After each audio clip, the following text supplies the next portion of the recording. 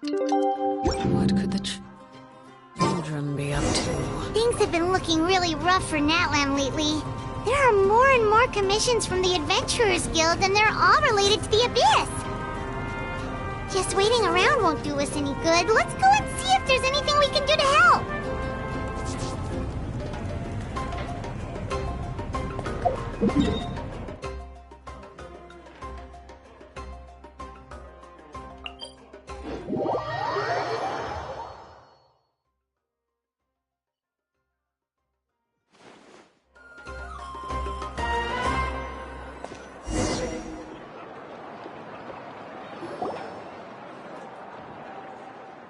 I see. Thank you so much. The Adventurers Guild has been overwhelmed these days. No worries at all. We've always valued the strength of adventurers. Given the current situation, it's vital that we all work together. Since we're facing the same enemies, I'll send you the intel we've collected on the Abyss so far. Then we can take a look at how to coordinate our efforts. All right. Thank you so much.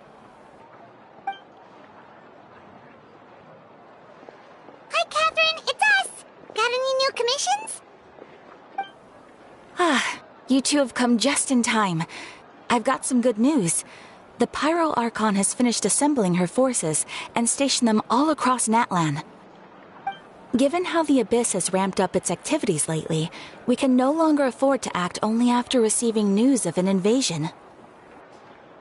So the Pyro Archon suggested that the Scions of the Canopy and the Adventurers Guild focus on collecting and disseminating intel. That way, we can stay informed of everything that's happening across the land.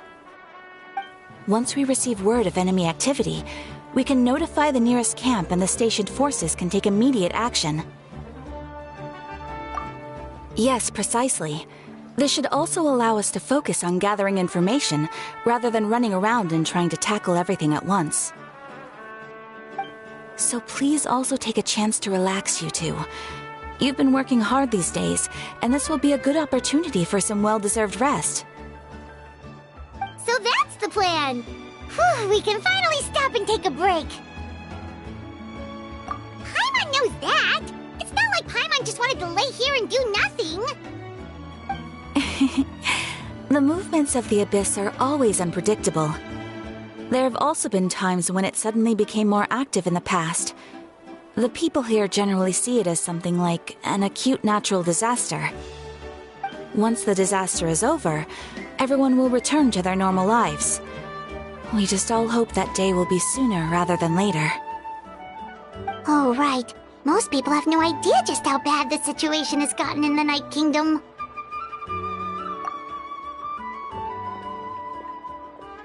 Oh, hey, Kachina! Are you feeling better now?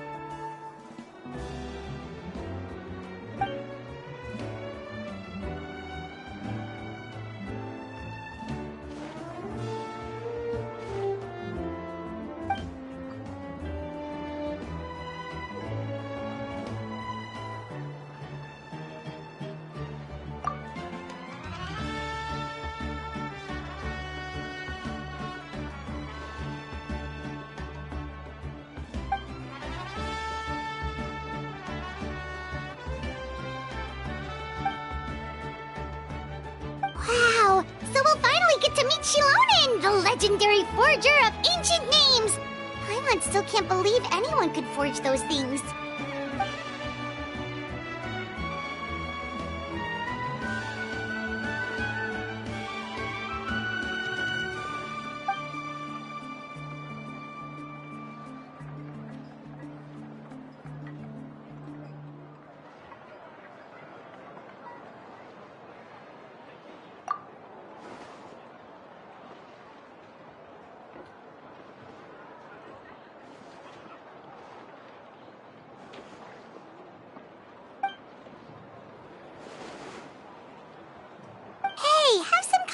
convincing yourself, Kachina.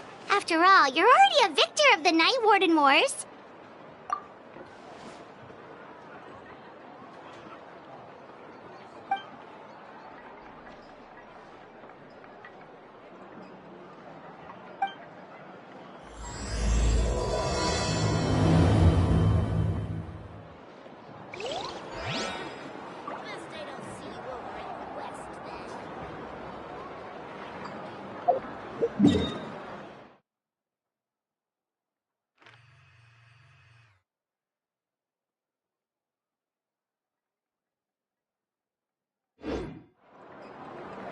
Something you wish to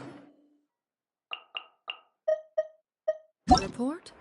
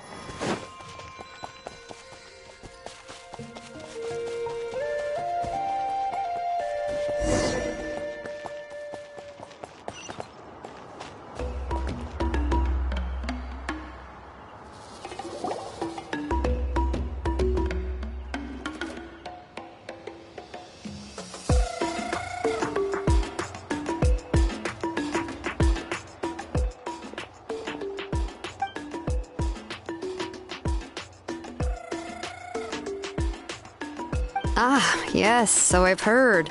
So young, and yet you've already got quite the reputation. Wait, are you Outlanders? Yep, we're travelers who just arrived in Natland not too long ago. No, I mean, I was aware that you're travelers. It's just no one told me that you're Outlanders. No, the only thing she said is that a new hero had pledged himself to the plan. But we'd need to forge an ancient name to ensure he'd be able to return safe and sound. And she did mention that it would be quite difficult to forge an ancient name for them, but at the time, I thought she was just commenting on my skills. But I seem to understand where the true difficulty lies now. Oh, I wouldn't go that far. I'm used to it, really. I just need a moment to process things.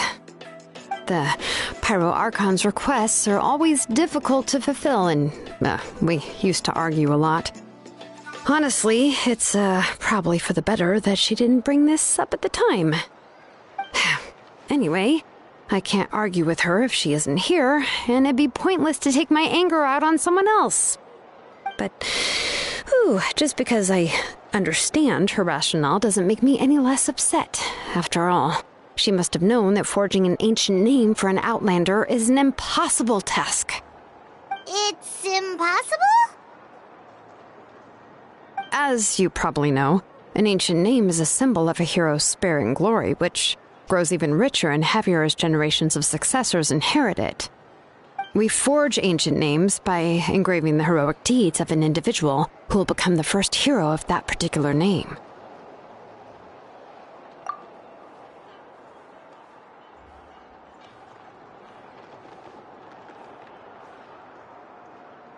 But they were all performed outside of Natland, correct? Yeah, that's right. Then those deeds haven't been recorded by the Night Kingdom. To take it one step further, even if you had performed heroic deeds in Natland, as an Outlander, your actions still wouldn't have been recorded by our lands. Only memories and experiences that have been acknowledged by the Wyab can be used as a basis for an ancient name. Even the greatest of craftsmen cannot create something out of thin air, you know. That's just how it is. Seems the Wayab don't want just anyone to get a name, huh? Mawika, of all people, should know better than anyone, yet she's still entrusted the task of forging the ancient name to me. Oh, Paimon gets it. Nobody's happy being asked to do the impossible.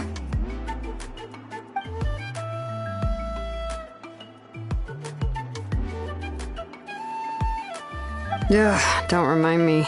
Let's just focus on how we can pull this off. How to achieve the impossible.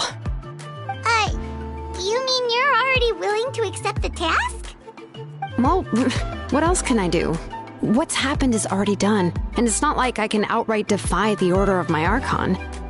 If she gave me this order, then she believes the ancient name is an indispensable part of her plan, and that I'll be able to find a way to make it happen. In other words, the order is an affirmation of my abilities. Whoa, not only has she accepted the task, but now she's looking for silver linings?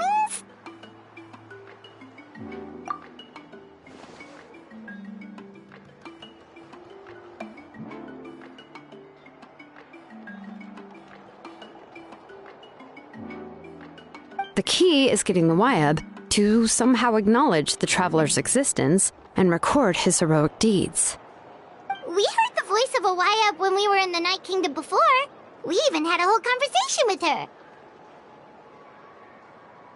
If we can talk to her again, maybe we can figure something out together. Well, every tribe has their own Wayab.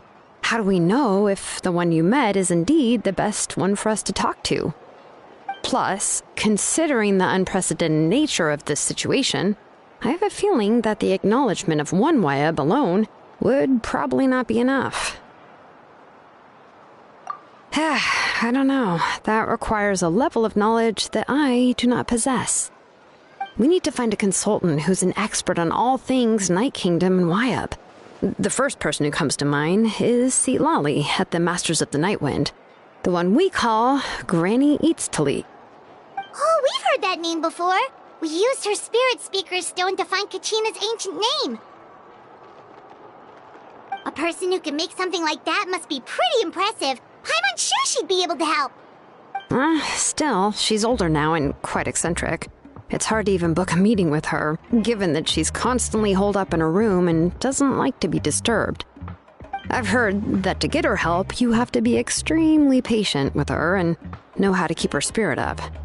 I hate to break it to you, but... Huh. Why is that? I mean, didn't she already help you before? And you even managed to save Kachina. Well, yeah. At the cost of her Spirit Speaker Stone being split into two.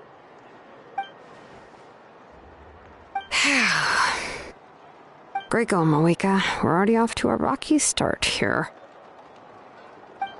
In that case, I guess your only option is to try to emphasize that this is an important order from the Pyro Archon. Hopefully, Lali would still want to show respect to the Archon.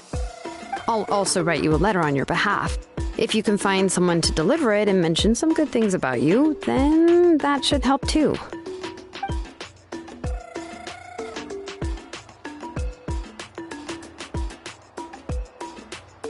Paimon sure hopes a Hal won't interrupt when he's talking, though. All right, Kanich is a seasoned negotiator. I trust that he'll know the best things to say. Please just give me a moment to write the letter, and we can meet up near the Statue of the Seven later. Sounds good. We'll take a stroll in the meantime.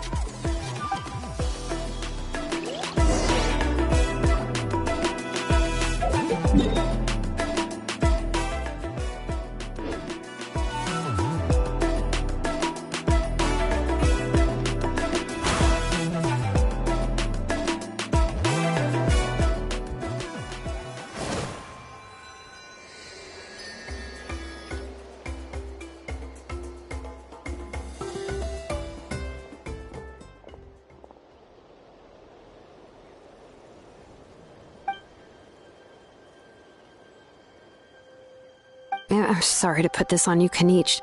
It's just that you're probably the only person who knows how to deal with her.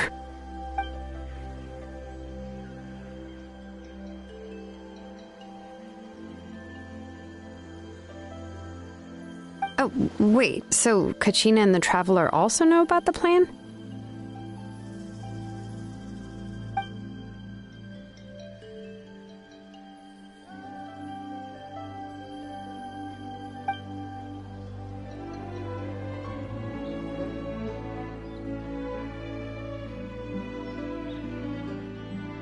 Right. She mentioned there are 6 heroes and that Shilonen is one of 4 that have already been acknowledged.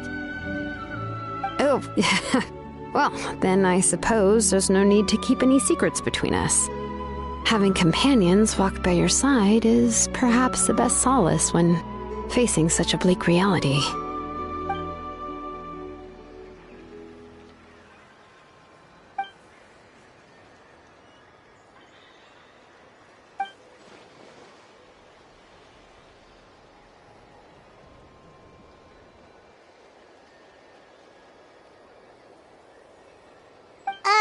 See, Lolly knows him too?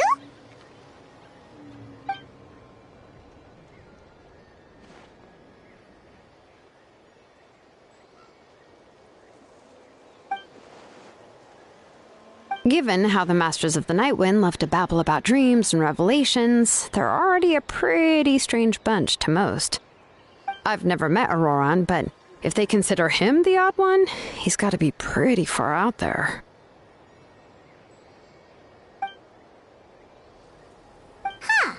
Makes sense.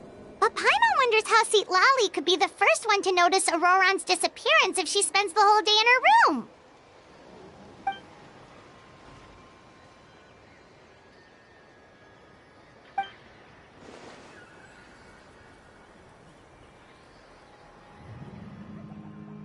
Oh, so if I'm following, you mean we'll help her investigate Auroran and the captain's whereabouts?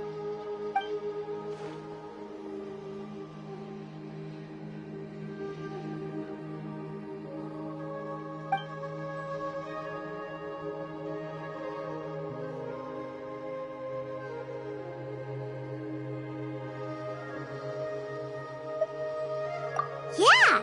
Plus, we kinda owe her one anyway to make up for breaking the spirit speakers down. This is a pretty well thought out plan, as expected of Molly Poke Nietzsche. Then, yeah, I'll leave my letter to you. Let's hope Seat Lolly can meet at the stadium in 2 days.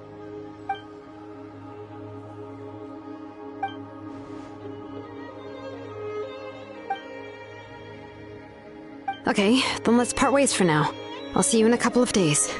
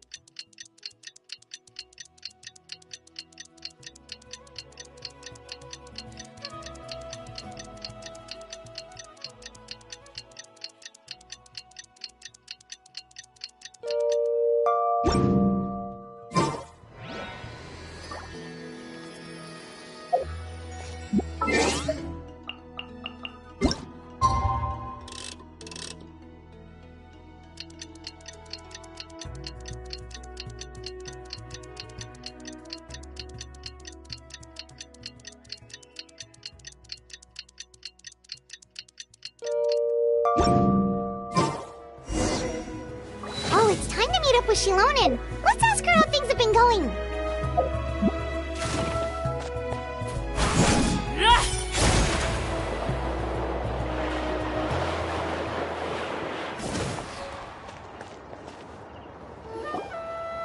Hey, Shilonen, how's everything going? Oh, hi, Traveler and Paimon. I have, bad news. Seat Lolly did not reply to our request, although I suppose I'm not too surprised. Huh? You mean she didn't even bother to give Kenichi a response? Guess she really does have quite the ego then. Yeah, well, she can be also quite eccentric, though she's one of the most gifted people around. Even the Masters of the Nightwind often struggle to work with her. My guess is that she probably has other reasons for not deigning us with a response. But let's go to the stadium and see if we can meet her there. If we do get a chance to talk to her in person, we can still try to work something out. That's true. Let's go!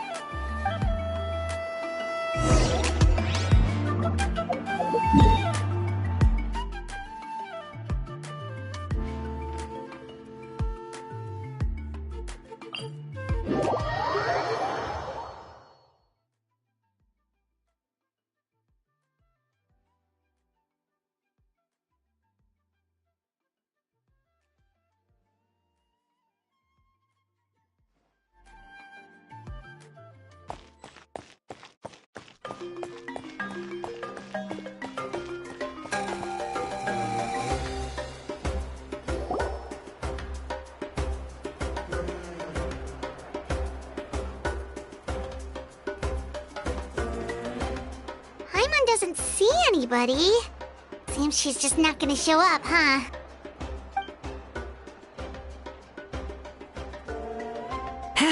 Well, we tried to be as considerate as we could, but she's under no obligation to help. That might be true, but this is still a request from the Pyro Archon, right? Shouldn't a subject always answer the call of their Archon? A subject? Well, if you ask me, I'd say we're all more like friends with the Archon. Yes, Mawika is our leader, but that doesn't mean there's any kind of tall barrier between us and her. The only thing is that she often has very high expectations of us. Huh. So even though she's super powerful, it sounds like she's actually pretty down to earth and easy to get along with. Unlike that old hag Granny Eatstily, right? Does she think she can ignore us just because she's famous? You all talk about her like she's some kind of huge deal, but she didn't even bother to reply to our letter! Seriously, if she didn't want to come, she could at least let us know. If that's what aging does to you, Paimon never wants to get old. Oh, really? So, that's how you see me? Huh? Who's there? Who's talking next to Paimon?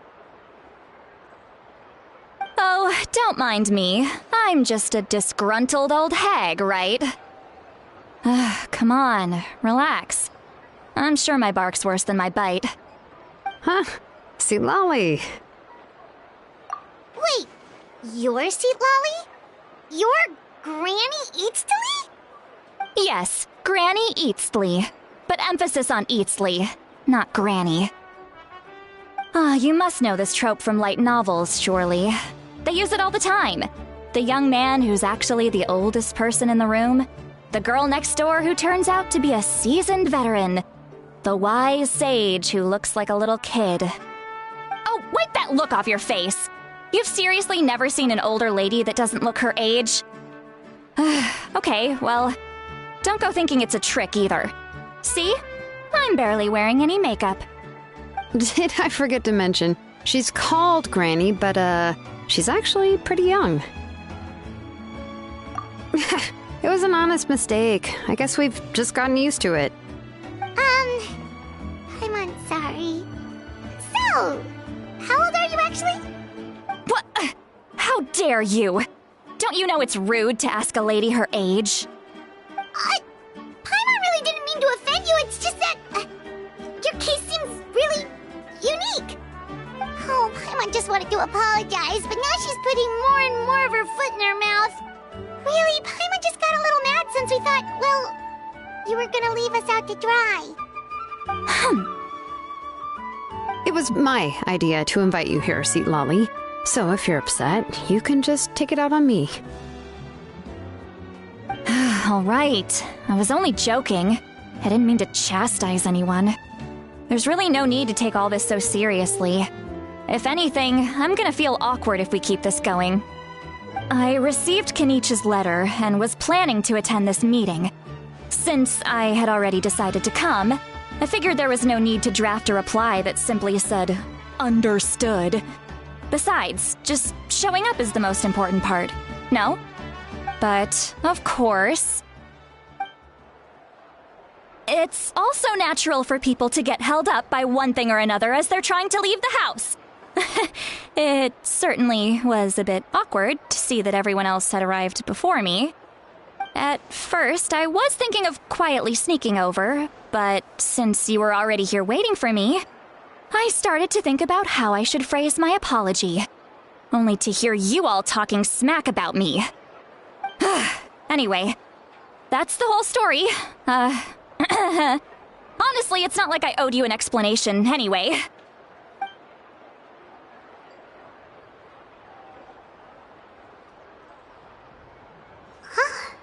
What's with that expression? Was she feeling embarrassed just now?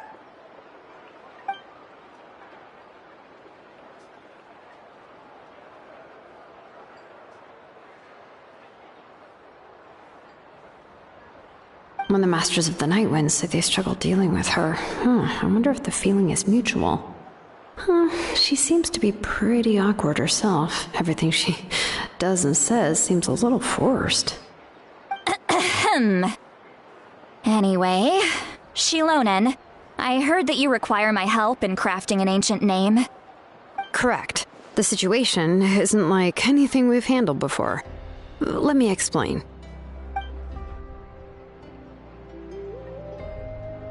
I see. So Mawika has asked you to forge an ancient name for an Outlander. Well, that would be a first. And you've also heard all about Auroron. I must say, he's always been a good kid. I can't see him joining the Fatui of his own volition. He must have been coerced somehow. Yeah, that's what we came here to ask you. We'll help bring Auroron back if you help us solve the problems of forging the ancient name. What do you think? I suppose I'll just call you Traveler for now. Traveler, come here. Let me take a good look at you.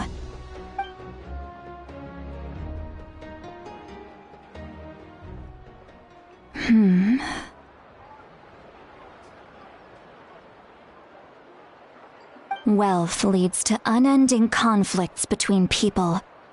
Yet you alone transcend the value of gold. Baleful thunder and wrathful waves bring terror to mortal hearts. Yet again and again, you've braved them to find new worlds. A weary yet free soul, even the most verdant leaf in the forest will pray for your happiness and safe passage.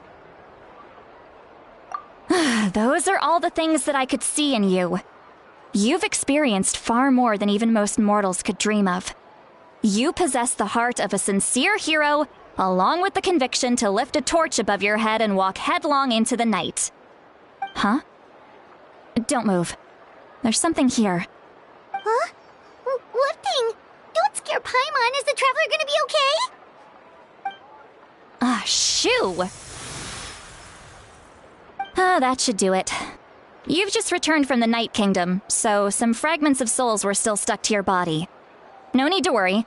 I've just cleared out the last of them. Isn't that kinda like having part of a ghost come back with you? It's nothing as serious as that. If left unattended, the most it could do is stir up some chaos in your mind, and generally worsen your mood. Well, in that case, better to get rid of them. It was nothing. Shilonen, let's follow your proposal. Once you've brought Auroron back, I'll take you to see the Lord of the Night. The Lord of the Night? But don't we need to talk to the Wyab of the tribes? Something this important is beyond their jurisdiction.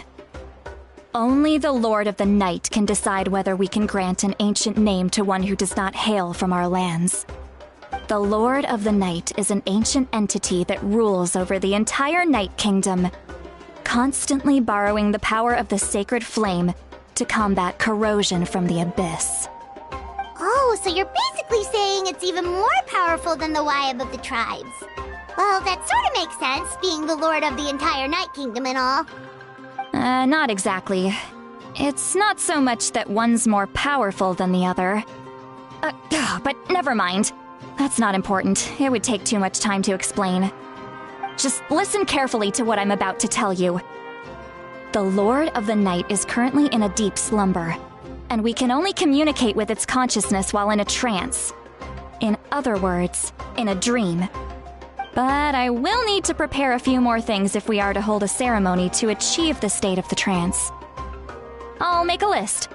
Can any of you get everything for me? I can go.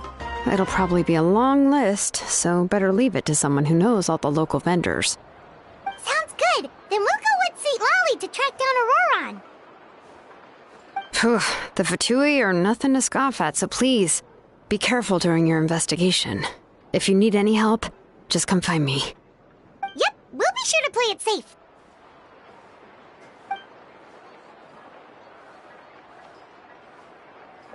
All right, now it's time for us to catch that brat and bring him back. I'm sorry I made you wait earlier.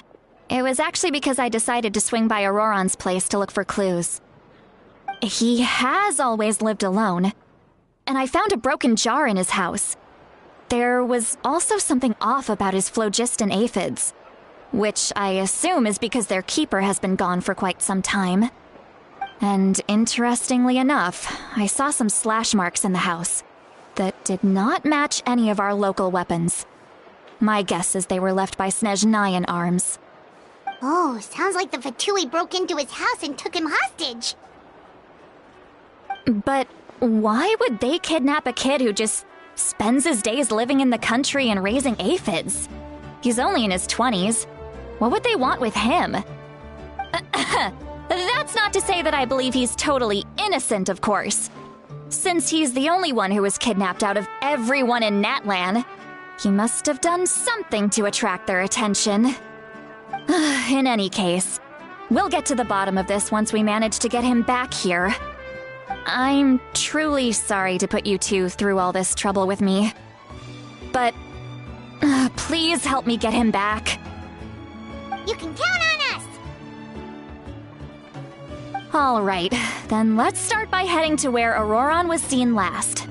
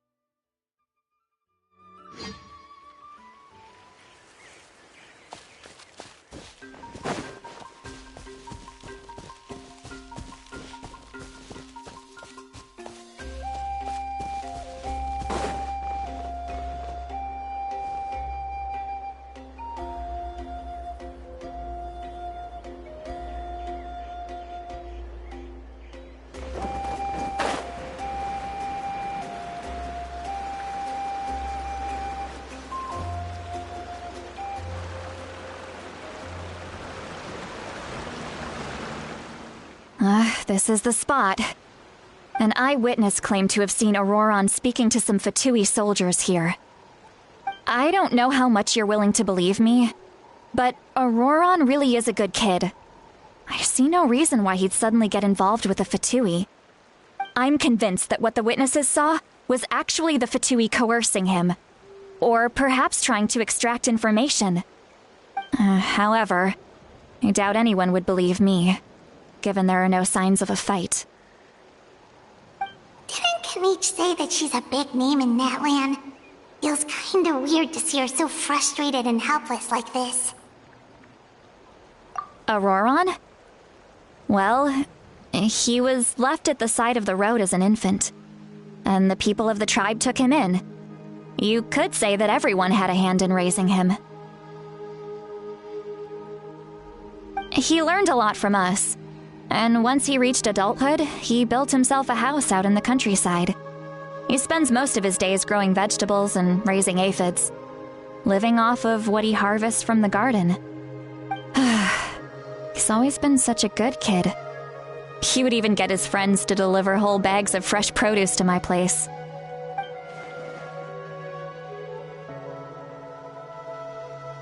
Oh well, let's keep looking. He can answer all of our questions once we find him. He's been raising phlogiston aphids for a long time, and since they were disturbed, they secreted a special type of phlogiston, We can use that substance to track his movements. Let's follow the phlogiston trail. Huh? What trail? Paimon doesn't see anything. Oh, right. I forgot your eyes don't naturally perceive such things. Here, give me your hand.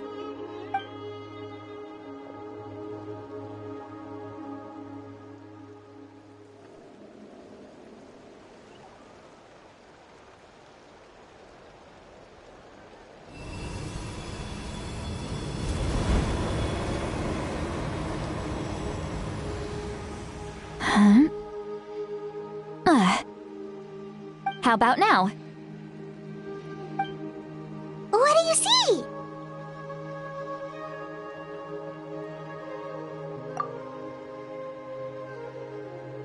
Whoa, Paimon can see it now too! That's right. I used a spell to temporarily transfer a portion of my senses to you. For a short while, you'll be able to see the phlogiston too. Wow, you can even share your senses with us? First time Paimon's heard anything like that. It requires a very rare spell that most people aren't adept at. But don't worry, it's a cinch for me. Between the two of you, it seems the Traveler's senses are a bit stronger than Paimon's. When I held your hand just now, I could sense that you've got a great affinity for phlogiston. You're extraordinarily gifted. Anyway, we'll need to use our vision now to track down Auroron. Good luck, you two. Over here, this way! See, Lolly might say a lot of deep and confusing stuff, but this spell of hers is really something. What was that? Oh, Paimon was just complimenting you, really.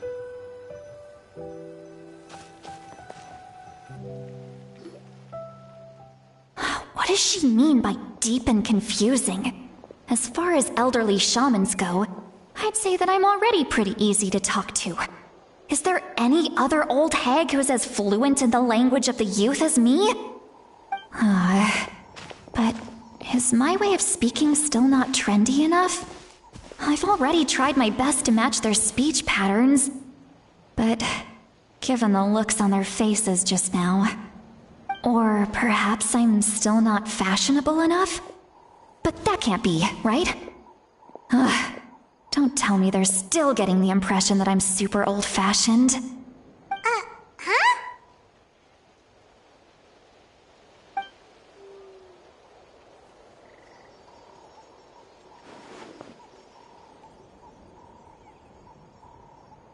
Was that St. Lolly's voice?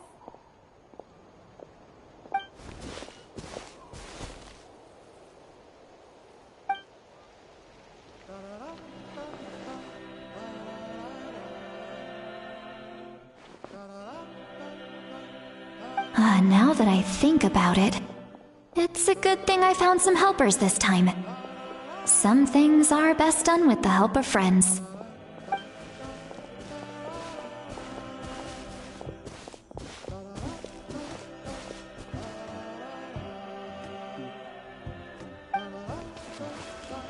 Oh? They appear to be feeling quite confident. Looks like our work will go smoothly.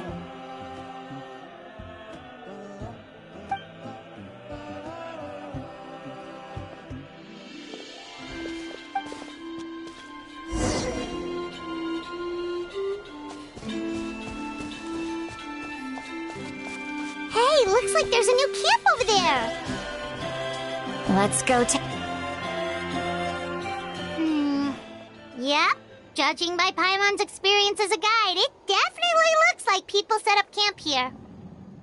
Wait. The phlogiston here is a bit odd. Let me see. Paimon sees a small shape here. Could it be some sort of symbol? This is a distress signal for the Masters of the Night Wind. Only someone from our tribe would recognize it. So Auroron was indeed being threatened. We've got to find him, fast. Leaving such a subtle mark implies that he was trying to be discreet. In other words, he was probably under the Fatui's watch. If they notice us, we can just charge in and fight them to the death. But what if my darling grandson is also there? I can't have him caught in the crossfire. No, I've got to be careful. Otherwise he'd get hit as well. How annoying. No, I've got to stay calm and keep my composure.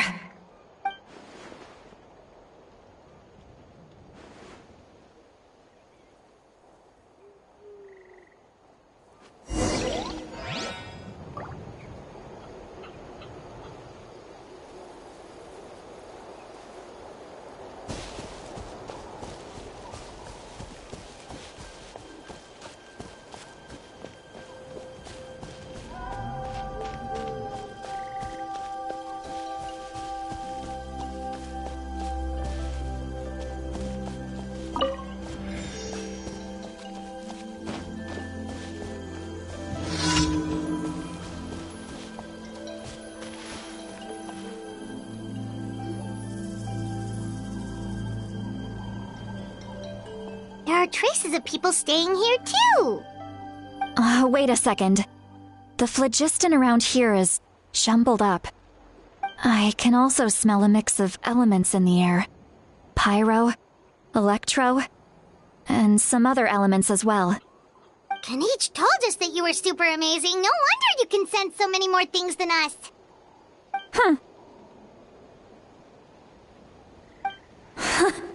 It's about time that little brat said something nice about me. There are signs of a struggle here. Judging from what's left on the scene, there must have been a fight.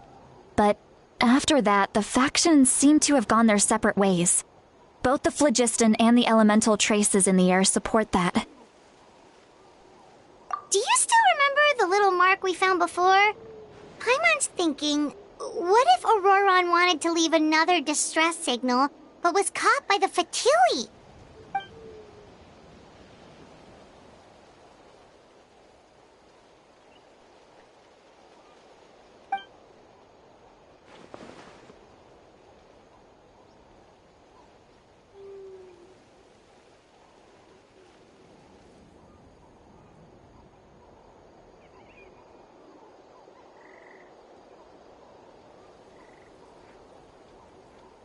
Given there are two signals leading from here, we should split up as well.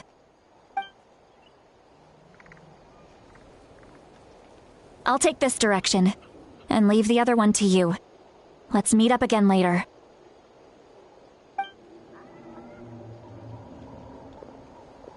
Auroron!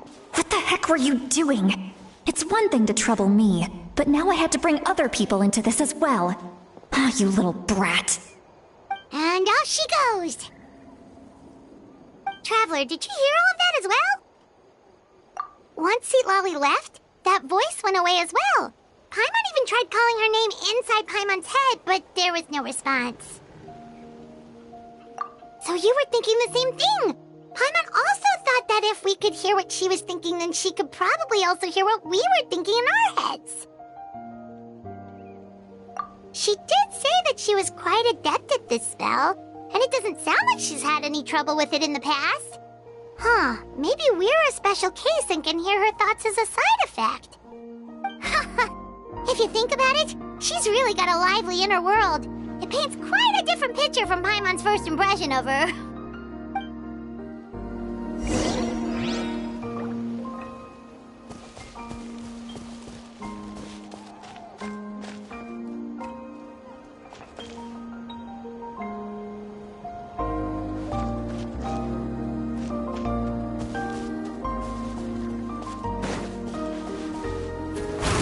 Come on! Right, Show me your finish courage! this back. Flee! Solidify! Barbados, guide us.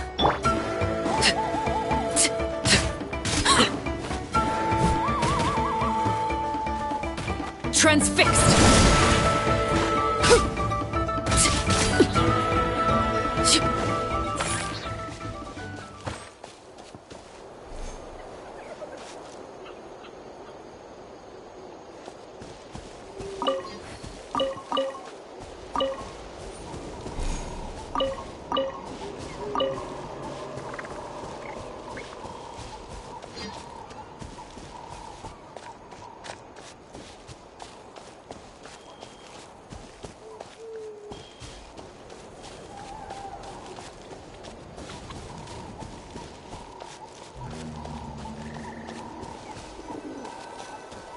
see some traces here. Let's follow them and see if we can find anything up ahead.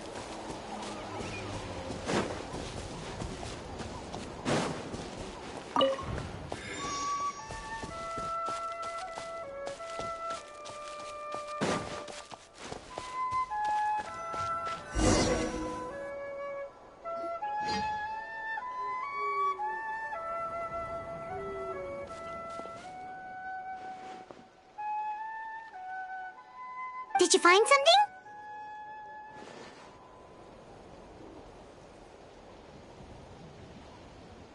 Huh.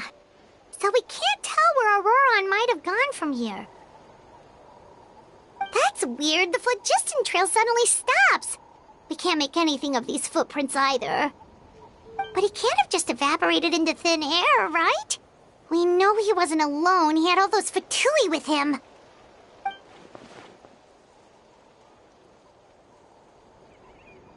So, you can hear the sounds of the wind from beneath the earth.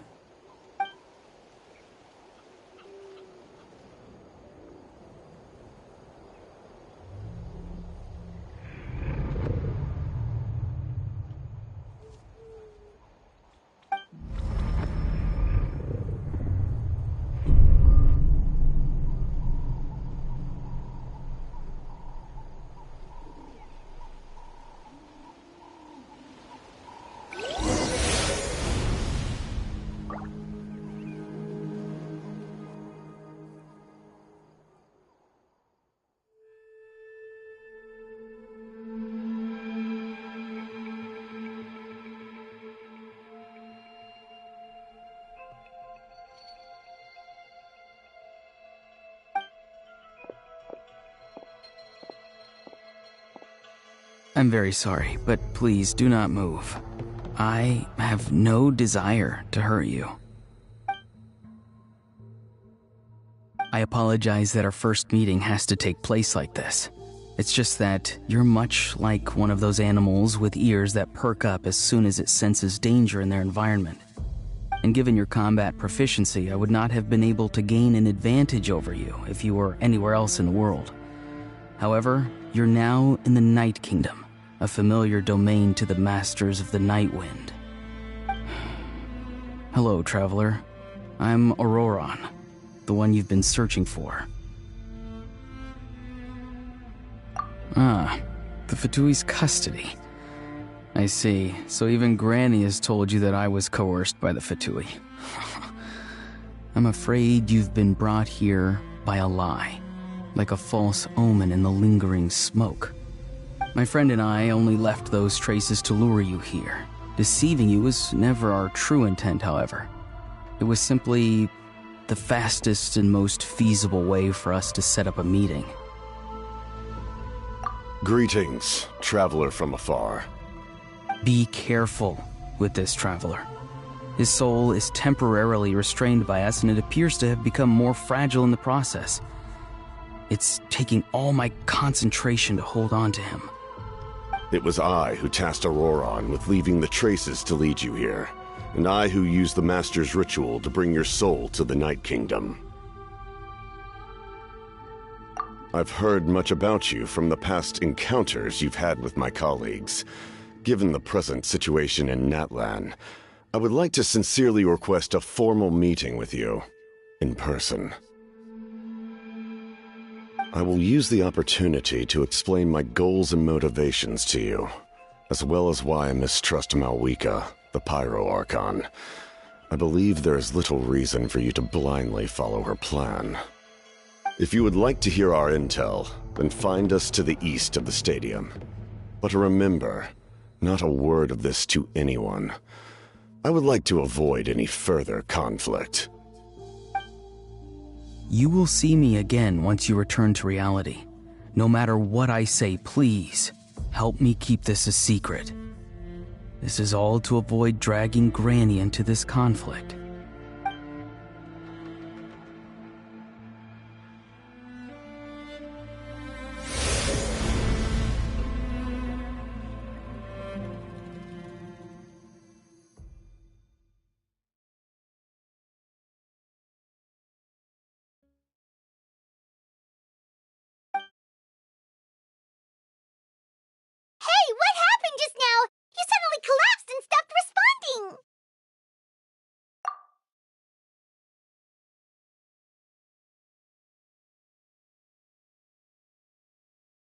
Hey, why are you sitting on the ground? Are you okay? St. Lolly! He froze for a moment and then just collapsed to the ground! Could it have been those leftover remnants from the Night Kingdom? Do you have any itches or pain anywhere? Don't worry. We can take a short break. Sorry, I know I asked for your help. But had I known you were feeling unwell, I wouldn't have taken you on this trip with me.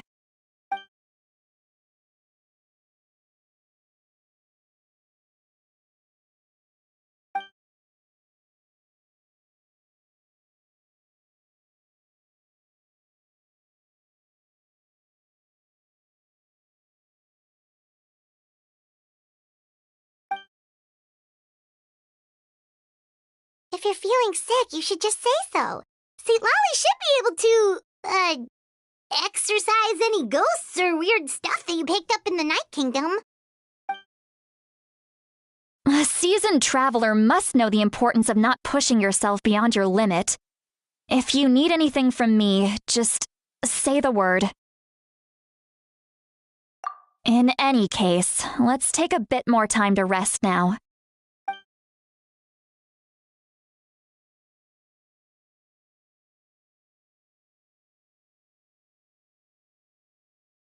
Need to be more careful next time.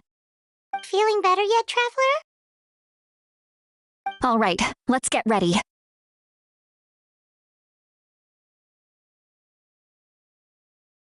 I followed my phlogiston trail earlier to a stronghold guarded by soldiers. I have a feeling that Auroron is probably being held inside. Oh, so it's close by. Then let's head over right away. Well, I recruited you to be my helper, which means we're in this together. Like the wind and the clouds. We either move as one or not at all. But if you want to make it up to me, then just be sure to fight extra hard when the time comes.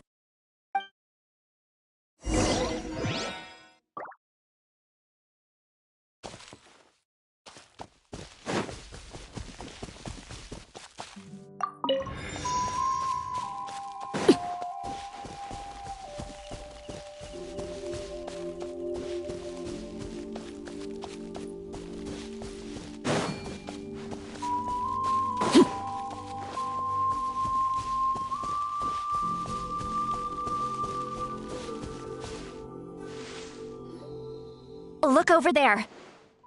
Huh? I think she sees someone in the middle of the camp. That's Auroron. So he really was taken by the Fatui.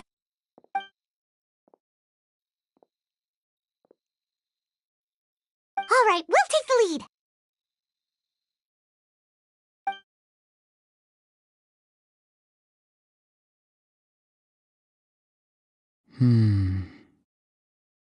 Hey, quit daydreaming. Don't you have work to do? I cannot see the sun. What? Without the sun, I cannot see the truth. You are currently blocking the light, so I must beseech you to move aside. Huh? Okay, Mr. Philosopher. That's enough mumbo-jumbo. Wow. I'm going to rip that guy's head right off. St. Lolly's struggling to control her temper now. Are you ready? Let's go kick their butts. On my count. 3, 2, 1! You're still trying to resist? You've got no idea who you're up against!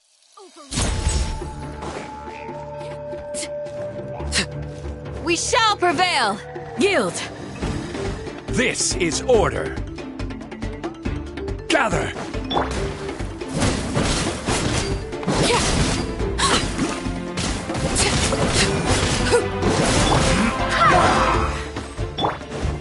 Grant us your blessing!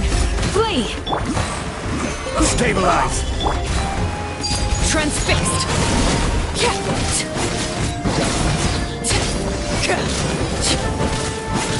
Let's end this quickly! I will have order! Gather! Wind, hear me! Laid bare.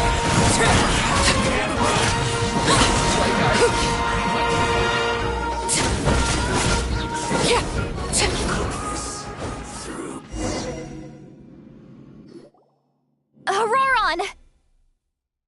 Granny! Paimon knows she's called Granny Eats to Lead, but it's still kind of weird hearing someone actually call her Granny. And greetings to you too, Gramps. What did you just call him? Gramps? Is that not right? You're Granny's friend, are you not? You seem to be approximately the same age as her, so I figured you've got to be Gramps. How many times have I told you? It doesn't work like that. There are a lot of people who look about the same age as me. You can't go around calling everyone Gramps or Granny. Oh, wait. He's not a child, is he? Don't tell Paimon he's one of those people who look like an adult but are actually only 8 or 9 years old. Oh, your words have pierced my heart like a thorned vine. Given how hard those thorns are to remove, I may just need to find a pair of tweezers. Why are you so upset? You can just say yes or no. Of course I'm not a child. It's just Granny always taught me to show gratitude where it's due. And since the Masters of the Night Wind raised me collectively, I basically see everyone above a certain age as an elder I should look up to.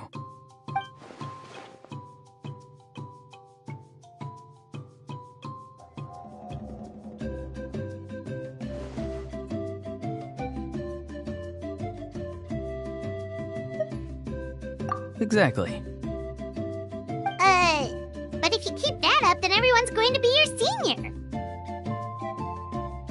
And do you think saying all of this is gonna save you from a scolding, Auroron? Haven't I told you 100 times since you were a kid? Heed the 3 warnings. Be wary of beasts prowling around, scammers looking for their next victim, and strange people who appear out of nowhere. Oh, so you do remember, and you just chose to ignore them. I always knew that living on your own was going to get you into trouble sooner or later. But getting kidnapped? That really takes the cake. You won't always be able to rely on other people coming to your rescue, you know. You're just lucky we got here when we did. Or we might be launching another search and rescue operation to find out where they put your severed head. I'm sorry, Granny. I'll be more careful next time. Next time? Oh, good one. You think there'll be a next time after this? Not a chance. They didn't hurt you, did they? No, they just asked me a lot of questions about Natlan's terrain and made me draw a map of the ley line distribution. Okay, now answer me honestly. Were you the one who helped the captain escape after his battle with the Pyro Archon? Yes. So why did you do it? Because they said they would need my help from there on out. They also said that if I refused, they'd just come to you, Granny, and they'd already figured out a way to make you do their bidding. Hey, I'm no ordinary Granny. Would they really dare to come after me? And you!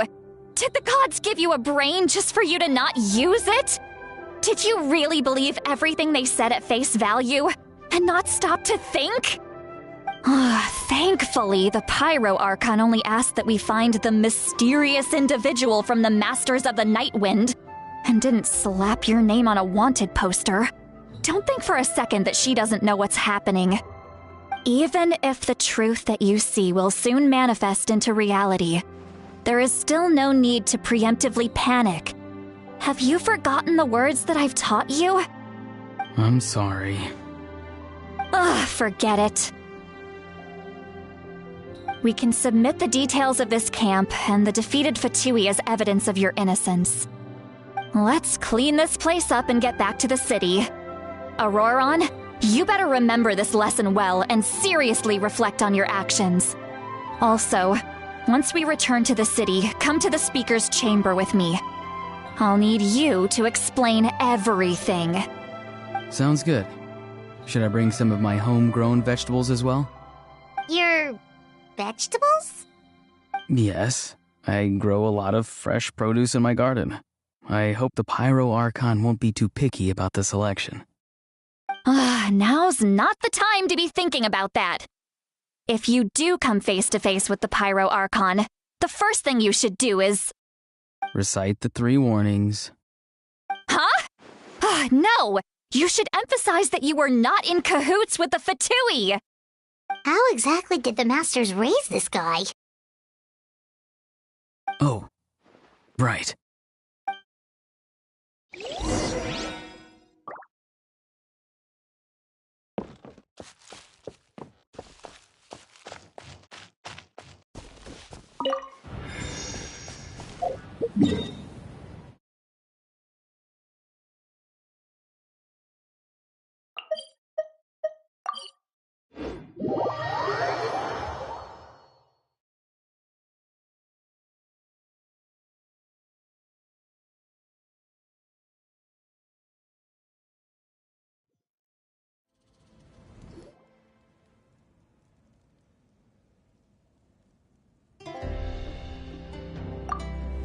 I see. So Auroron came to the captain's rescue because he promised to help him in exchange for Citlali's safety. That's right. I'm sorry. Now that you know Auroron was only trying to protect another member of his tribe, could I ask you to petition the Pyro Archon for her forgiveness? We'll give her a full report. We'll let you know once she's reached a decision. Will I need to stay here? Technically, yes. But if Miss Citlali is willing to serve as your guarantor, then we can release you from custody. Sure. I'd be happy to do that. I don't have any more time to waste here. I still have other things to do. Understood. Thank you very much. Mr. Auroron, please report back to the Speaker's chamber as soon as you've received notice of the Archon's decision. I understand. Thank you. And thank you too, Granny. Whew. Well, at least you won't need to hide your face anymore. Traveler, Paimon, thank you very much for your help. And don't worry, I haven't forgotten about my side of the deal. Once Auroron is settled, I'll go talk to Shilonen and get started on forging an ancient name for you. Oh, thank you! You scratch my back, I scratch yours. It's as good as done. You can just go twiddle your thumbs or something while you wait for the good news. Bye for now. Come with me, Auroron. We've got to find you a place to stay for the night. Goodbye, Gramps.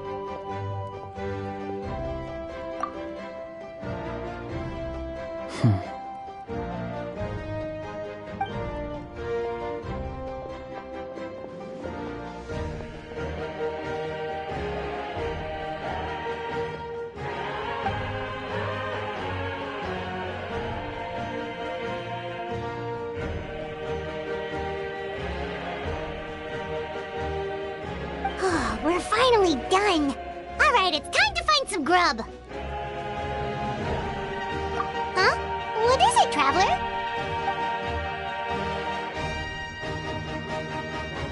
What? The captain? Sorry. Paimon just didn't see that coming. So you really saw him in the Night Kingdom? And he didn't attack you? Oh, that Auroron, what is he up to? He sounded earnest enough just now. Paimon would have never guessed anything was happening. All that stuff about protecting Citlali and being forced to help the Fatui, when he's actually been a willing accomplice all along. Yeah, you're right. Still, Paimon appreciates you telling her about this. Paimon will support your choice no matter what, so if you want to go, we can go together. We still have another whole day before the meeting, so we'll just meet with them when the time comes.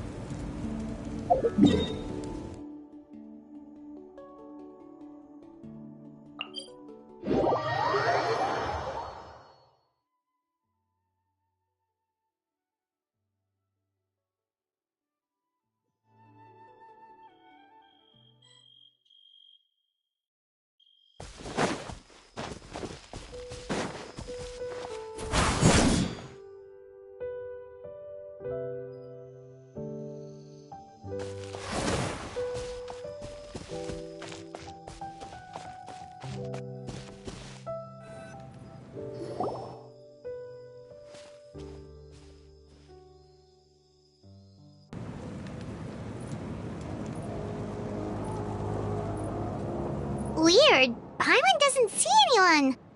Oh, please don't let this be a trap.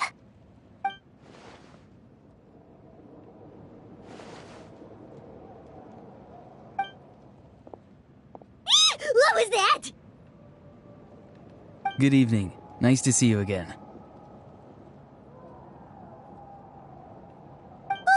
It's you. You shouldn't pop up from behind people like that. What are you, a ghost? I'm terribly sorry. It's just a force of habit.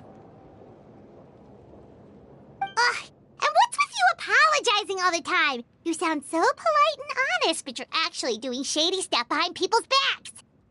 You're right. Granny tells me that too. Huh. Come to think of it, you remind me of her. Sometimes you two sound really similar, you know. Oh, so you're gonna call Paimon Granny too now? Well, I could.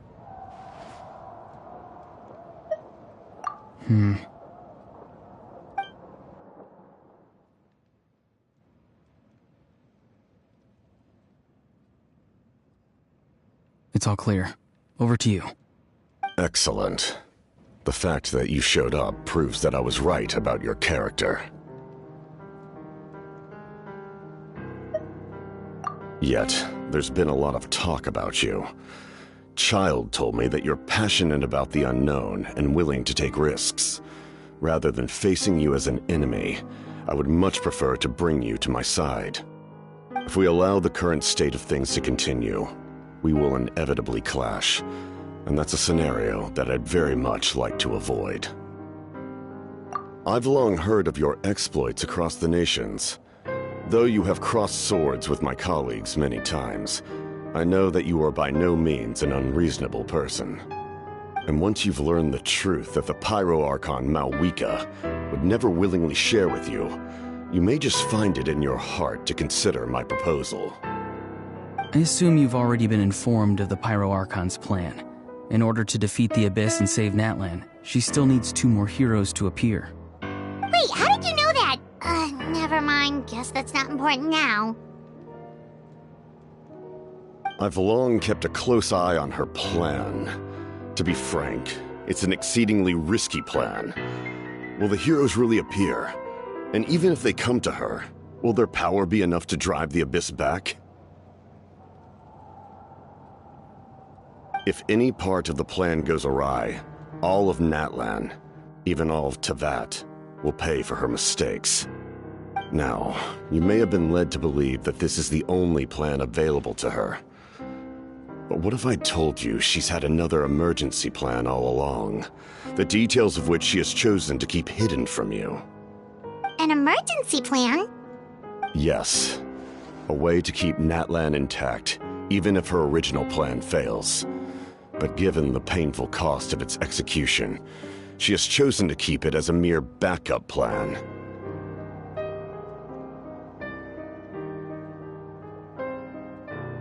Whether this stems from hesitation, fear, or even naivete, I cannot say. But Natlan cannot afford to wait until she comes to her senses.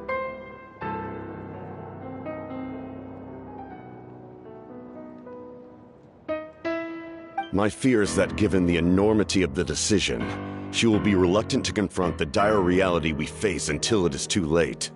There will be no time left to execute the backup plan, and all of Natlan will be lost to the Abyss. We have to make the decision for her, here and now. Yeah, do you have any evidence for all this? Just telling us a bunch of scary stuff isn't enough, you know. Besides, wasn't it you who tried to seize the Gnosis for the Tsaritsa's plan?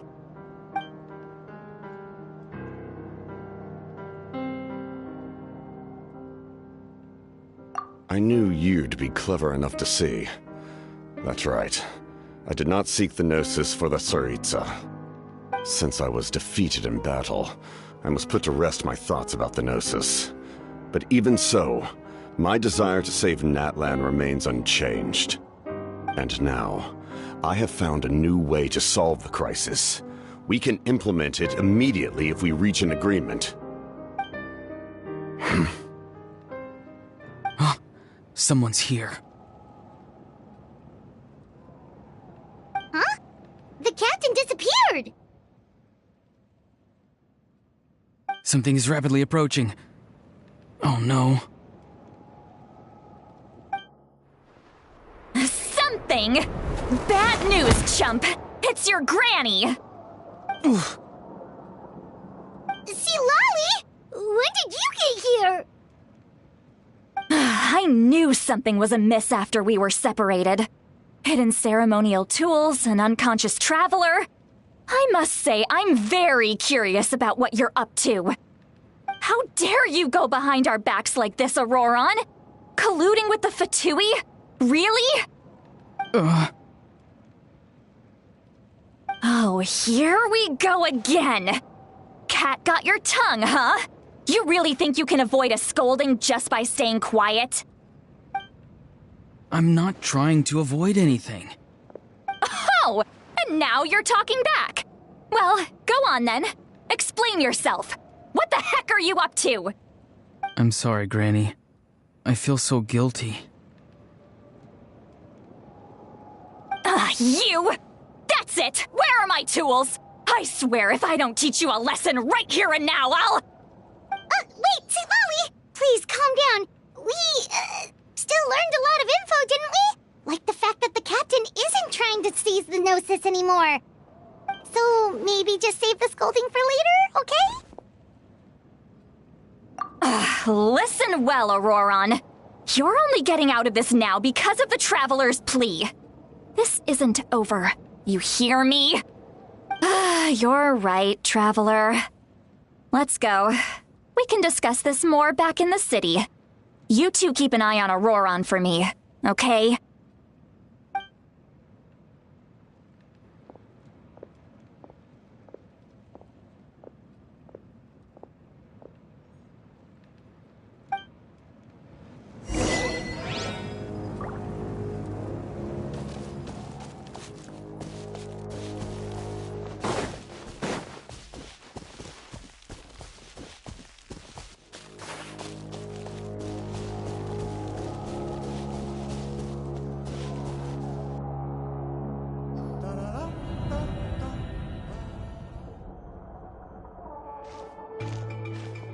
In all my years, I've never had a child cause me so much grief.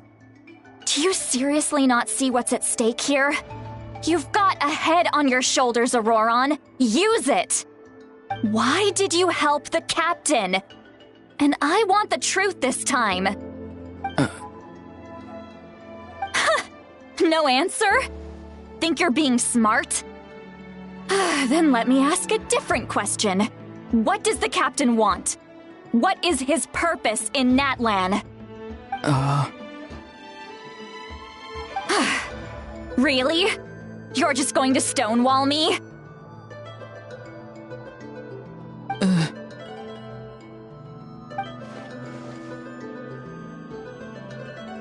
Just use your brain for a second. What do you possibly stand to gain by helping the captain? Only endless trouble awaits you and everyone in the tribe. You've always been a good kid. Why would you throw that all away now? If you're worried about something, just talk to me. Granny would much rather we had a conversation instead of constantly clashing like this. Why is he staring at us all of a sudden? I'm sorry that you have to hear all this.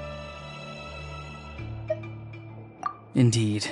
It's like going to visit a friend at his house, only to suddenly hear your friend berating a naughty Saurian. Well, that's an oddly specific analogy. Wait, did one of your friends really do that? Yes. And every time my friend scolded his Saurians, they would look at me the same way you're looking at me now. Helpless and embarrassed. Wait, but you're the one getting your head chewed off. Stop making this about us! Indeed, you've got a point. Then please just hang in there for a little while longer. Granny should be done with her scolding session soon. Oh? You dare gossip between yourselves instead of listening to me? You... Sorry, Granny. Sorry, Granny. Sorry, Granny. You know what? Fine. I'm perfectly aware that everything I say goes in one ear and out the other. You're all grown up now, so why would you listen to an old hag like me?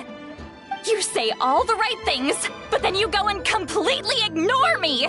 Well, if that's how you're going to treat me, you can stop sending Aoife over to my place to deliver your stupid vegetables! I don't need anything from you! Who's Aoife? A delivery person? That's irrelevant. The point is, he hangs out with this kid, so he must be no good. You kids get to a certain age and suddenly act like you know it all. There's nothing I can say to get through to you.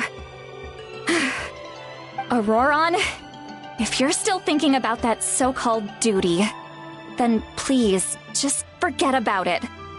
The ley lines did not fall to this state because of you. And we've long closed the book on that incident. Seems they've started talking about some kind of tribal history. I'm starting to get lost. That's not it, Granny.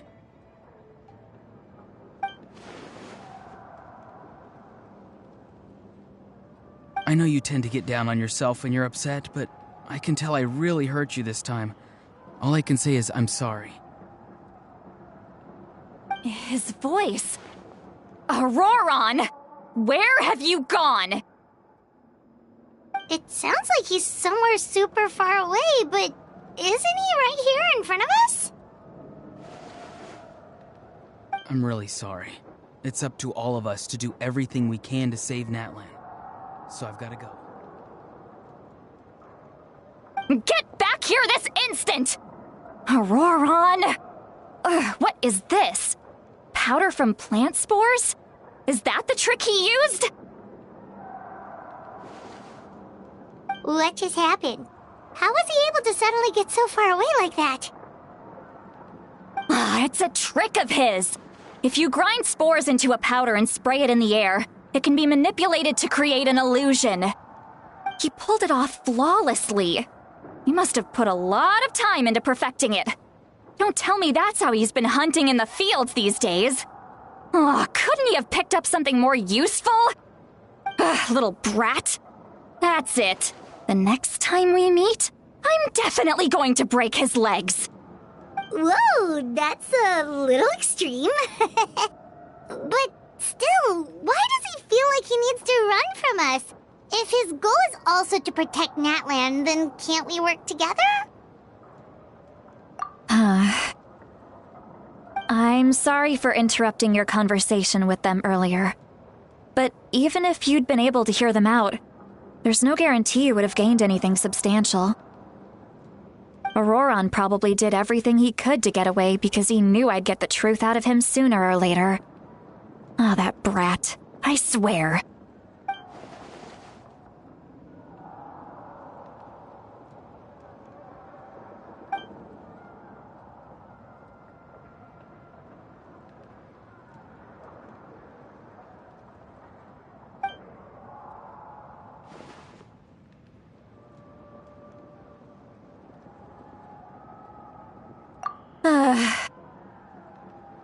We've got quite a long walk back to the city. Let's take our time. It'll give me a moment to figure out how to explain all this.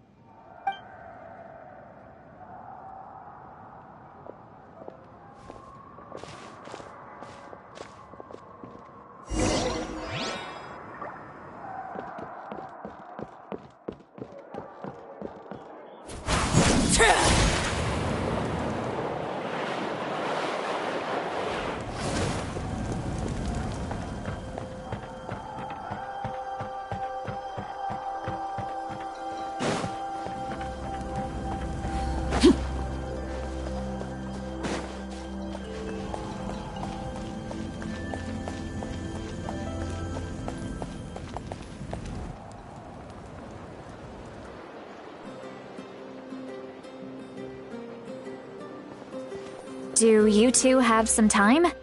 Feeling hungry? How about we get something to eat? Oh, right. It's been a while since we last ate.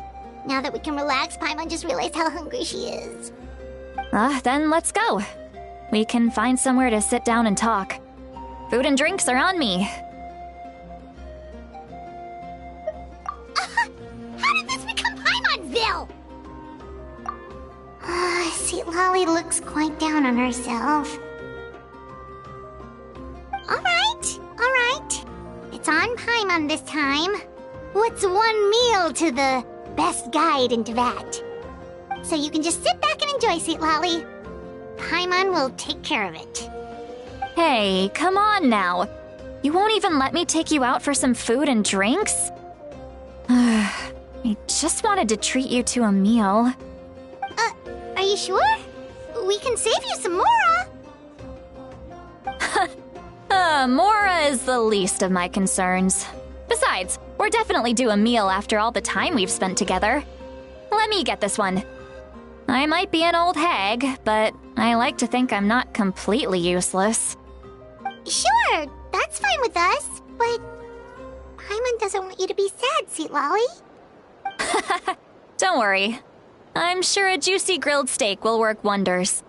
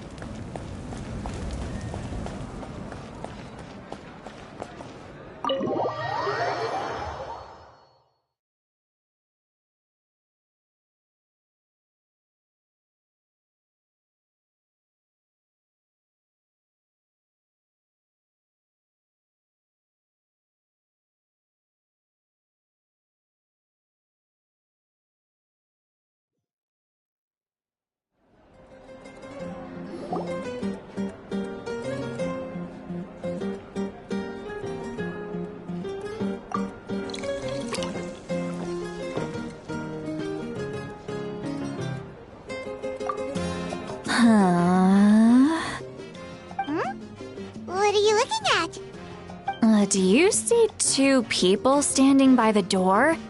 They look like spitting images of each other. Are they twins?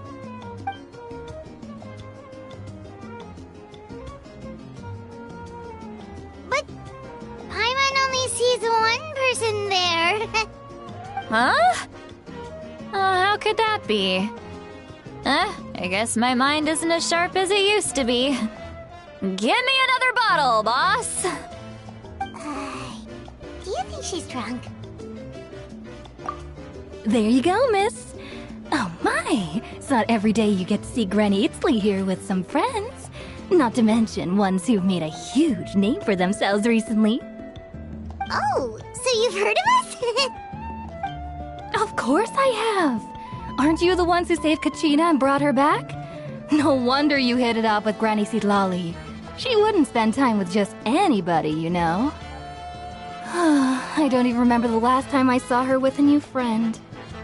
Wait, so you call her Granny too? Well, given our ages, it'd probably be more accurate for me to call her my great-great-granny. She's one of the most famous people at the Masters of the Nightwind. Most days, hardly anyone even dares talk to her. Huh? Gossiping about me right in front of my face now, are you, Chonka? Oh, please, Granny, I wouldn't dare. I'm just beyond happy to see you bring over some new friends. After all, any friends of our regulars are sure to be great customers too. All right, that's enough. Go on now. I'm sure the other customers would like to talk to you as well. There's no need to keep staring at me. I promise I'll keep my alcohol down until I leave. Well then, you have my thanks.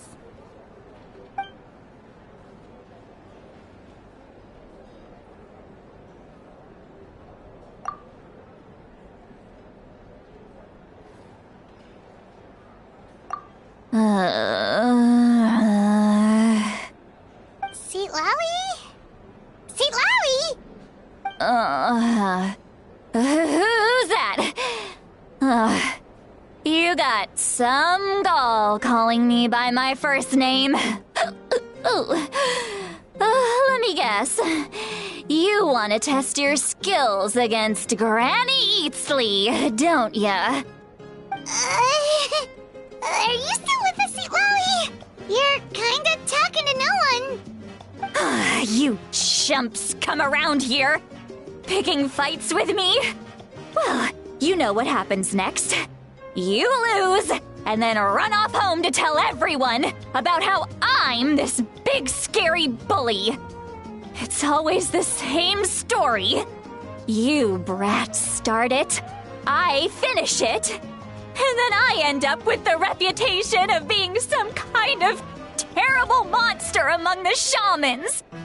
I mean, come on. Monster? Me? Really? What did I do to deserve that?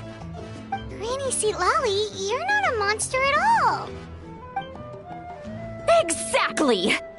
And while we're at it, I'm not some lazy slacker either. Between meditation, advising the chief, and speaking with the Wyab, I actually have a pretty packed schedule, you know. Oh yeah. And I have to mentor all the new kids. Hey, new kid. Yeah, you. Don't play dumb. Didn't I teach you how to find phlogiston? You see? I know my stuff. I'm a good teacher. You tell him. That's more like it. About dang time someone showed me a little respect. Yeah, Granny's a hard worker, all right. You can always rely on old Granny.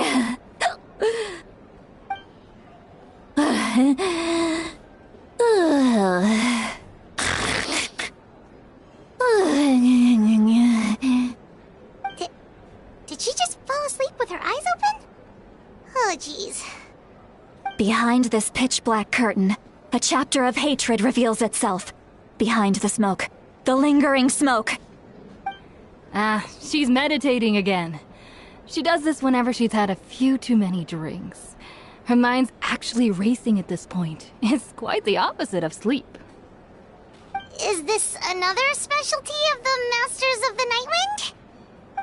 No, I'd say it's an ability that's unique to Citlali herself. While she can easily pick up everyone else's skills and tricks, few have been able to master hers. Warning, warning. Red, the color of danger, has now arisen within that pair of eyes. Huh?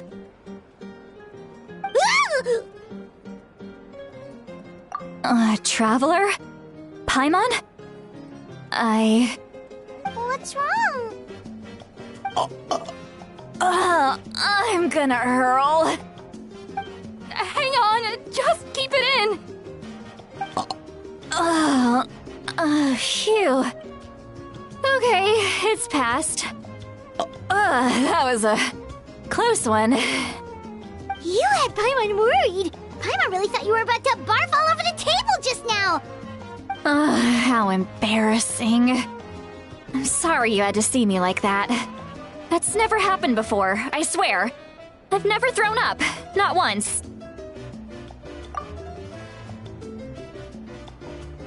Are you feeling okay? Want to take a quick walk and get some fresh air?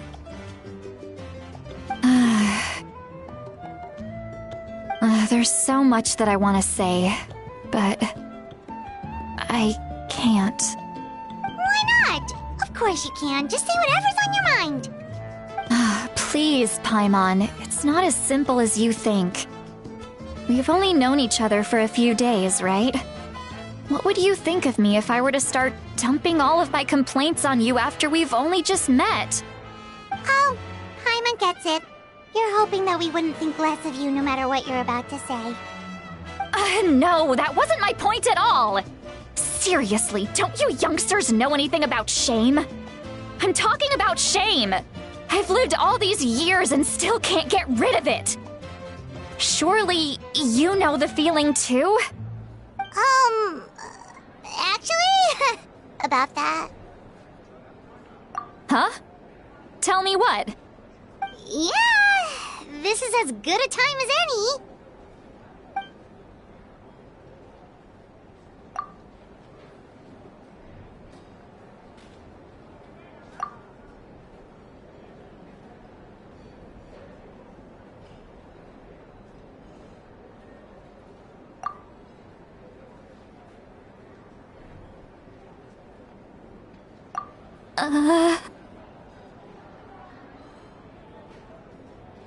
So, you heard my... It's okay, Sweet Lolly. You had every right to complain about those things. I can't take it anymore!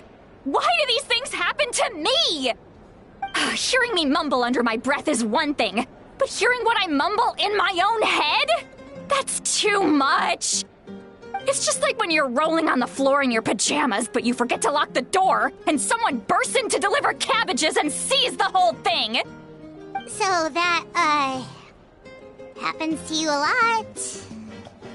It happens to people in general, okay? Doesn't matter if you're 200 years old or 1,000 years old. Everyone rolls around in their pajamas sometimes. I was just picking something generic.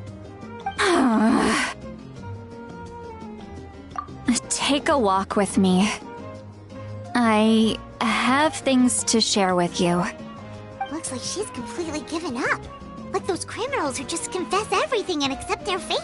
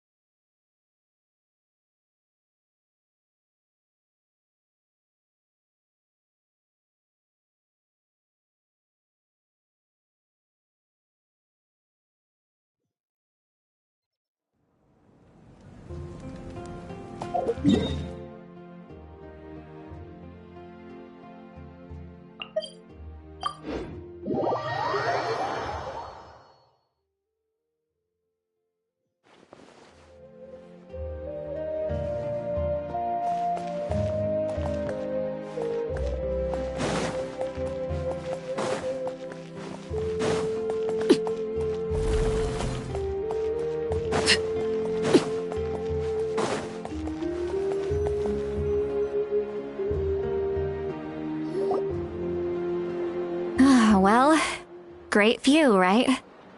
I love coming here by myself. Wow, it's beautiful! You're making me want to cry. Oh no, what do we do? Please don't cry! I was an expression, okay? A figure of speech. I'm just... embarrassed. Here you are thanking me. Even after you helped me all this time. Let's just have a casual conversation. It's easiest that way. Really? You don't seem like the kind of person who keeps things casual. Well, I guess I used to be more of a stickler for the rules. And you're right, I don't usually open up to the people of my tribe like this. I'm just an eccentric old hag to them. That story's been passed down so long. It might as well be true. But you're just a regular person. The kids of my tribe would have a heart attack if they heard you say that. Granny Eatsley is a powerful figure. Be careful around her. That's what they'd say.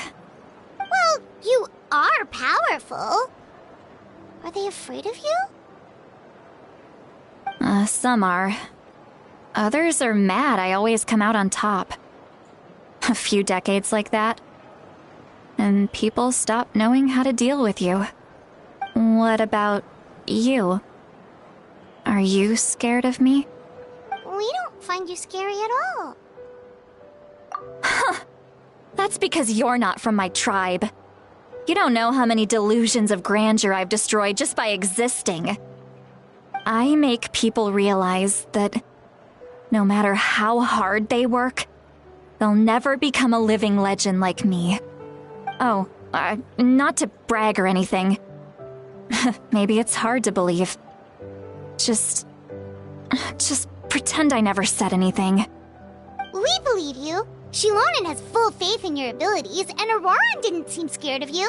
He thinks of you as his granny, right? Yes, but Auroran's a special case. Mawika already told you about her plan. And you've given so much help to Auroran and me. You deserve to learn the full truth. Auroran's not like other people. As I mentioned, he was abandoned as a child. The reason being, his soul is incomplete. The Masters of the Nightwind view this as a bad omen, capable of bringing about illness and misfortune. No one knows who his parents were. He was just left on a rock in the wilderness. It's a miracle he wasn't devoured by some wild beast.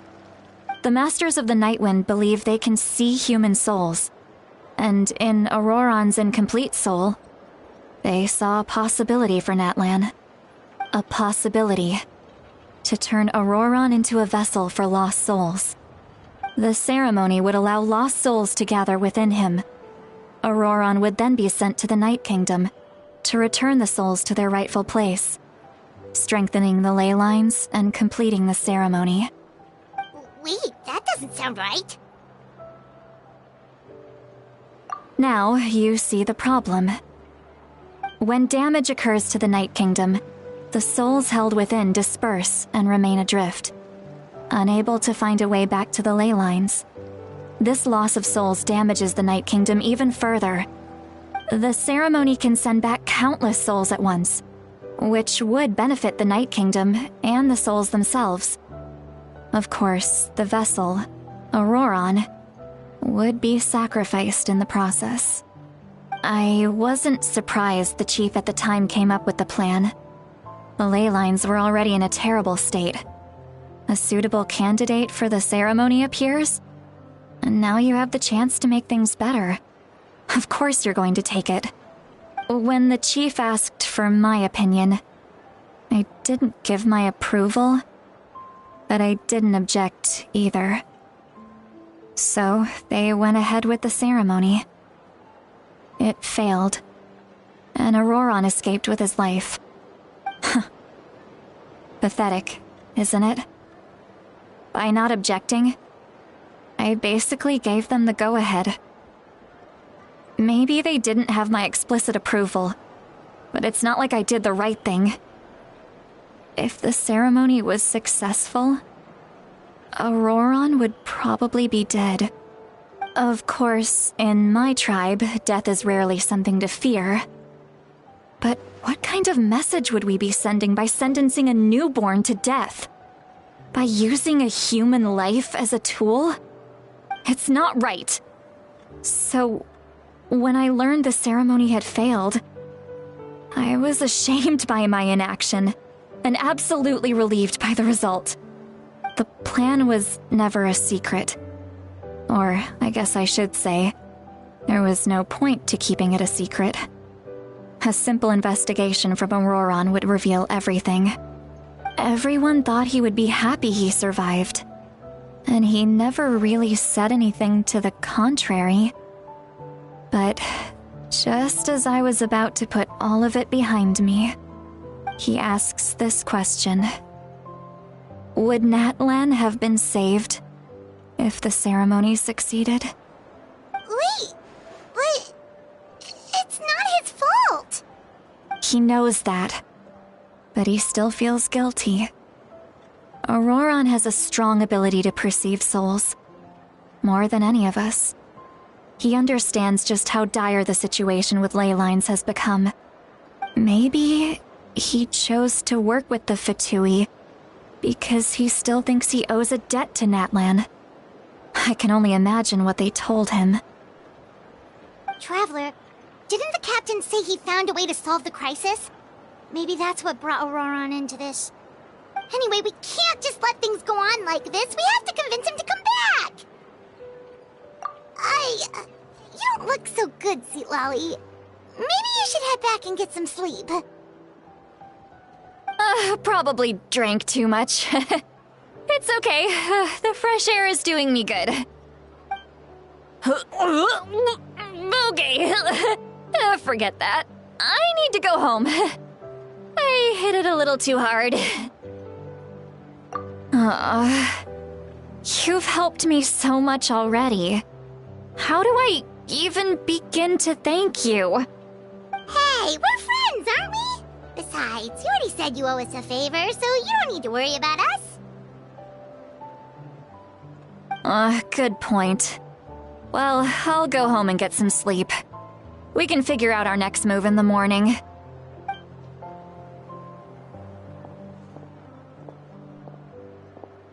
Friends. I like the sound of that. Auroron's probably back with the captain, don't you think? You mean about the backup plan? Do you really believe what the captain told us? Yeah, you're right. We should just go to her directly. But she's probably asleep. We can find her first thing in the morning. For now, let's... go to bed.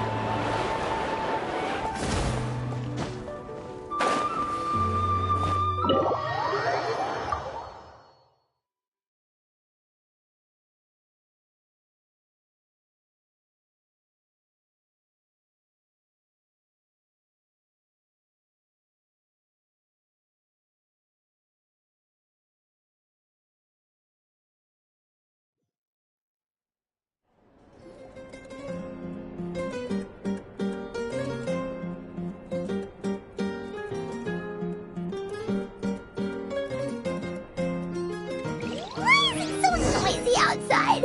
Paimon still haven't sleep. Well, guess we should see what's going on.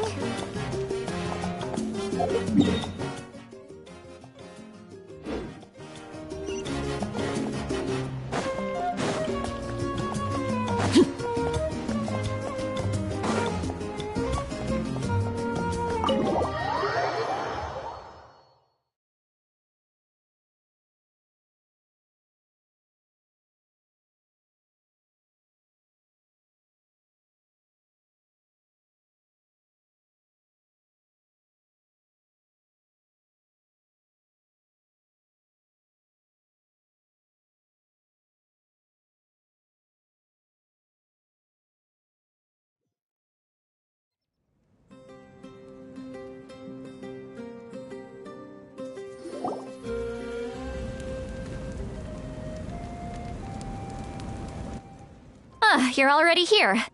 I was just about to come get you. Wow, you're up early. That's impressive, especially after all the drinking last night. Let's not bring up last night. I'm embarrassed about the whole thing. Anyway, I was also woken up by the commotion. Looks like all the warriors from the stadium are on the move. I heard many areas have been attacked by the Abyss, including the Masters of the Nightwind. I need to head back right away. The Abyss attacked again? Are you sure you can handle it on your own? Do you need our help? I'll be fine. We also have the support of the warriors stationed at the various outposts. Given the quick response, things shouldn't get too serious. The stadium could always use more manpower, so you should join the forces here. I'm done making excuses for him. He's not a child anymore. He needs to take responsibility for his actions. I was the one who vouched for him, so I need to report back to the Speaker's chamber. I'll accept however they choose to handle the situation. But I should be able to convince them to let me go back to my tribe first to deal with the attack. As for the ancient name, once we handle this crisis, I'll talk to Shilonen right away. Don't worry. I never forget a promise to a friend. Thank you. All right, I need to start heading back. She left in a hurry. The situation must be really serious. Oh, looks like a lot of people are heading to the stadium. Let's see what's going on.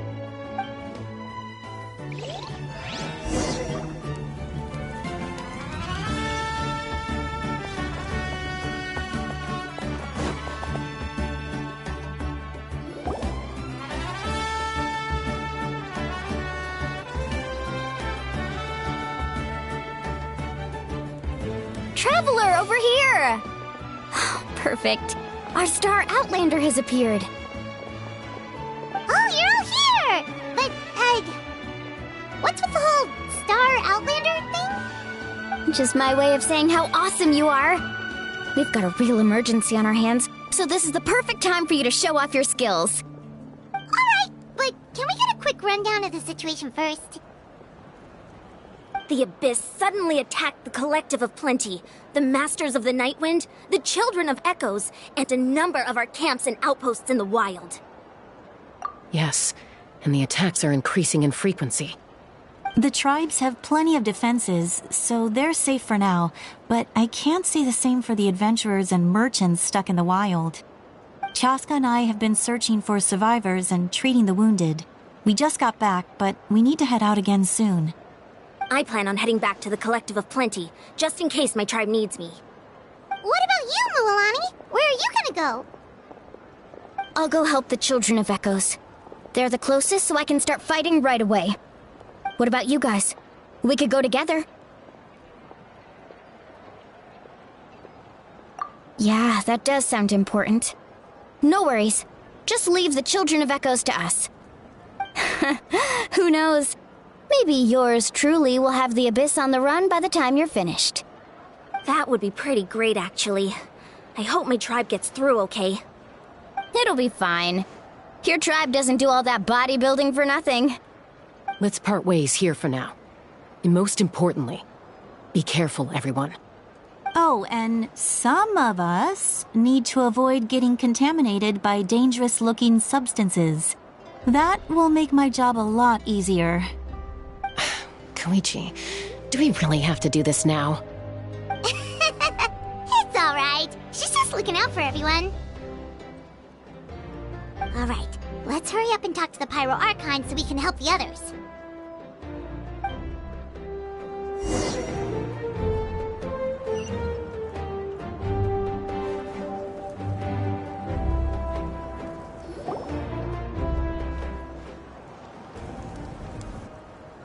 Oh, it's you two. As you can see, things are not looking good right now. People across Natlin are in danger. Look, I'm very interested in your recent adventures, but this is not a good time, so we'll have to keep our conversation short.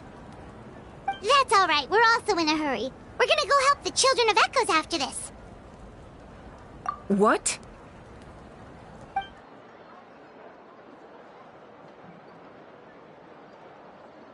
So he thinks my plan is too risky. He thinks I'm being stubborn.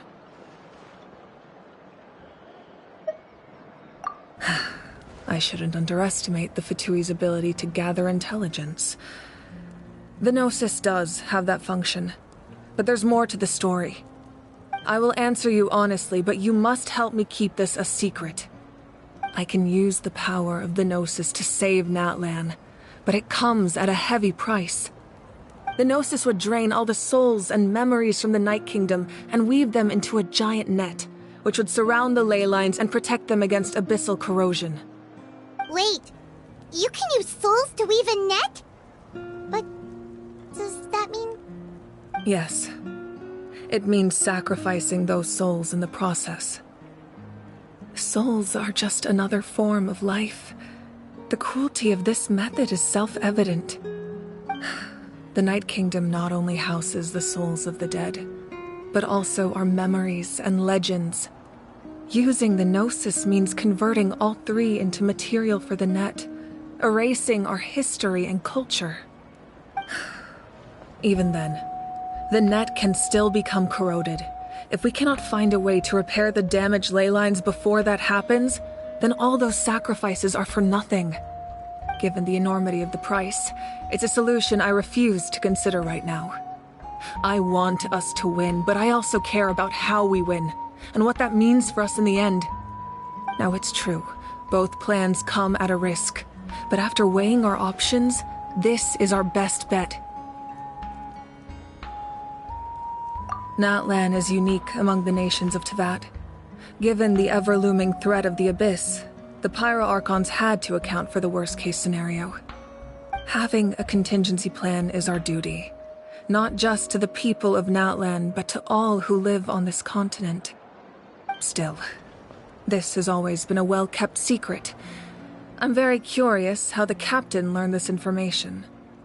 Oh, one more thing? The captain said he found another way to solve the problem. Could be equally as extreme, though. Without the Gnosis, he should have no other option. But I see no reason for him to lie. Seems like our only path forward is to track him down, so he can answer that question for us.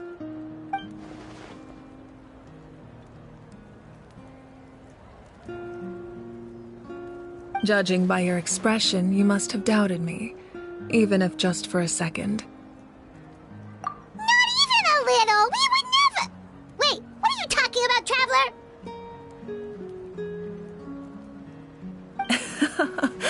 Just as expected. I appreciate your sincerity. Maybe it was out of caution, anxiety, or simple curiosity, but know this. No matter what, our goal remains the same. We both want to save the people of this land. So now that you have your answer, do you still doubt me? You scared Paimon. You've really got a lot of guts, Traveler. That's a good thing. Oh, and feel free to call me Mawika. It's what all my friends call me, and I like it that way. As for the captain, the intelligence officers we assigned to the Fatui should be back soon. We'll get our answer then. That's great! Sounds like we just have to wait a little longer. Not just yet. Even though the Abyss is attacking several locations at once, I'm confident the warriors stationed in those areas can handle it. Don't worry. I just need to finish coordinating our available manpower, then I'll take a small team to handle the difficult locations. Wait, you're going to fight in person? Didn't you give up your power? That's true. I'm far less powerful than a god in my current state. But don't forget, I was an experienced and powerful warrior before I ever became the Pyro Archon. No matter how you look at it, my duty is on the front lines. I just think there's strength in numbers. If the people feel emboldened, that's just a bonus. Anyway, even if we respond to these threats in time, it's not a permanent solution in the long run. I've considered moving my people to other nations, but given their close connection to the Night Kingdom, a forced evacuation would have devastating consequences. I've told the chiefs of each tribe to strengthen their defenses and advise people against leaving their settlements. Now, I just need to find the right time to disclose the true nature of the crisis to the people of Natlan. Paimon's a little worried about how people will react. Yes, but that won't be the only response. In any case, that's for me to worry about. I'll let you know when we have more information on the captain. Alright, we should head out. Maybe we can join up with Moani. She can't be too far ahead. No need to worry about me.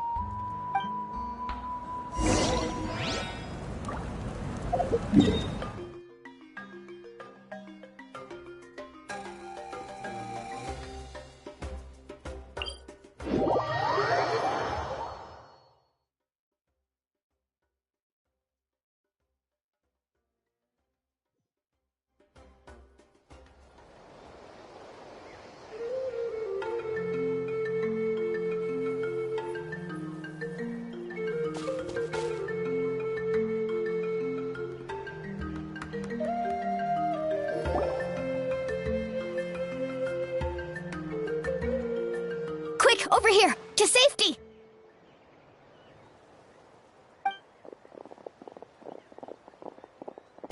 Kachina, how many people do you have left?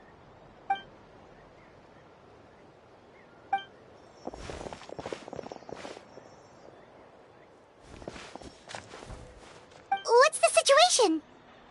There's a trapped caravan that needs our help. We need to rescue them as soon as possible. We'll go together.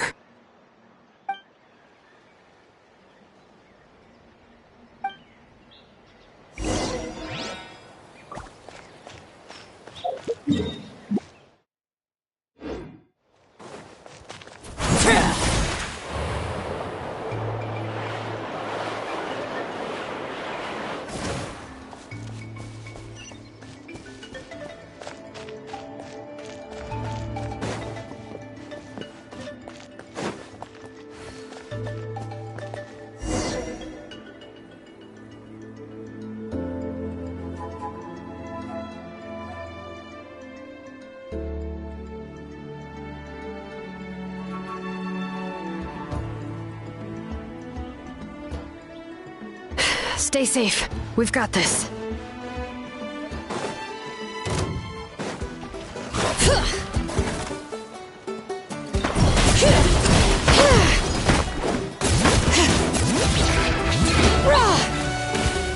Letting grave names echo!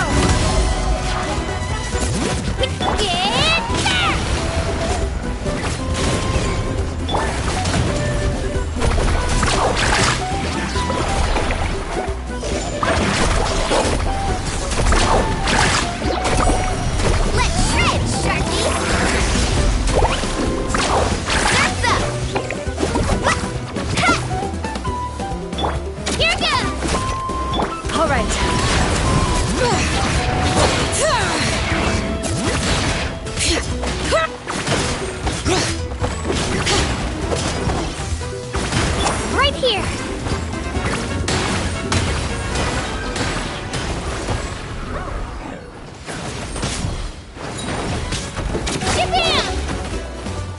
Alright. Let the mountain's veins boil!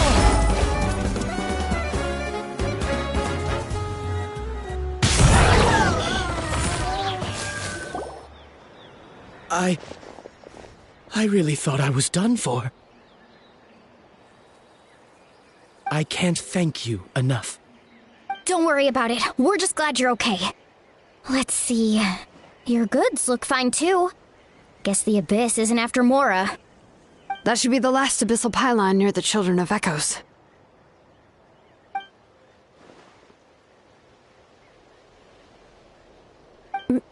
By the way, where's Lolly? I thought she would come with you.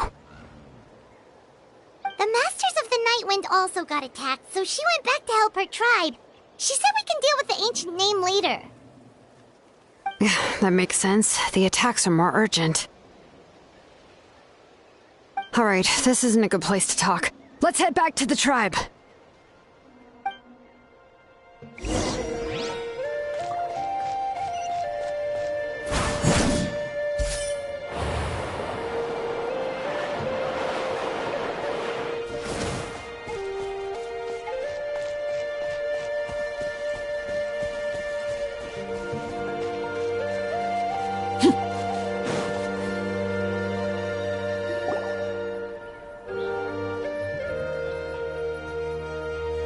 Looks like a few people were hurt after all. Oh, I should have got here sooner.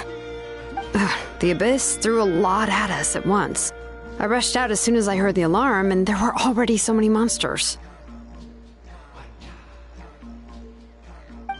Before long, Kachina brought over a whole group of warriors, and just like that, we destroyed several pylons as a team.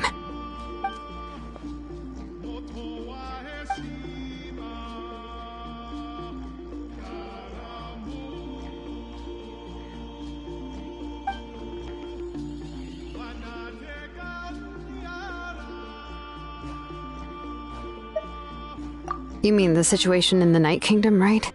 Yeah, I feel the same way.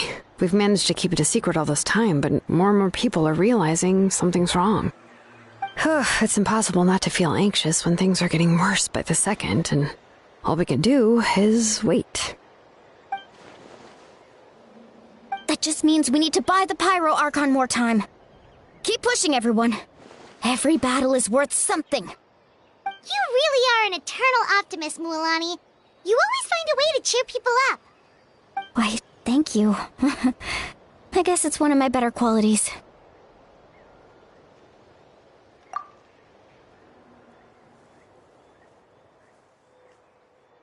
So, specifics aside, the Pyro Archon confirmed the Gnosis can resolve the crisis, but it comes at a huge price. And somehow the captain finds out about it, goes to fight the Pyro Archon, and calls her out for having a solution but refusing to use it. Honestly, if he has the same information as us, I can't really blame him.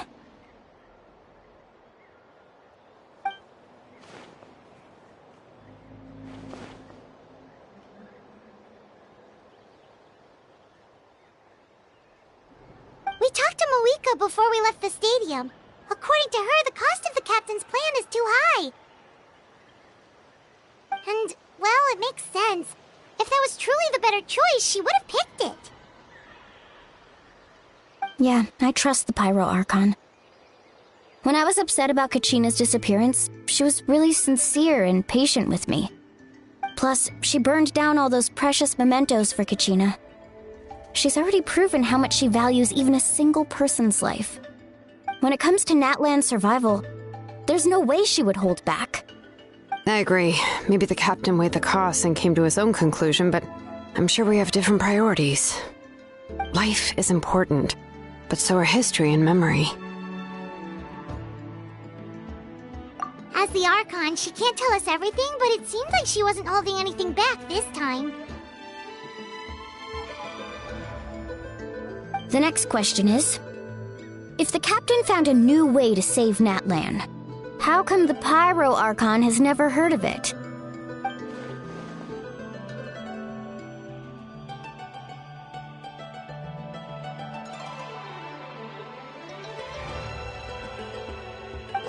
This is all super confusing.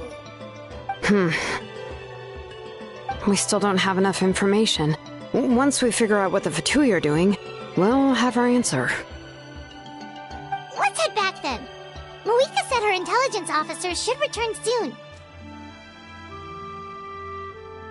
With how many Fatui there are, someone's bound to give something away. Sounds good. I have a few theories of my own. With a bit more information, we just might get to the bottom of the whole thing.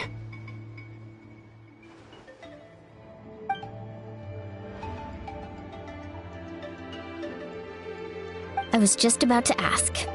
Count me in.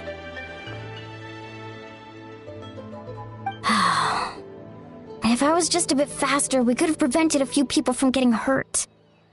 People who could help us in the next battle. It's all a chain reaction.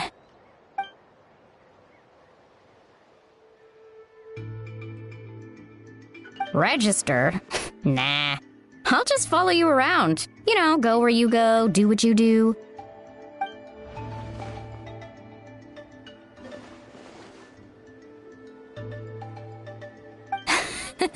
You got it. I just don't want to make the trip back. It's so far. Alright. See you all later. Let's get together and celebrate once this is over. Oh, you betcha!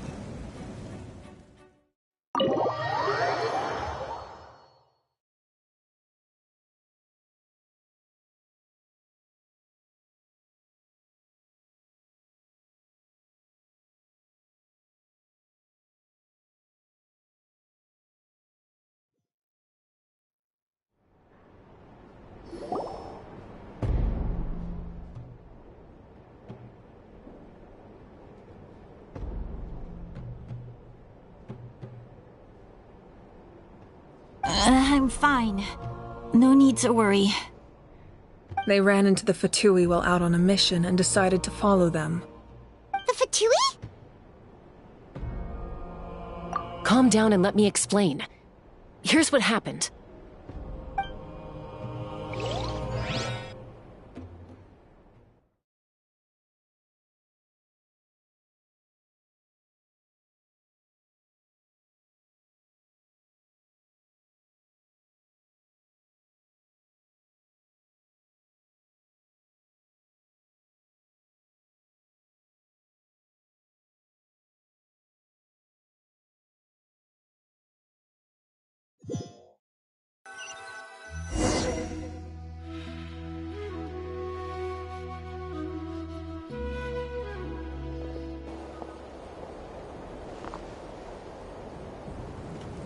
Were they attacked by the Abyss? No, wait. It looks like they're protecting a group of travelers. Over there. Do you see? You're right. That's a traveling group from Natlan. Could they be trading for something? Let's keep observing for now. We're glad you're okay. Given the appearance of abyss monsters all over Natlan, you should cancel your journey and seek shelter at the stadium or one of the tribes. Thank you so much. I wish there was something we could give you. We don't expect anything in return. We were out on a mission and saw you being attacked. It was our decision to help. If you truly wish to repay the favor, you can keep this a secret. If anyone asks, just say you were saved by warriors from Natlan. Oh, okay. We can do that. But... We're not asking you to cover up our activities. We haven't done anything illegal. Our captain simply wishes to remain undisturbed. Nonetheless, the decision remains yours. If we wanted to keep you quiet, we would have employed a harsher method. Got it. We'll get going now. Did you hear that? They mentioned a captain. Isn't that who the Pyro Archon is looking for? Exactly. We could be onto something big. Still, there was no trade. They were just helping people in need. I didn't sense an ulterior motive. I didn't believe the captain when he said he wanted to save Natlan. But based on what we just saw, it's possible he was telling the truth. Maybe we've been wrong about the Fatui this whole time. It's too early to say. Let's follow them and see what's really going on.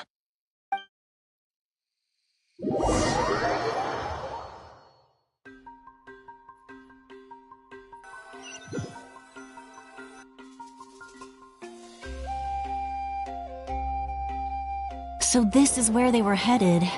Looks tricky. It's heavily guarded on all sides.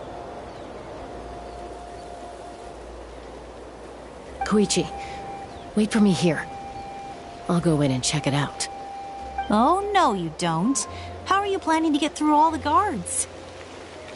Look, I can use this terrain to my advantage. With our tribe's special way of getting around, I doubt they'll see me coming. We still can't see anything on the inside. What if you can't find cover? You won't have anyone to watch your back if you go in alone. The more heavily guarded the location, the more valuable the secrets. Even if the captain isn't here, we can still figure out what the Fatui are planning. That intel is worth the risk. Fine. You're not gonna listen to me anyway, so let me come with you. That's even more risky. You've been running around saving people for days. You're already at your limit. I'm confident I can protect myself. I'm not sure you can say the same. At least right now. I can. You really believe that? Fine, don't believe me. But you can't honestly tell me infiltrating a heavily guarded Fatui hideout all on your own sounds more reasonable. You know, growing up, even if I insisted on doing something, it never gave you any trouble. I'm not sure you can say the same. All right. If we start arguing, this will never end. We can't let this opportunity go to waste. Ah, haha. Guess that means I win. Don't worry, you're not the only capable young person from our tribe. I can handle this. Alright, same plan as usual. We split up, communicate with hand signals, make sure our blind spots are covered, and support each other once we strike. Got your ropes? Yeah, let's go.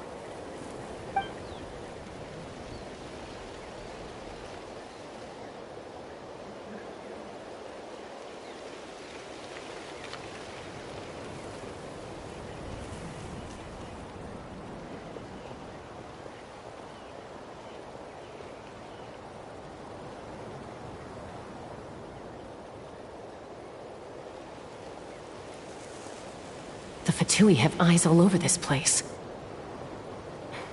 I should wait for Koichi's signal.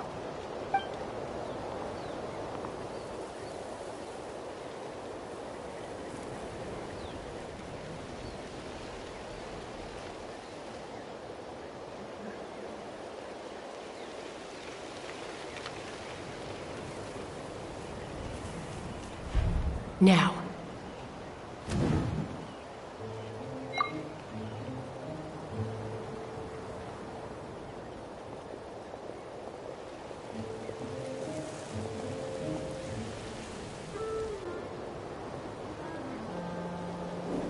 Not sure how many chances I'm gonna get.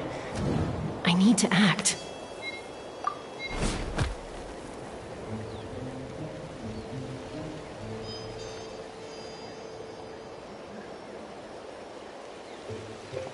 Good. I made it without getting caught. I should get to that platform over there. But it's guarded by the Fatui. Koichi should have line of sight. I'll wait for her signal.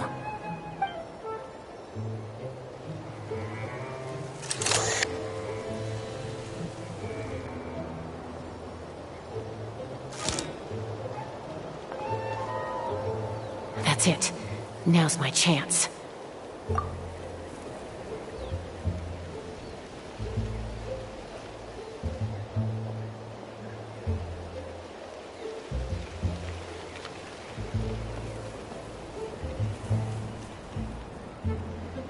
It's no use staying in one place. I should keep moving. Looks like Chaska is helping me by keeping an eye on the Fatui movements. I'll wait for her signal.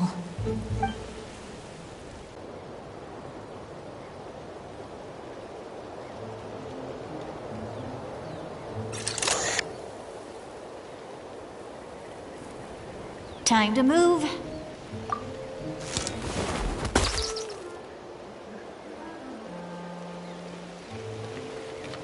Whew! That was close. Almost got caught. Probably can't make it over in one go. I'll wait for my next chance.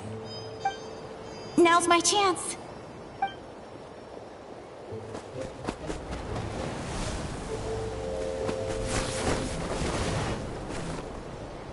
I made it!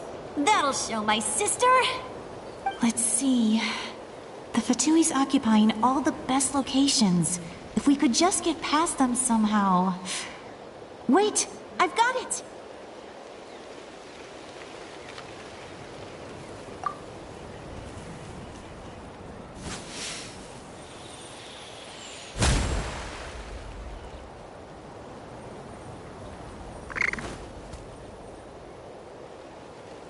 Huh? What's that noise? Did something explode? Oh! It stinks! What the heck is that? What do you think you're doing? I could ask you the same thing! Good, they're arguing. Looks like they just needed an excuse. They've probably had enough of this job already. The people on the hill over there left to help their comrades. This is our chance.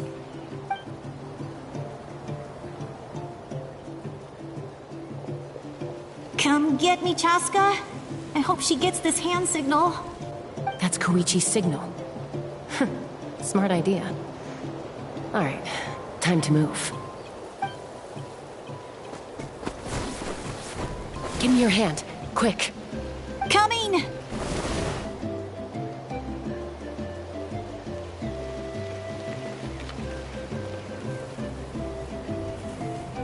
I checked, and this way is completely clear. It should lead us to the deepest part of this place.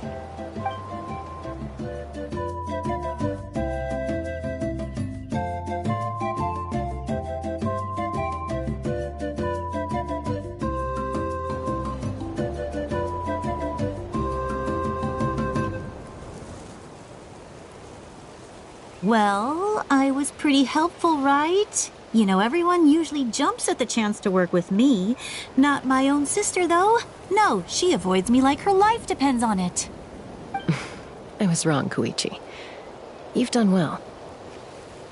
Wait, you're just gonna admit it? Now I look like the mean one. Let's focus on the task at hand. We're in the heart of enemy territory. The more time we waste, the more dangerous this becomes. All right. If you're not gonna take the bait, then I'll drop it. Looks like the Fatui are here to dig something up. I'm surprised they mobilized this many people. I doubt it's because they're interested in our culture and history. It seems like they're looking for a dragon relic called the Source Mechanism. The device is ancient. Barely any information survives to this day. And even people from Natland don't know how to use it. Why would this be the Fatui's target? Not bad. Looks like it's in good shape. This should be what our Lord's looking for. Took us long enough. Come on, let's get this thing back. Back? Back where? Should we keep following? You really want to keep going? Of course. We make a good team, don't you think? No reason to stop now. What was that sound? Uh-oh. We've been spotted. Time to go. Falling rock incoming! Watch out for your gadget! What? You'll regret that! After them!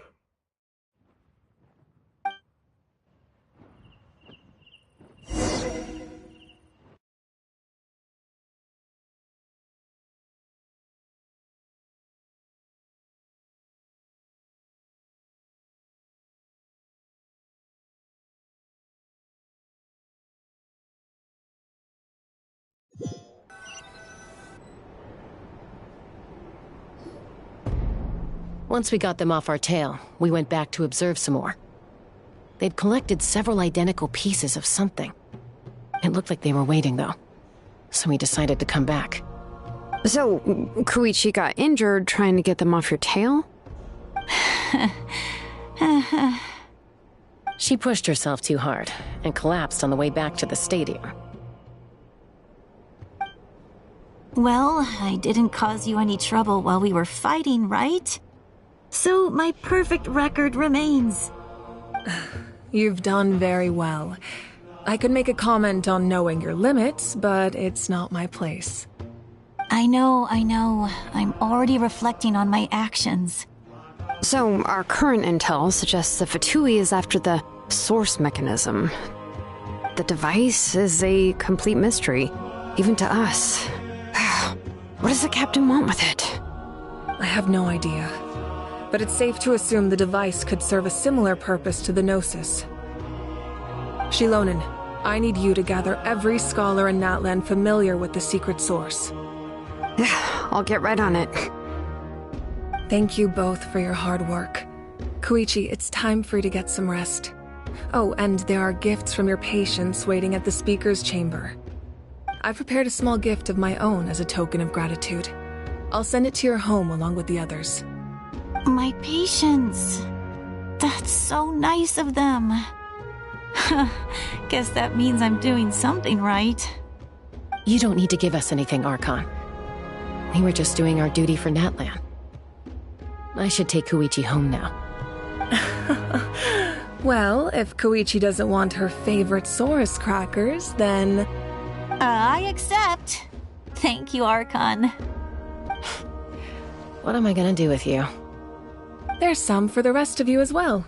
They're one of my favorites too, so don't be shy. I'll start investigating the source mechanism right away. If I learn anything, you'll be the first to know. Yummy snacks!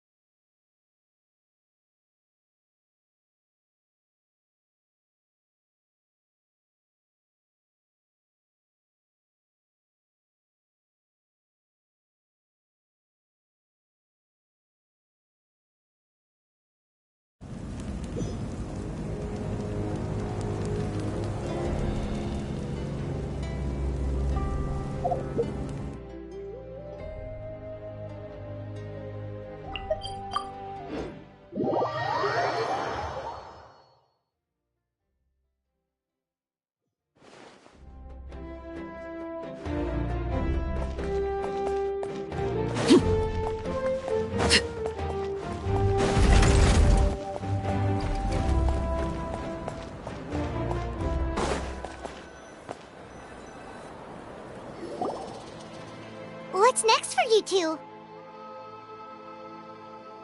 I'm taking Koichi home. With our parents there to keep an eye on her. I can make sure she actually rests. Hey, it's not like I'm some kind of prisoner. I'll be fine in a day or two. There's no need to go all the way home. That's what you always say. Everything's no big deal until you collapse. What if the Abyss attacks again? You're saying if I let you rest in a hotel, you're not gonna rush out the minute you hear the alarm? I won't. Triple promise I won't. Mm-hmm. Fine. On the off chance something like that were to happen, I might. But I'm a doctor. I have a duty to help people in need, no matter how hard or tiring the work gets. I guess you're right. But I don't have to like it. This reminds Paimon of when we first met! Except you were the one trying to stop Chaska from doing something dangerous. I'd do the same for anyone trying to put their life in danger. As a doctor, I don't want people to get hurt because of a rash decision. Then try to see things from my perspective. You clearly want to protect your patients. So can't you understand why your own sister would feel the same way about you? The two of you are the same, you know?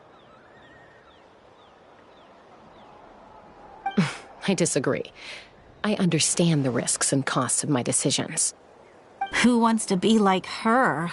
Overconfident, always making excuses when things go wrong. That's just not true. You think I don't have proof? Okay, don't get into another fight. Just pretend Paimon never said anything. Don't worry, Paimon. You didn't do anything wrong. Arguing is just how we communicate. Neither of us really takes it to heart.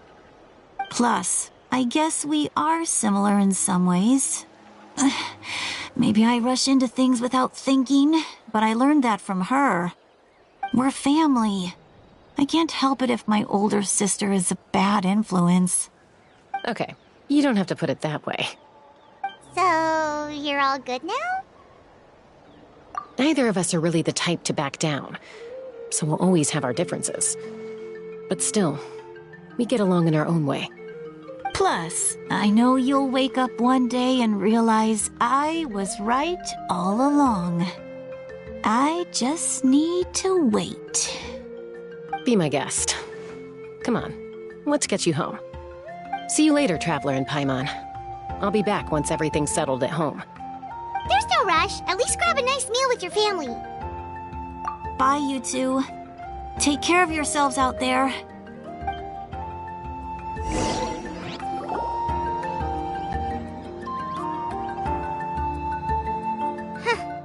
Those two will probably make up for real at some point, right? Well, we've learned a lot. Let's go over everything that we know so far.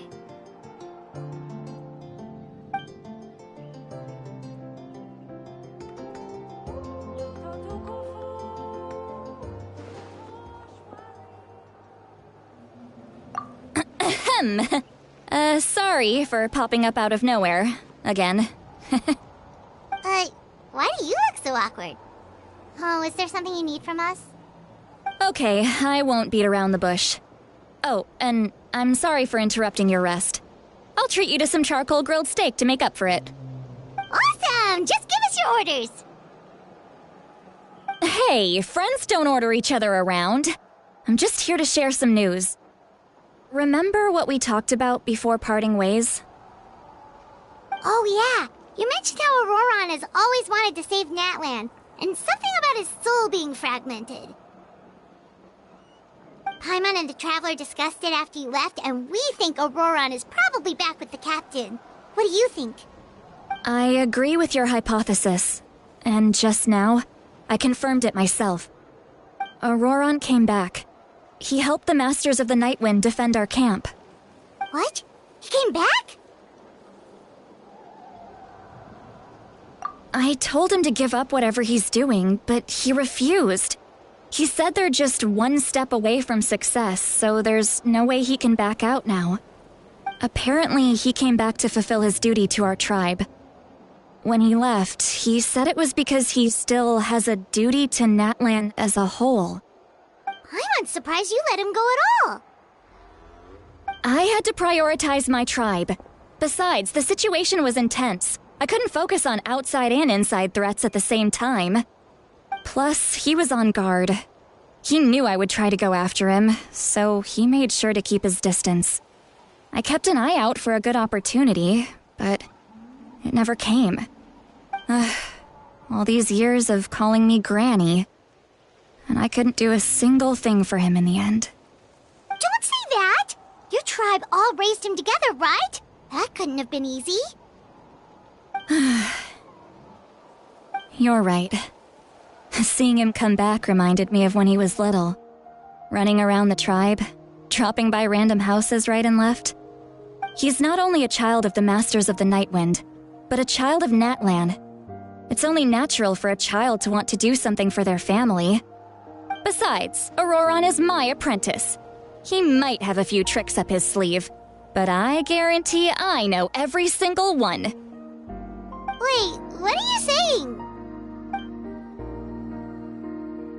Look. Remember how I said Auroron's soul is fragmented? This is the talisman I created to keep it stable. And this gem is what makes the talisman work. It just so happens that Auroron is due for a gem replacement. Since I can't get close to him, I put the new gem in a supply bag and asked Aoife to bring it to him. You guys know Aoife, right? No? Well, he's a pretty famous vet around these parts. He's always bringing me all sorts of things, and he happens to be very good friends with Auroron. Aoife doesn't know what's going on, so he agreed, no questions asked. Auroron would find the gem as soon as he opened the bag. He knows how important it is, so I knew he would make the switch. He probably suspected that I tampered with it. But here's the catch. The trick is on the bag. The moment he touched it, a portion of his memories were copied onto the old gem, which he no longer needed. That's amazing. You can do something like that? Most people can't, but I can. That trick he used to bring you to the Night Kingdom isn't anything special, by the way. My technique is much more subtle. He won't notice anything. So in other words, we have a whole backup of Auroron's memories in this gem. The kid thinks he can take me on? Like I wasn't the one who taught him everything he knows? That's amazing, Seatlolly. Let's take a look right away. Once we get to the bottom of this, we can finally track him down. I know he thinks of me as his grandma, but do you think he'll get mad at me for this? You can be honest. That's a tough question. Paimon doesn't have a grandma, so she's not the best person to ask.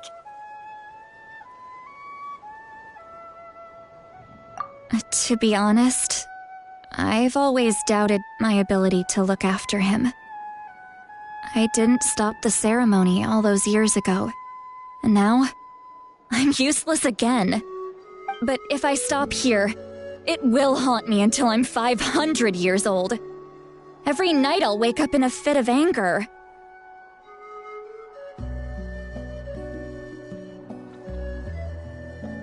Yeah, you're right. First anger, then tears. Oh, wait! Who are you calling a crybaby? You're just making it worse, Traveler! I need to look at his memory. Even if he resents me, refuses to see me, or runs away for good, I don't care, and I won't blame him. A family does whatever it takes to protect their own. You sure you'll be okay? We can come with you if you want. Did you just say you'll come with me? Is that okay? We have a pretty good reason to see it too, don't we? Because, right, we need leads on the Fatui.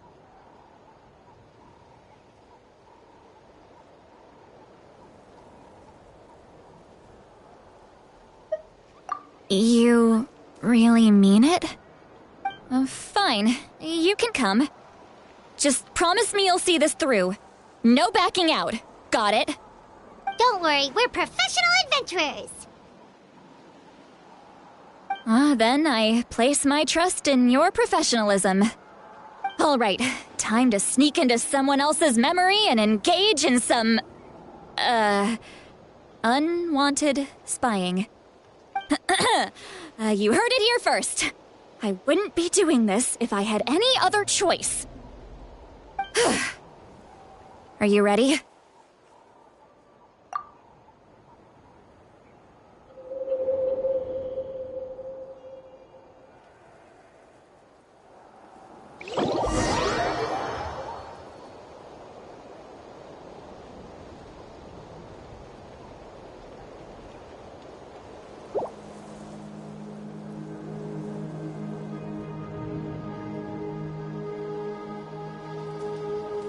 Look how good you're doing. You'll grow into nice big radishes in the future. And you? Aoife says you're taking up too much space, but I think you're a good tree. What do you think? Hey! How's it going, Auroron? Good. How are you, Uncle Okanbi? Can't complain. What you up to? Naming your vegetables again? No, just some idle conversation. Sounds fascinating. What did they say? They told me you were coming and that you would take some produce with you. Only if you're offering. By the way, I ran into Aoife yesterday. He told me Chaska's fostering a saurian at his place. Said the thing trampled over a part of your radish garden. I hope you two didn't get into a huge fight. No, don't worry. I'll find a way for him to make it up to me. I've already wrapped your share of the produce. Here you go. You really knew I was coming. That's pretty amazing. Light up the smoke and you can see the path through the shadows. That's what everyone says. Hey, have you seen that strange group of people that just appeared out of nowhere? Appeared out of nowhere? I don't think so. It's the Fatui. Their leader seems like a big deal. He didn't bring many men with him, but they're all elite warriors. It seems like they're looking for someone, but I wouldn't go around asking too many questions. If you run into them, be careful.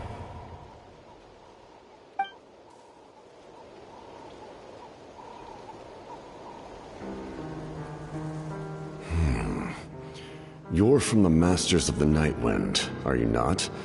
Why do you live here alone? I enjoy living by myself out in the wild.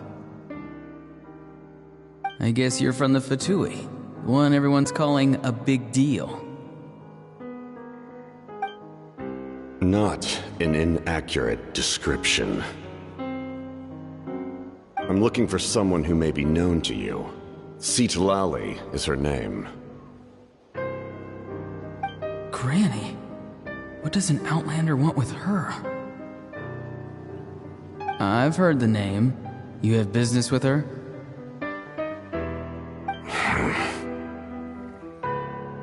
There's no point to further questioning if you insist on hiding things from me. I shall seek answers elsewhere. Oh, he could tell I was lying, and now he's leaving?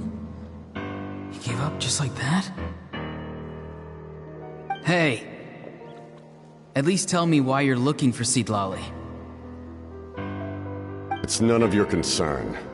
I have my own means of tracking her down. Why are the Fatui looking for her? What does she have to do with them? I can't just let them go like this. I have to figure out what they're planning.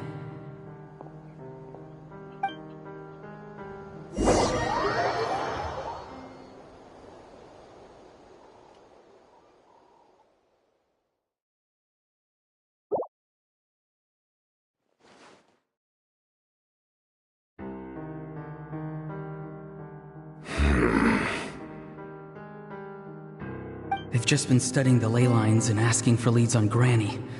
I can definitely rule out some sort of invasion. The situation has seen no true improvement. The Pyro Archon did not fulfill her promise. My lord!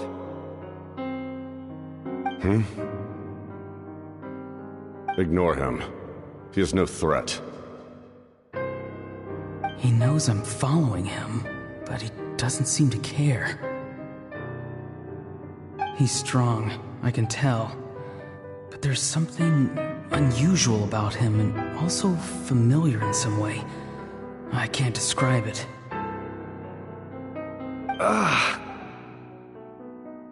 What is it? My lord, I feel dizzy. A ley line disturbance. Certain presences have been forced to wander outside their rightful realm.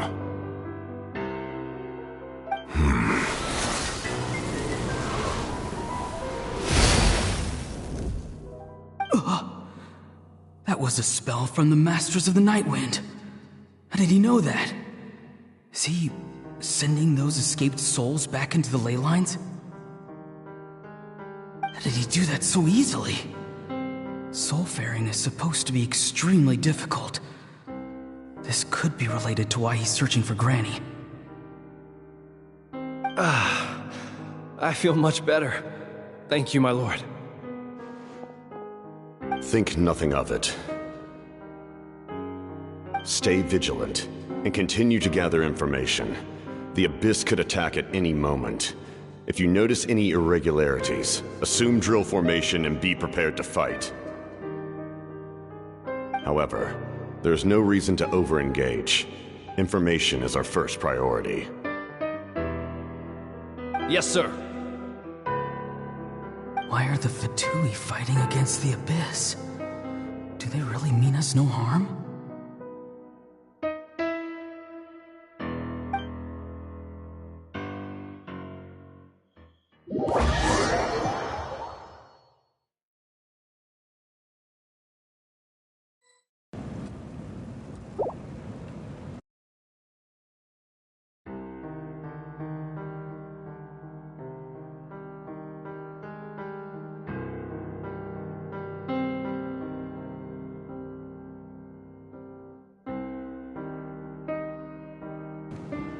I've been following him this whole time and still they ignore me?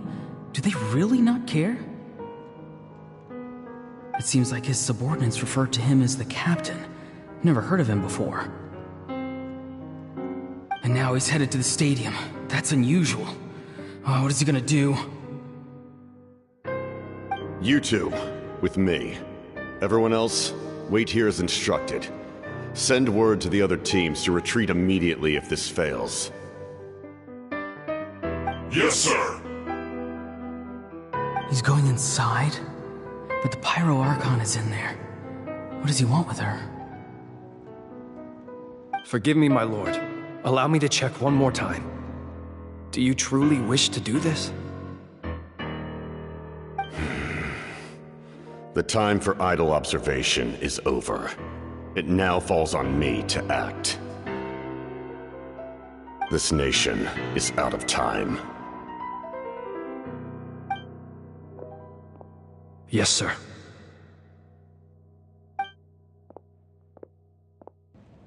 He just walked straight into the stadium. What is he gonna do?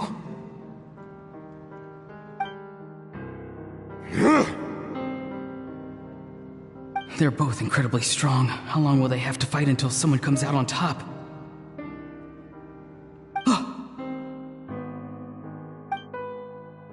Wait, this feeling. Just like the other day near the ley lines, it's faint, like a soul's trying to escape. Where is it coming from? Is that why he's looking for Granny? If he dies here, then all clues will be lost. I can't let that happen.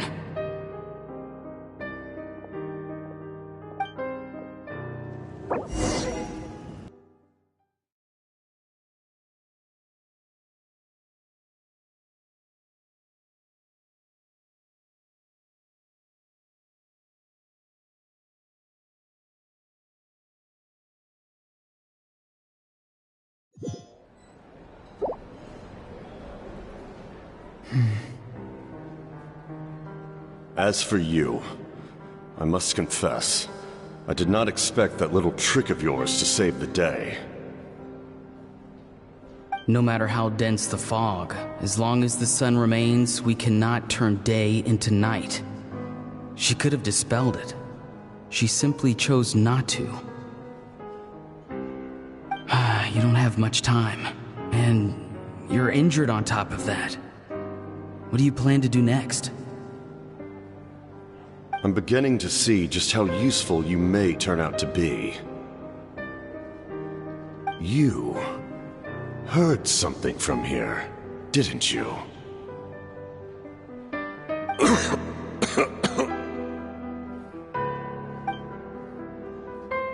No need to force yourself. I've never seen anyone match the Pyro Archon in battle before. I didn't expect you to intervene at such a critical moment. You know I've been following you. Why didn't you stop me? When walking in the forest, it is only natural to encounter wild beasts. However, not every beast has the courage to come out and bite. And yet, one of those very beasts saved your life.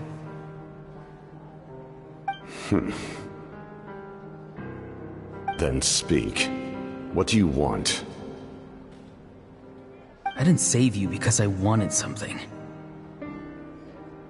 My soul is more perceptive than others. I can sense that the ley lines are extremely weak. I don't know what the Pyro Archon is planning. Can she really save us? The questions you asked her just now, well, I've had very similar doubts. So, I felt like I had to help you.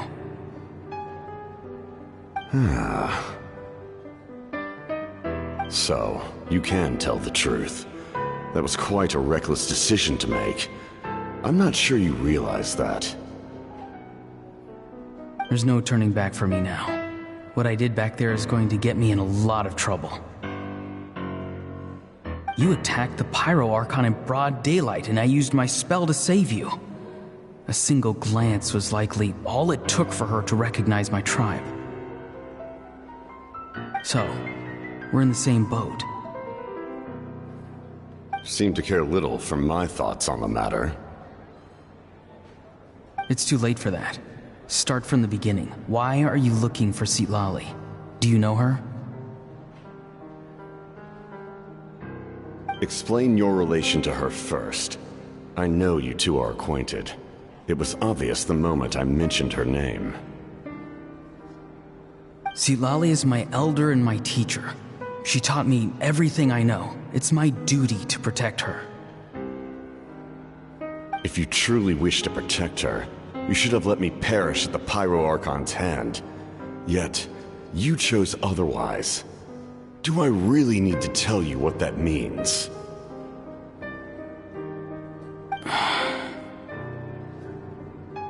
I want to do something to change Natlan for the better.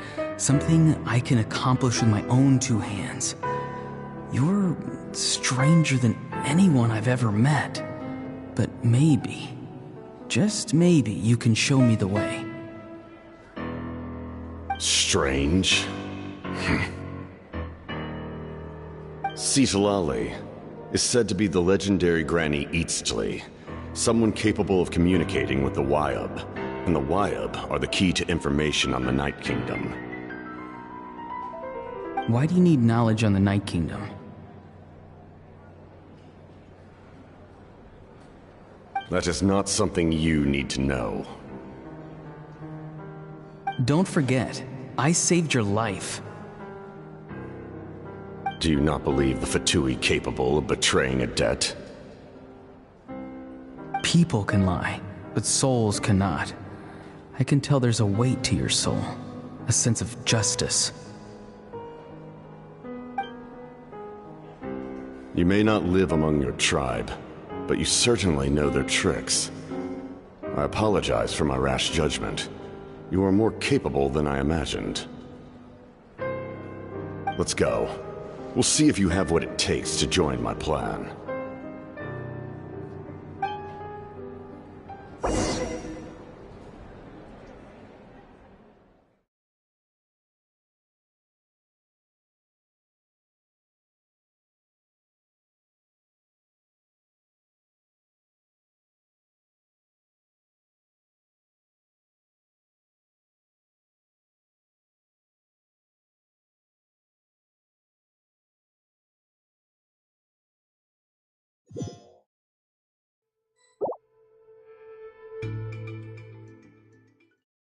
I see.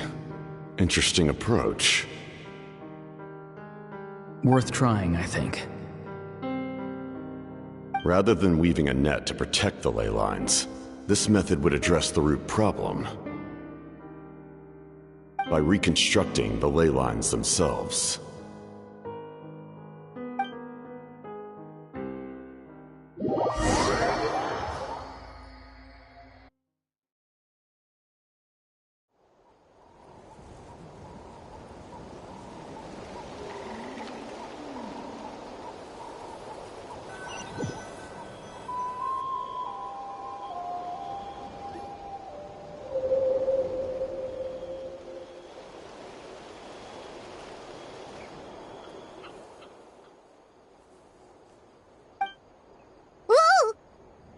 Traveler, Paimon. Are you two alright? Paimon's fine, just, a little dizzy. Of course. I'm so mad at him. After everything, he still can't let go of the past. For some reason, he thinks he owes something to the people who cared for him. Stubborn, self-righteous fool. Where's that gonna get him? Now that he's all grown up, he thinks no one can tell him what to do? He thinks he can just run away whenever he wants. I'll show him. If he tries to run one more time, he's got another thing coming. Maybe stubbornness runs in the family. Like grandmother, like grandson, as they say. Is that supposed to be a compliment? Huh, that kid's got nothing on me. Anyway, back to what we just saw. I don't even know what to make of it. Yeah, the captain seriously wants to reconstruct the ley lines? What does it even mean? Something like the loom of fate, maybe? But how does that help with the abyss? The loom of fate? Oh, it's kind of hard to explain. Basically, it's a device from Conrio that has unbelievable power. Anyway, if he really wants to manipulate the ley lines, Everyone in Natlan will be affected. Oh, this is big.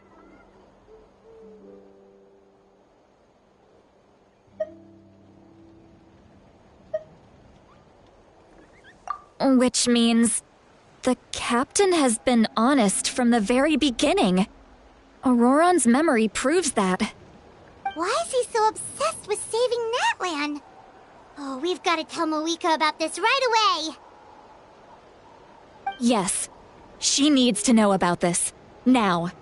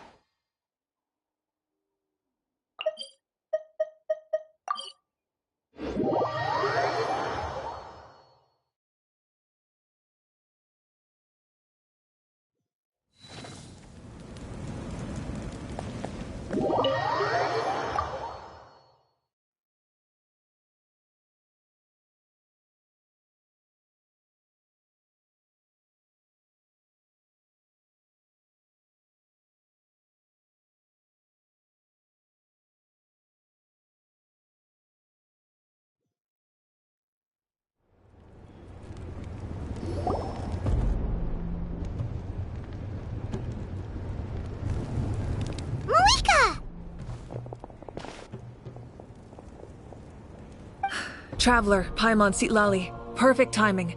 I've located the captain. Really? That's great! We also just took a peek at Auroron's memories and discovered something huge! All with his granny's permission, of course. Or no, actually it was... Calm down, Paimon. I'll take it from here.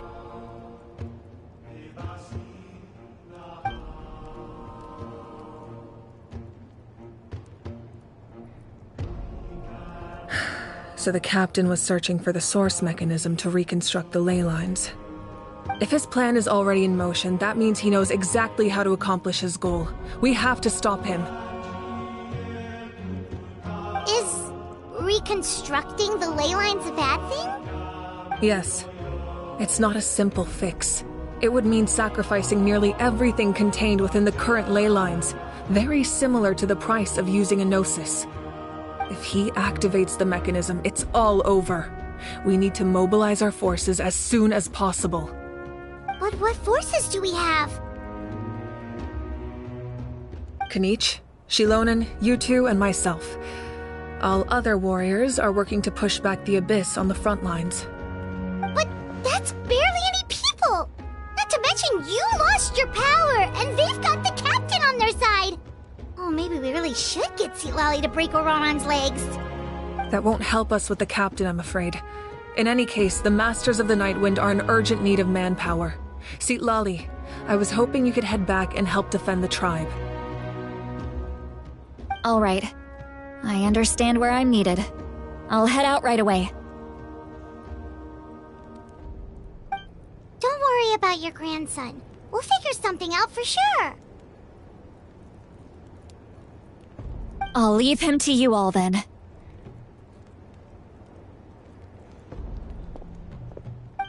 All right. Back to the matter at hand. I don't believe defeating the captain needs to be our ultimate goal. Let me grab Shilonen and Kanich, then I'll tell you my idea.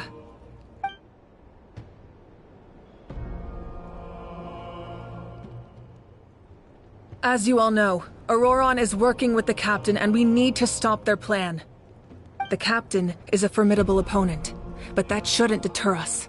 In any case, a head-on confrontation isn't the best way to solve the issue. Their plan hinges entirely on a single element, the source mechanism. If we leverage our forces, we can destroy it, and then success is ours. We'll head out together. In the event that a confrontation becomes inevitable, I'll stall the captain while you advance.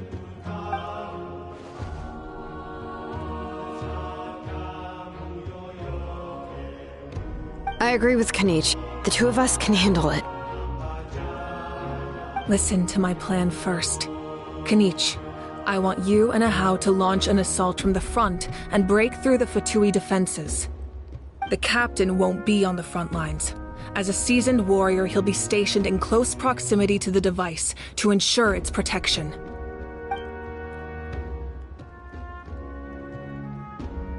No. The purpose of the frontal assault is to gather the Fatui forces in one place. That way, it's easier for the rest of us to avoid them.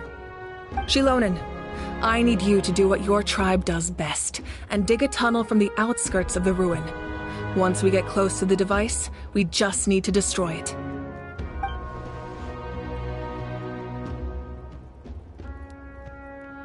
Exactly. The Traveler and I will join her as well. No one can create a distraction better than you, Kanich, not even myself. By combining our strengths, we just might manage to break through the Captain's defenses. Understood. Then we should, head out now. Just promise us you won't do anything reckless. You cannot face the Captain straight on unless you have no other choice. You mean everything to us.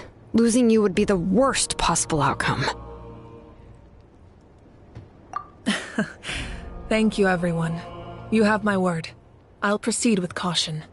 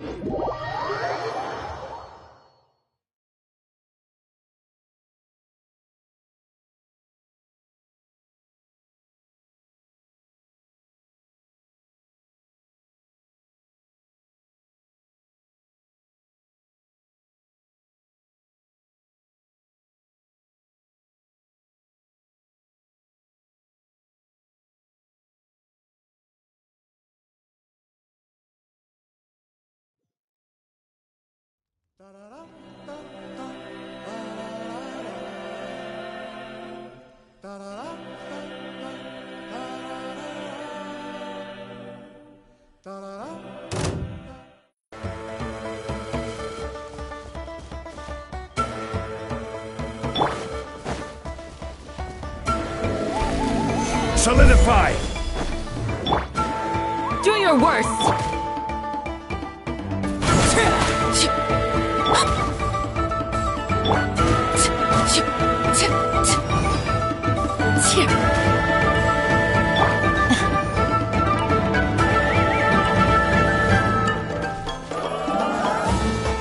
Yield!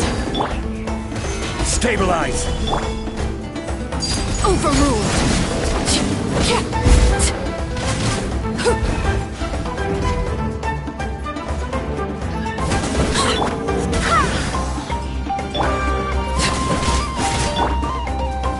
Gather! Flee!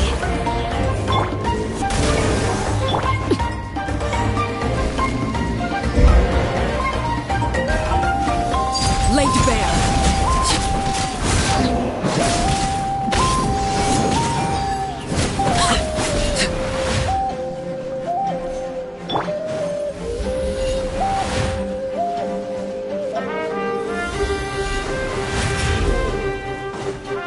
Crumble!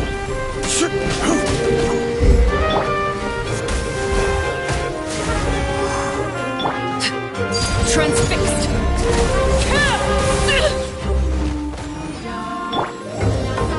Yield! Stabilize!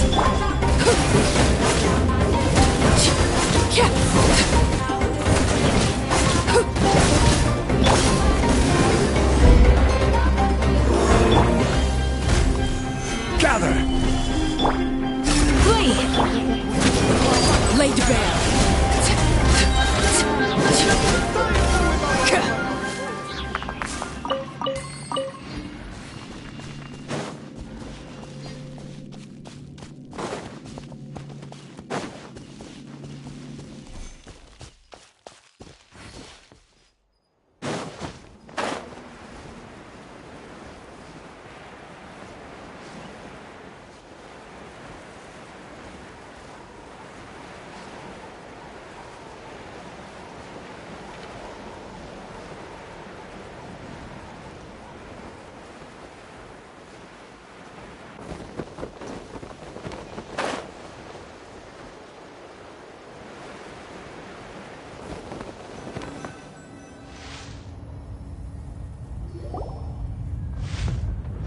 Alright, this is the place. Their tunnel must be behind that gathering of Fatui guards. Any of the nearby mountains could be a good infiltration point, but if we want to stay under the radar, we should approach from the side. There are only a few Fatui stationed around the perimeter. We should take care of them first so they can't alert anyone.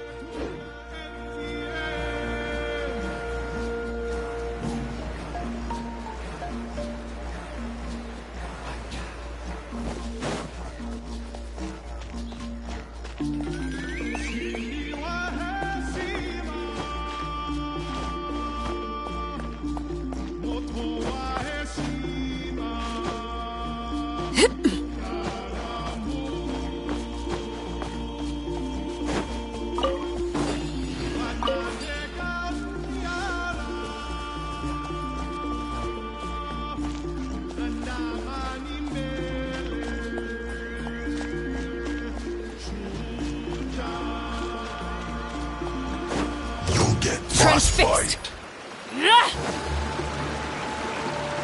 Order guide you. Solidify! Yield! Hear my prayer! Go as one! All right, that's done. Let's head to the foot of the mountain.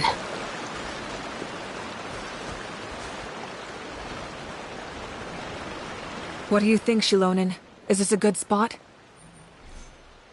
Yeah, looks good. We'll take it from here.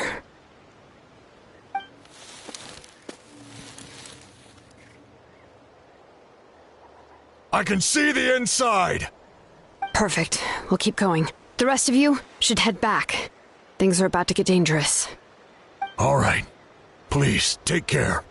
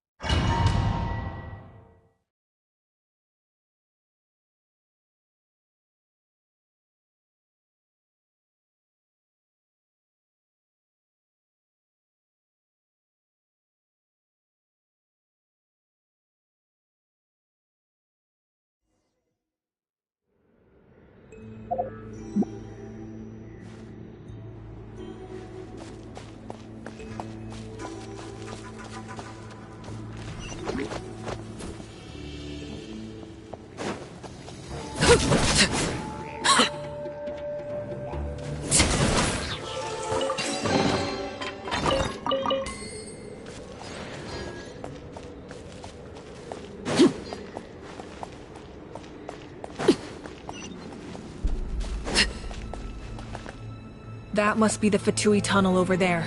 We should steer clear and approach from the side.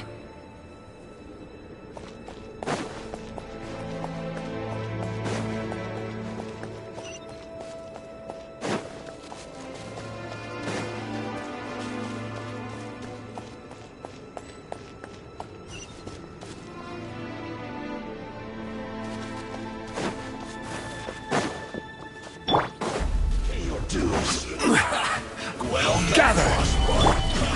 I see through you! Pin them down! Lay to Miscalculated. Can't run from death.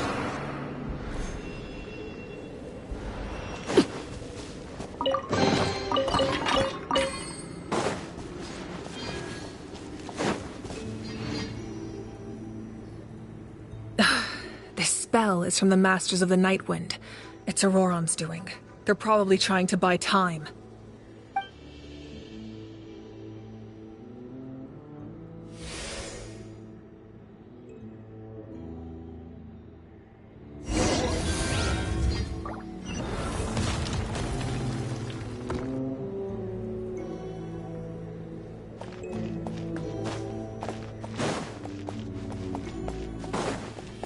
These wheels are relics from ancient times. We should try to restore them.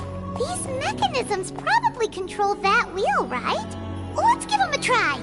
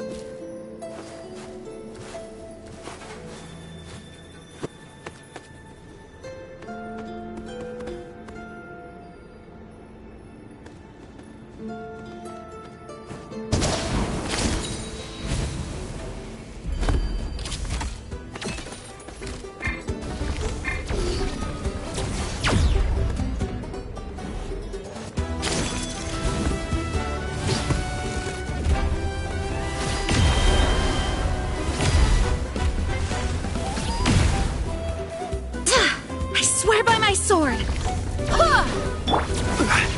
I will have order! Stabilize! We shall prevail! Flee!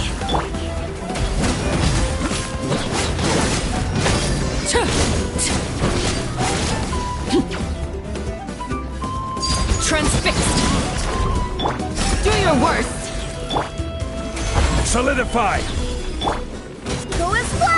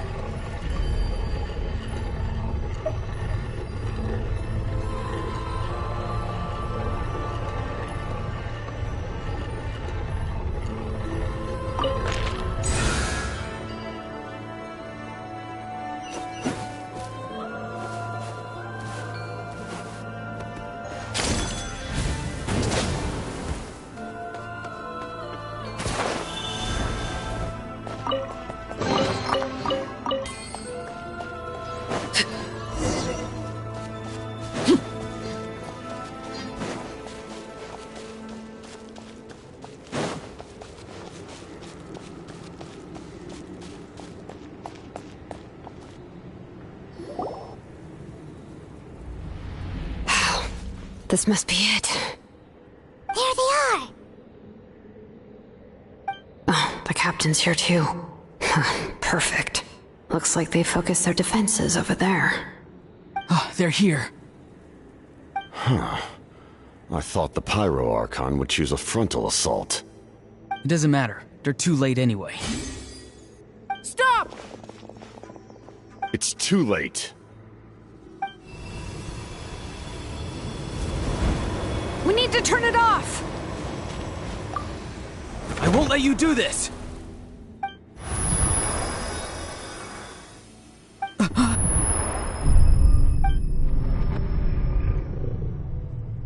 The sound of... lament? What was that sound? It was like a piercing cry!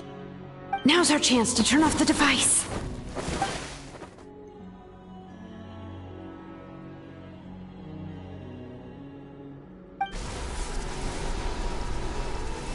Oh, Auroran? How did he just... His movements have gotten a lot faster. Was Auroran always this good in battle?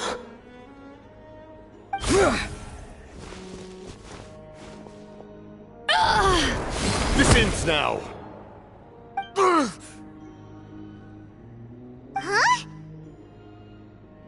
Something's wrong.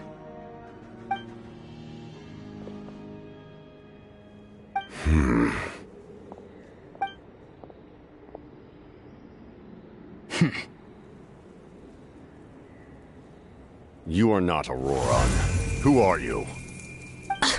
What? Commander. You...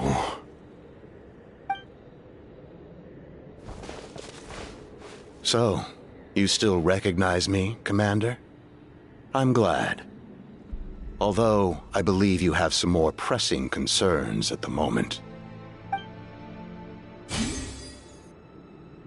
We did it! You see? You indulge your sense of honor for just a moment, and now you've lost your chance.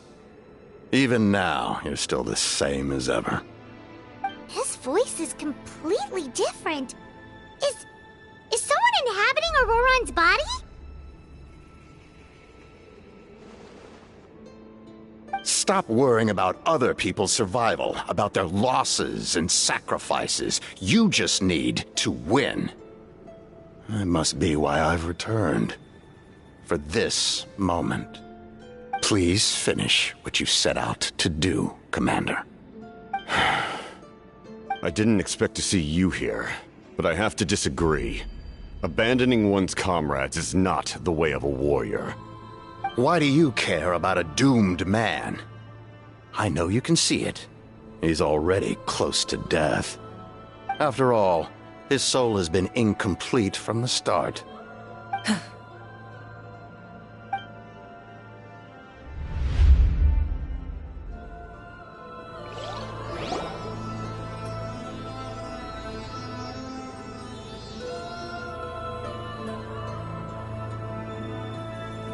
Oh, someone said I'm close to death.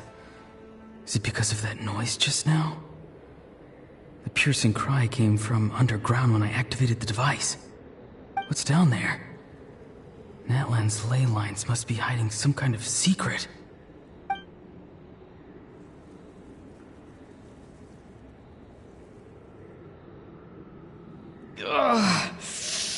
Am I dying?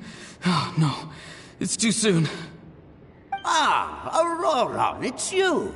What'll it be today? Oh, why the long face? Don't tell me you still haven't let that go. I knew it was a bad idea to tell you.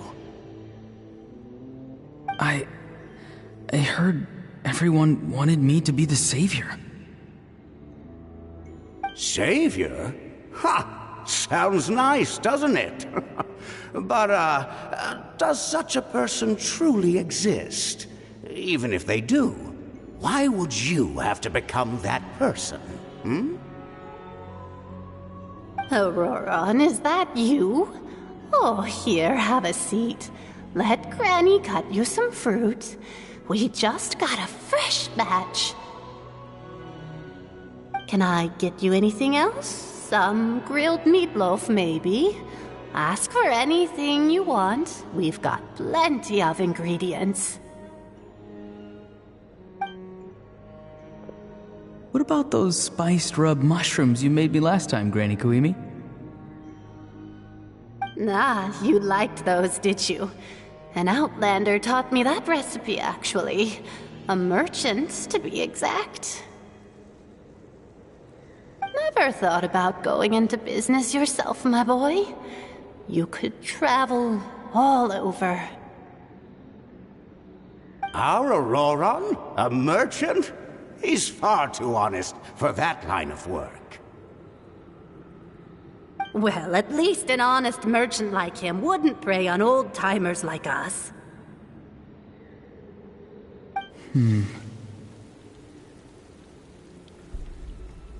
Everyone said a true savior does not really exist, but then why did my birth open the door to the possibility? Why give people false hope? Maybe I don't need to sacrifice myself, but surely everyone is born for a purpose. So, what's mine? If I had succeeded back then, would the world have become a better place? What's the meaning of my existence? Done spacing out, Auroron? Did you finish your homework? Yes, Granny, it's just... Will learning all this really make me as strong as you? Of course not. I'm a special case. Other shamans study their whole lives without reaching a fraction of my abilities. Because you're a genius, right? You could say that. Or maybe I've just been alive longer than the rest of them, and picked up a few tricks that they didn't want to touch. It's rude to bring up a woman's age. Never do that again, no matter the circumstances. I wasn't the one who brought it up. Anyway, class is canceled tomorrow. Go have fun. What about my homework then? Do what you want. What use is it being as strong as me anyway? You've seen how the tribe treats me. They're all afraid. I try to go about my business, and they practically tremble in fear. Not the most fun way to go about living one's life, I'd say. Take it from me. The happiest people are the ones who do their own thing. So do what you want, Auroron. No matter what anyone else has to say. Granny didn't say it outright, but I think she was trying to comfort me. Don't force yourself. Don't beat yourself up over the past. That's what she always says. But I never forced myself. I never even got the chance to try before it was all over. Hey, you zoning out over here again? There's such a thing as overwatering the radishes, you know. I was just looking at the aphids. Something interesting about them today? I noticed some on the ground. Maybe it got too cold yesterday and they couldn't handle it. Bummer. Guess that means less honey this year. Aoife, do you think being a vet is fun? Fun? I'm not sure about that. Do you think planting vegetables is fun? Fun enough, I guess. I don't have anything else to do. Exactly. Most people live like that. No special purpose or calling. That's just how the world works. Oh, jeez. That troublemaker's at it again.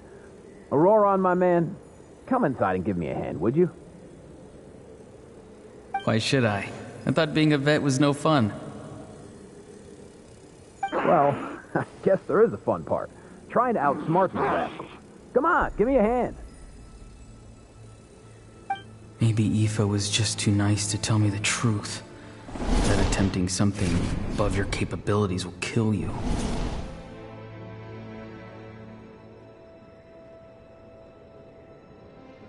My soul is unstable. I only survived because I had people to help keep me in one piece. A part of me has always been missing. That's why the other spirits said I was close to death, but... Why struggle? It's a miracle you were even born. Just close your eyes and wait for death. It was you, the thing that came out of nowhere.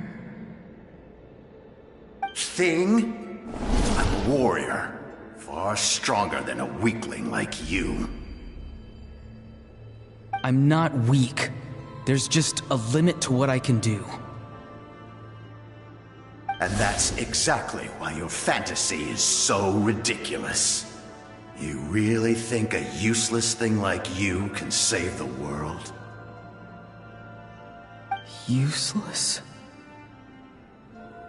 Savior? Ha! Sounds nice, doesn't it? But, does such a person truly exist? Even if they do, why would you have to become that person? Hmm? Exactly. Most people live like that.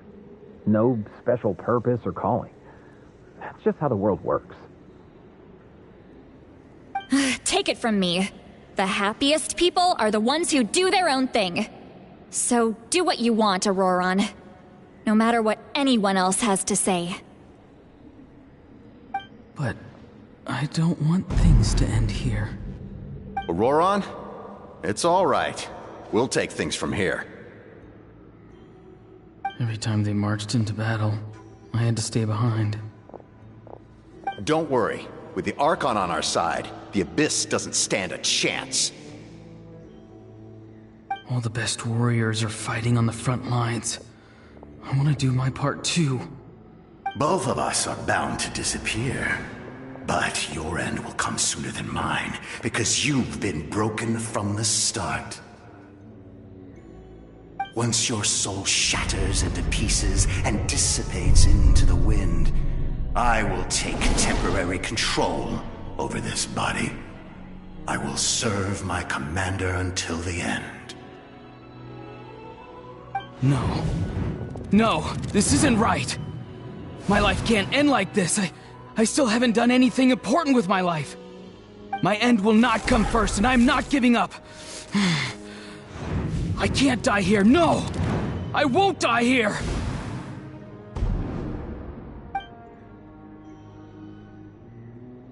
Auroron! Auroron!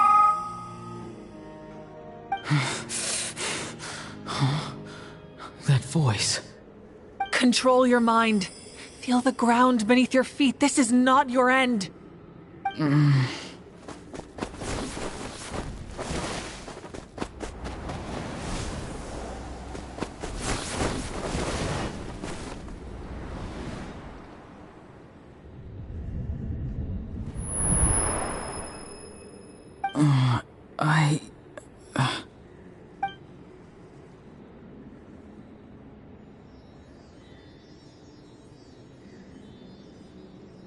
His eyes are open! He's alive!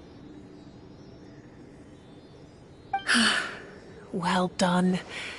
You managed to do the impossible. Uh-huh. What do you mean? Don't try to talk. Focus on holding yourself together. I can't believe the captain did that. Maybe he thinks of Auroron as a comrade. He was helping to rein him in all this time.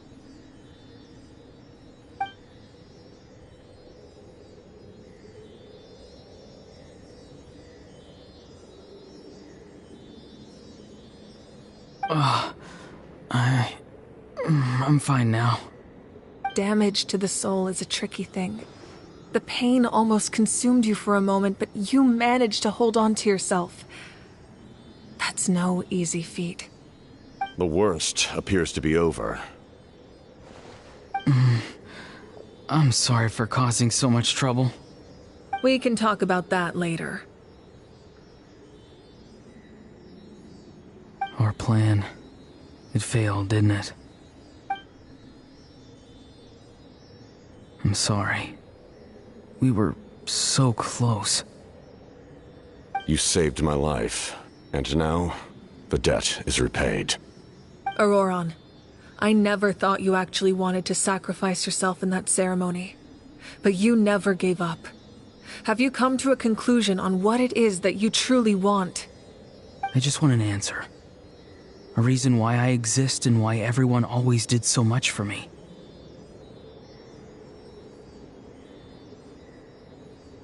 No one is born a hero, and no one should be treated like one from birth. I had a chance to do something important back then, but I failed. All I want is to find some more ways to make up for that. The answer you seek now lies before you.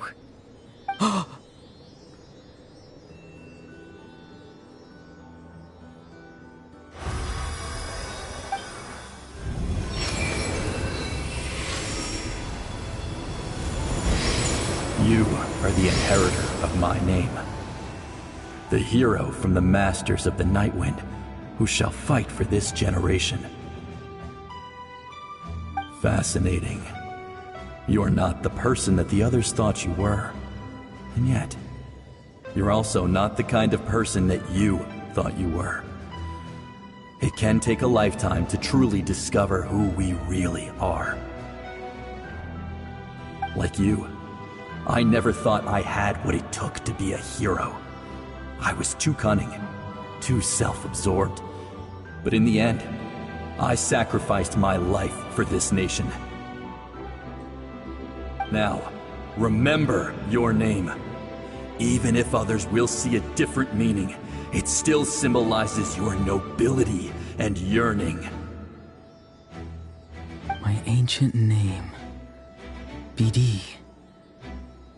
It means devotion. You will give your all, not for the sake of a heroic death, but to do justice by the answer you found for your life. For that answer, you will offer all of your strength and be born anew. Through your devotion, you will prove your worth. Having foretold his own death, the omniscient man holds a feast in celebration. Let us raise our cups in honor of his heroism and send him off with this final tribute. For at last, his wish is now fulfilled. It's nice to see you again, Sunhudge. With your recognition, we now have the 5th hero of this era.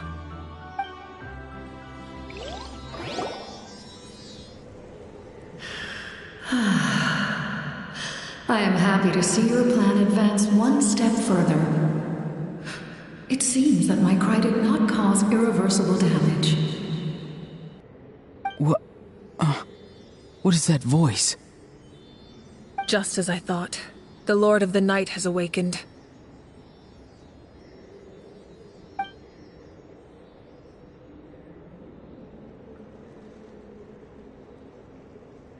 Lord of the Night? As in the one who rules over the Night Kingdom? I preside over a realm of souls. Due to my limited power, sleep is the only way I can extend my existence. When you activated the device, I awoke and could not hold back my cry. It is a sound that agitates souls. Most of you are unaffected because your souls are intact. But with a damaged soul, the effect on your friend was heightened, and his soul almost shattered as a result. And yet, his soul remains in one piece. He managed to overcome this obstacle through sheer strength of will.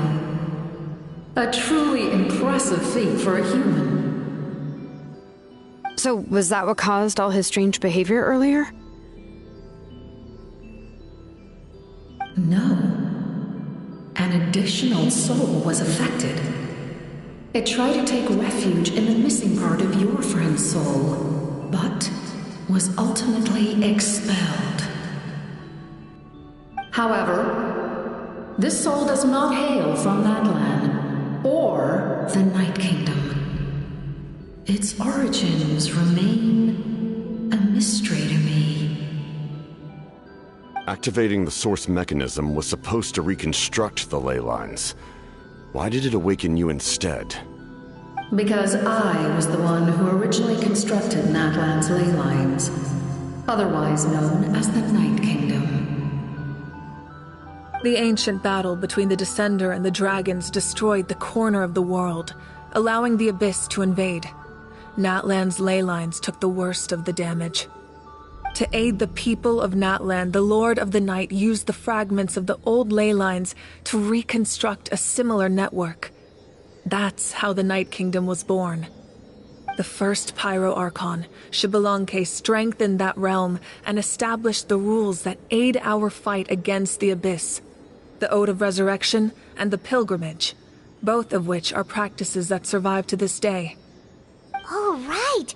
You said before it all came from the power of the heavens. The ancient dragons tried to use this device to strengthen the ley lines by imbuing them with power.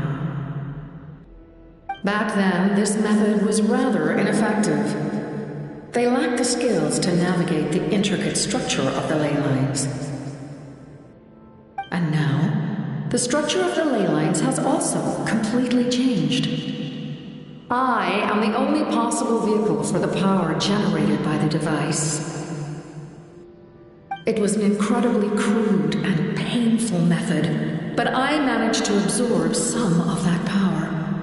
Now, I can speak to you like this and provide you with aid, such as rebuilding the ley lines once more, at the cost of my own existence.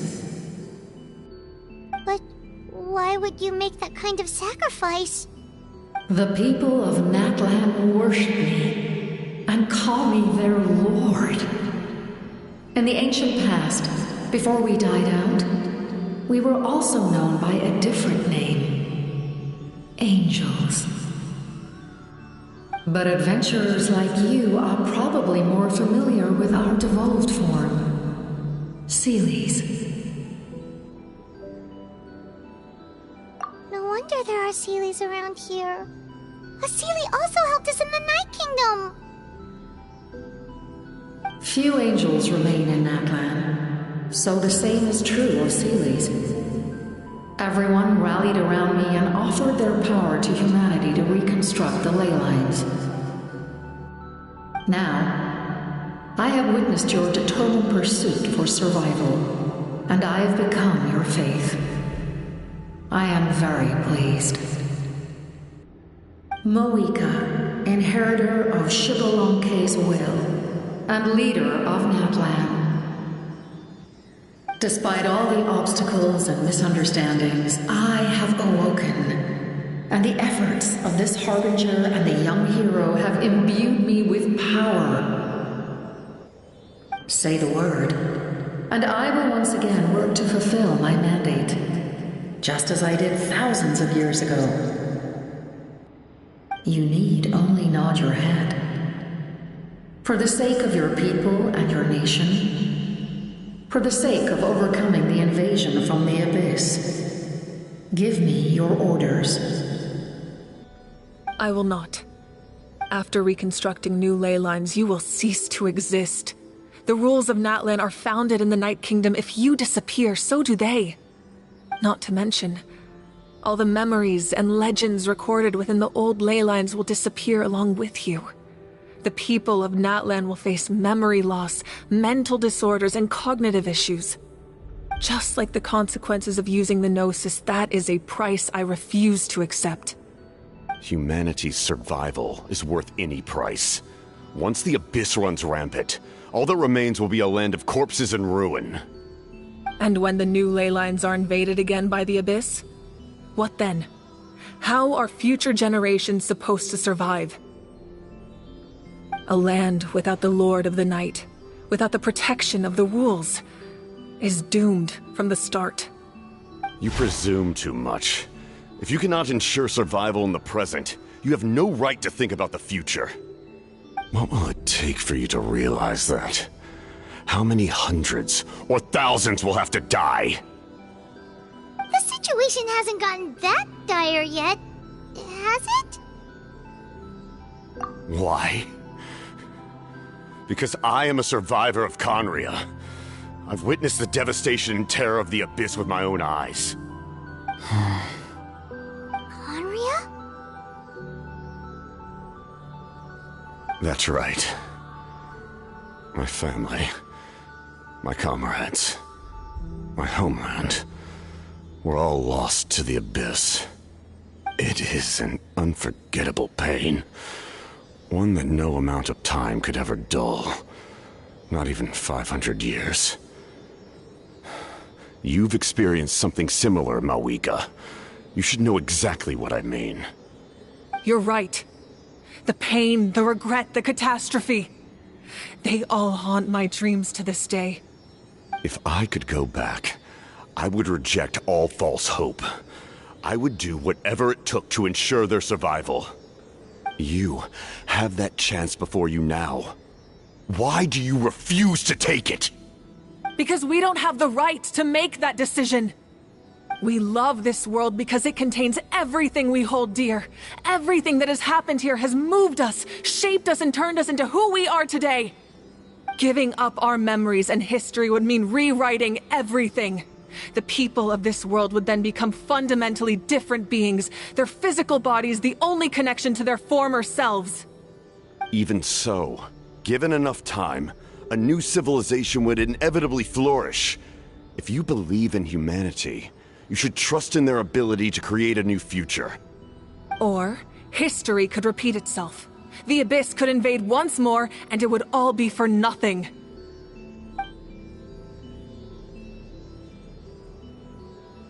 Can I say something? I once carried the hopes of many people, and I was also desperate to save our nation. In the captain's plan, I saw a chance to ensure our survival. But as I was on the brink of death, my wish for life and purpose was rekindled. I've been very fortunate to be well cared for by all the people in my life. I refuse to forget that. My feelings were so strong, they overrode my compulsion to sacrifice myself for their safety. No matter what path lies before us, we still have a destination. If we lose our way now, we will lose the meaning of our existence. That's right. Natlan's heroes gave their lives so we could have this chance against the Abyss. Their sacrifices are our blessings. Not only are their deeds and spirits exceptionally meaningful, they may also well be our path to victory. I don't want to give up just yet. Yeah, we're just one hero short. The power from the device will allow me to remain awake for some time. I stand at the ready should you change your mind. Even if you fail, you need only send someone my way. My offer still stands. Humanity is truly remarkable. Even the gods in the heavens hold you to be special. Even now, you stand before me, dazzling like the sun. You must have a profound connection to this land since you're so determined to save it. But what are you really trying to protect? The land or its people?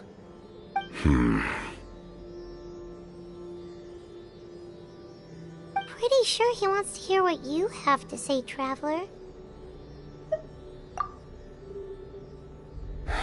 Fine. I suppose we can wait. Now that Auroron has inherited the memories of his forebear, there's only one hero left. Your plan does have the potential to generate the best outcome. In the meantime, you shall have the aid of all the Fatui under my command. Thank you. Having such a powerful harbinger on my side is a big advantage. I know we may never completely see eye to eye on what it means to protect life, but for now, I'm willing to fight by your side.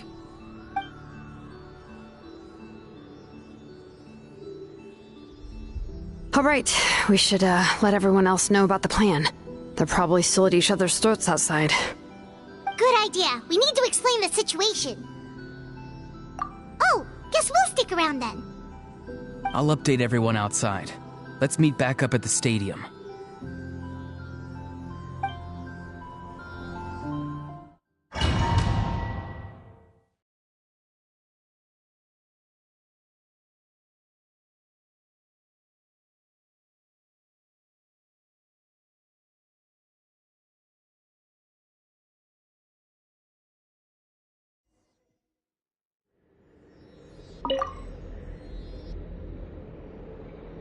You come to me with many questions, and you should be rewarded for your bravery.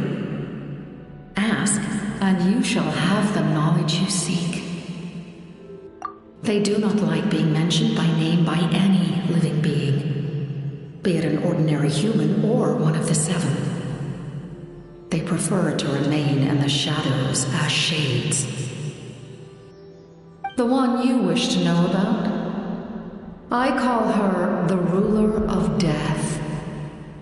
She helped Natlan establish the rules. It was also under her guidance that I created the Night Kingdom. It was an expression of love, as well as an act of reparation. She was seen as having significantly overstepped her authorities as a shade, which quite displeased the almighty heavenly principles. She succumbed to self-pity as a result, and no longer cared if others discussed her identity. Even so, her existence remains unknown to all but a select few. Self-pity? Please don't tell anyone I used that word. I'm just trying to speak plainly to conserve energy. You come to me with many questions, and you should be rewarded for your bravery. Ask, and you shall have the knowledge you seek. I'm not familiar with that concept. The device is capable of weaving and creating ley lines, you say? Even I cannot create something from nothing. I can only reconstruct the ley lines by reassembling the yet intact components into a new structure. If that power were available to the people of Natlan, they might have a new option against the Abyss. You come to me with many questions, and you should... Phlogiston is Teyvat's primordial form of energy. The heavenly principles used phlogiston as a basis for the creation of elemental energy, to develop a power to better counter the Abyss. Have you heard of the concepts of the light realm and the human realm? That explanation might take too long.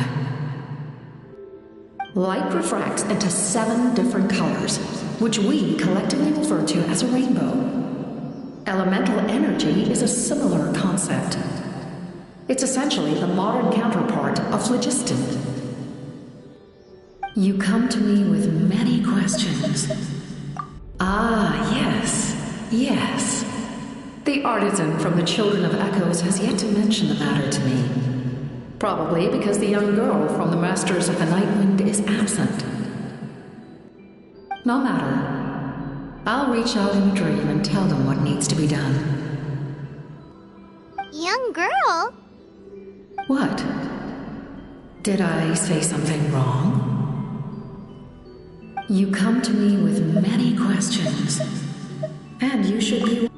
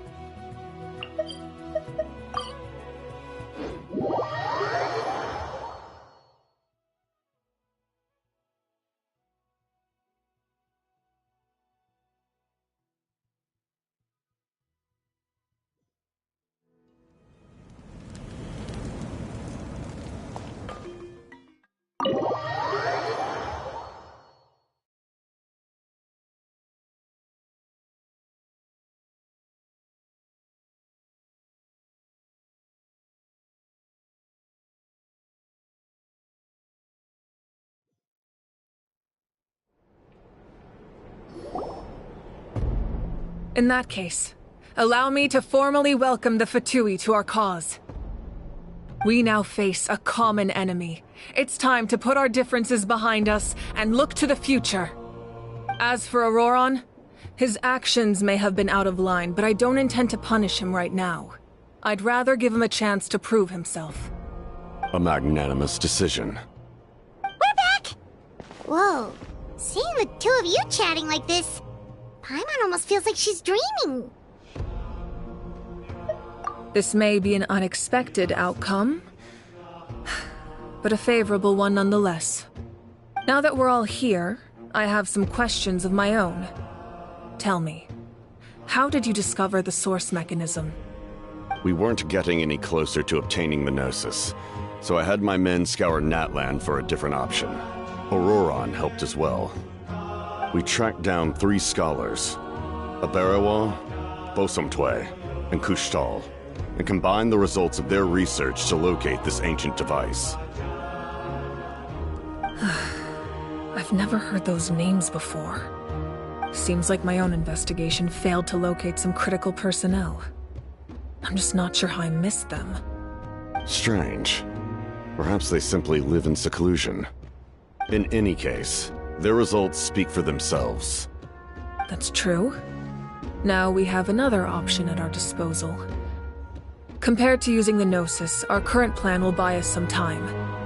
And if all else fails, we still have this plan as a last resort, even though executing it will come at a heavy cost. But that means making everyone forget their past! We should definitely try to avoid it if we can. Oh, actually, speaking of the Gnosis, how did you know what it could do? That story begins with the Cataclysm 500 years ago. I failed to save Conria from the rampage of the Abyss. When the situation became unsalvageable, I fled to Natlan with the remainder of my platoon, only to find that Natlan had fallen victim to the same tragedy. I defended this land for quite some time, and, in the process, met the chief of the Masters of the Nightwind, Aizu. I'm sure many people viewed Conria as the cause of the tragedy, but Aizu was kind to me all the same, and even helped me in my time of need. From that moment, I made it my mission to aid Natlan. In battle, a warrior fights to win. Even though my homeland was lost, I was already committed to this fight. Together, Aizu and I fought many battles and overcame countless hardships. However, he was unable to escape his fate, and, in his final moments, told me the secret of the Gnosis. So it was him. He recommended using the Gnosis on several occasions, even before the tragedy. But I turned him down each time. You knew him, and you fought for Natlan all those years ago. Why don't I recognize you? It must be the mask. Even without the mask, my past appearance is long gone. Even with the curse of immortality, the flesh still rots. Wait, do you know someone named Dainsleif? That problem doesn't seem quite so extreme for him. You've met him already? Yeah, a bunch of times. Sounds like you know him too. During the age of Conria, all I knew was his name. The last time I saw him in person, he was traveling with the princess. He carries a degree of pain and hatred that far surpasses my own.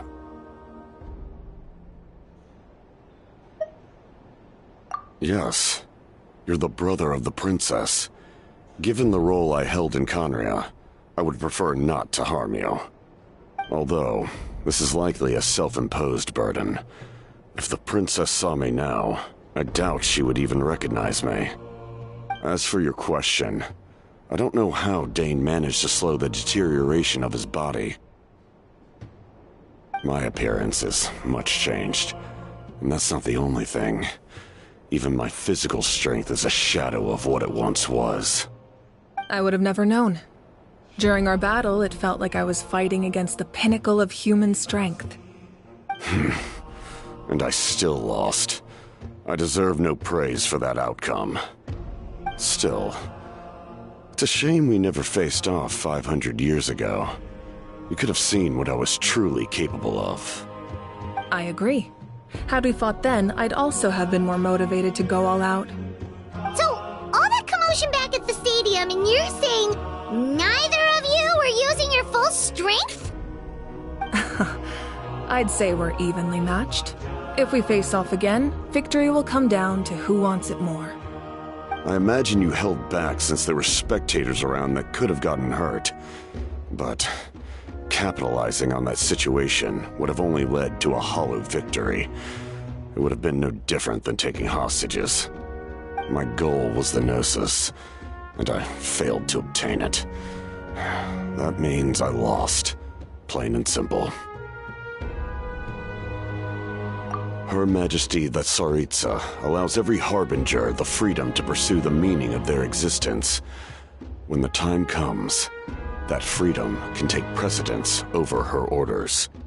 That's why our methods can be so radically different, despite sharing the same goal and the same sovereign. I needed the Gnosis because I came here to save Natlan. That was my primary motive. Once Natlan is saved, if the Gnosis still remained in my possession, I could bring it back to Snezhnaya. My decision regarding the Gnosis will not change. So let's focus on the Abyss for now. Right! What happens when all 6 heroes are together? We will unleash a great power that can be used to thwart the Abyss. But only once. It's a power that Xbalanque gained from Renova.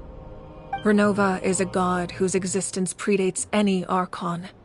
You can think of her like an emissary of the heavenly principles. She controls the power of death. Wait, is that why you have the Ode of Resurrection? Yes. Renova also orchestrated Natlan's rules. As for the Divine Throne, like I said before, when a human ascends to the Divine Throne, their inner flame will awaken. The size of the flame depends on the person's potential. The same principle applies to the ruler of Death's power, with one notable distinction. The amount of power inherited will not change depending on your ability to tolerate it. In other words, it's a kind of power that not everyone can withstand. But if you survive the trial, you will gain unprecedented strength, and the ability to harness powers more formidable than any Archon. That still sounds really risky. We cannot walk this path without accepting risk. Mualani charged into the Night Kingdom despite the abyssal contamination. Auroron fought back from the brink of death. In the face of their bravery, I must respond in kind. That is my duty. Spoken like a true leader. All right, that's enough for one day. You should head back and get some rest. I'm sure you're exhausted. The Abyss will likely sense the change in Auroron. It's possible the frequency of the attacks will increase. There are many challenges to come, so we need to be prepared. When you put it that way, Paimon feels even more exhausted. All right, let's head back.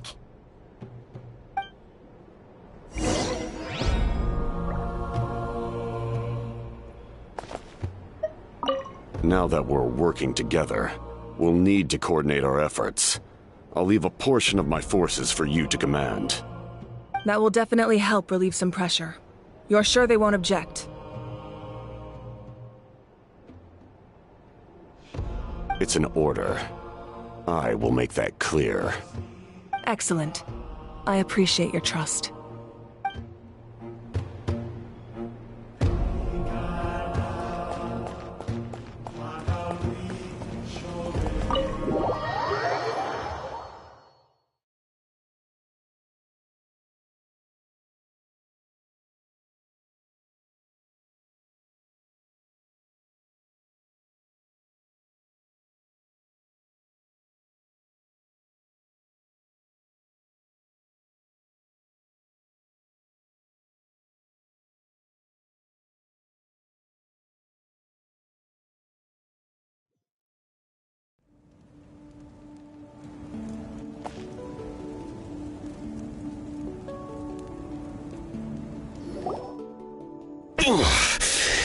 That hurts.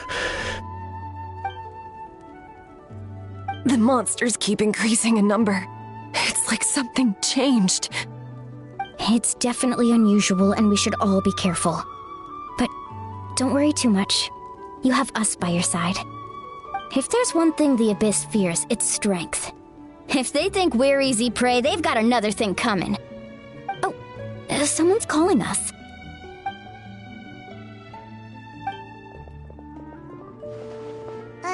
Something wrong, Traveler?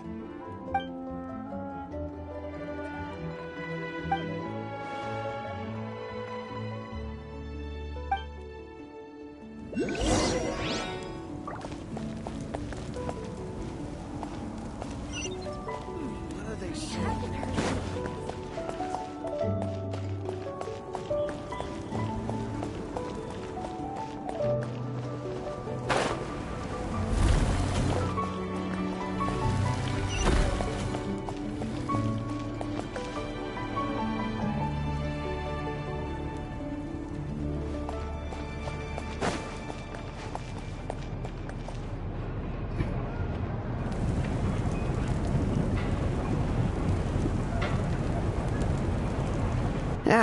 Nope. We can't give any of these to our soldiers. They were not tempered correctly at the forge.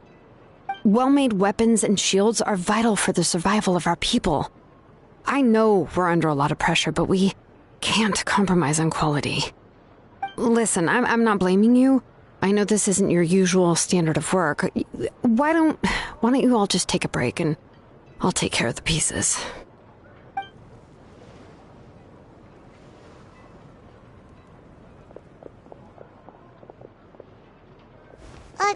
Hey, Shilonen? Is something wrong? Nothing I can handle. Just, some rushed defective goods, that's all. Even the most skilled craftsmen make mistakes under pressure, and if you two want to avoid the same fate, you should really get some rest. You must be exhausted too. Don't worry. I like it that way.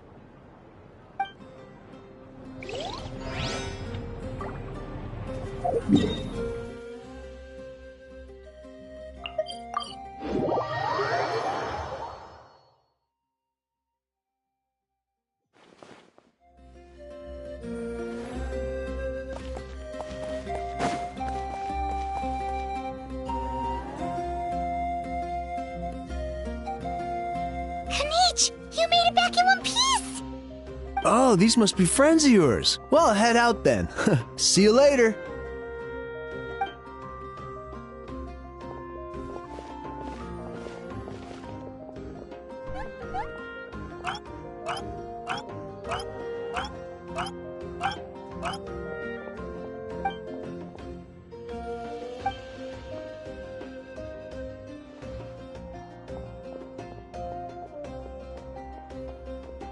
Yeah, a lot happened while we were in the ruin. We'll tell you about it some other time.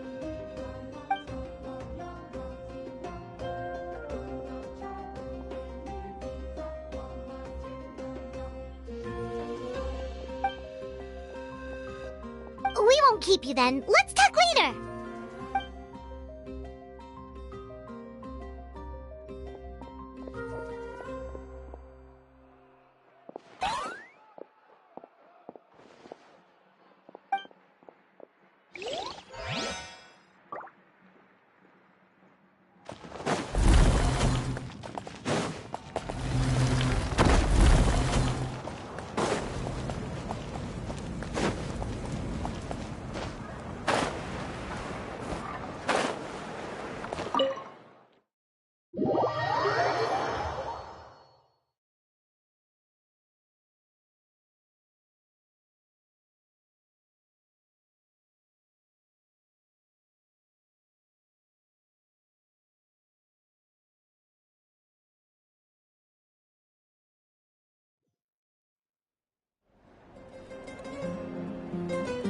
Auroron.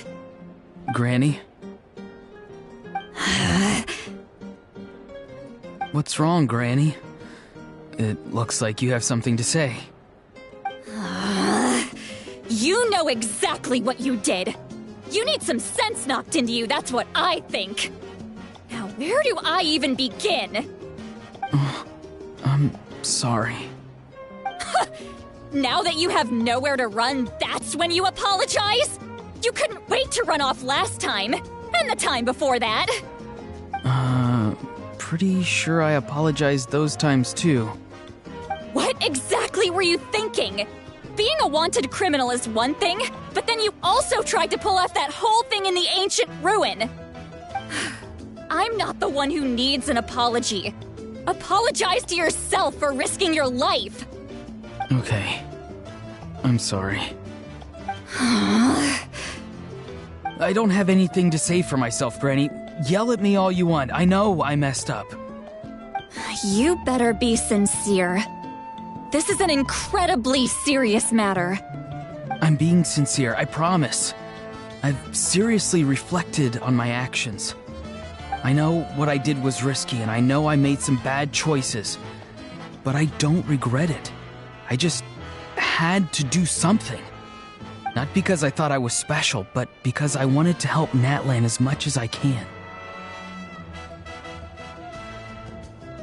Of course, in the end, I just ended up causing more trouble, so you're right.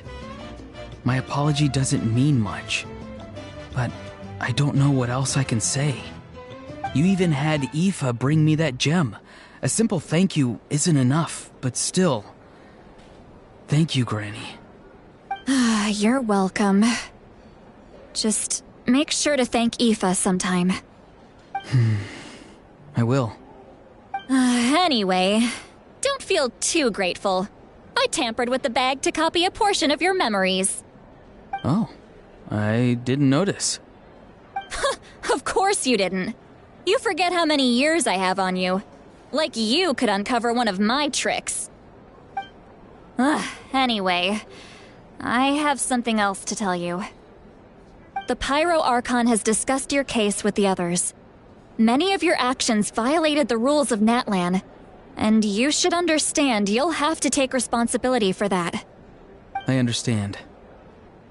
But your efforts weren't entirely meaningless in the end.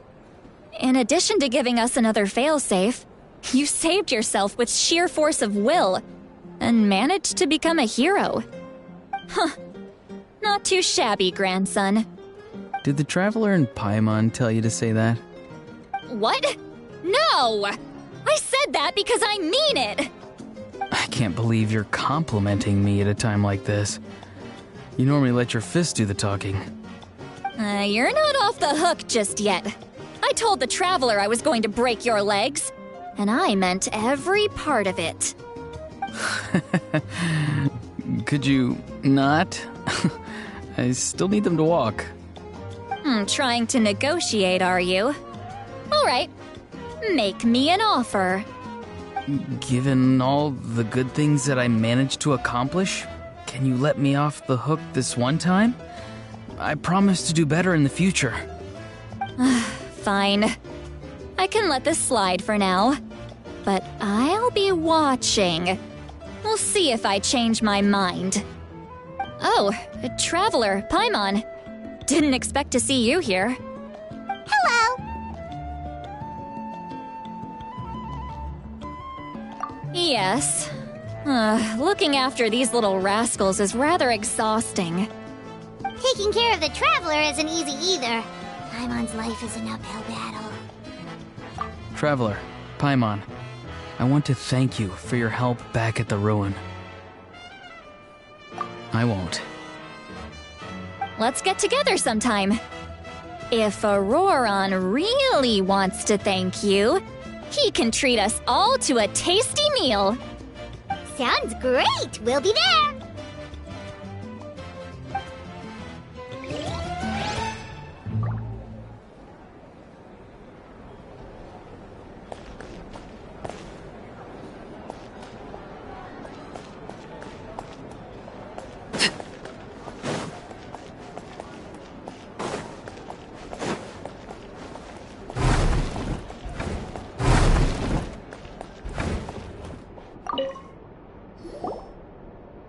here done for the day, we should get some rest. Paimon has a feeling we'll need it for tomorrow.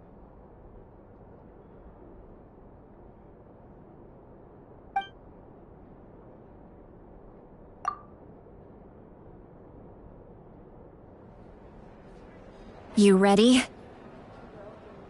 Yep. Let's go meet the Lord of the Night.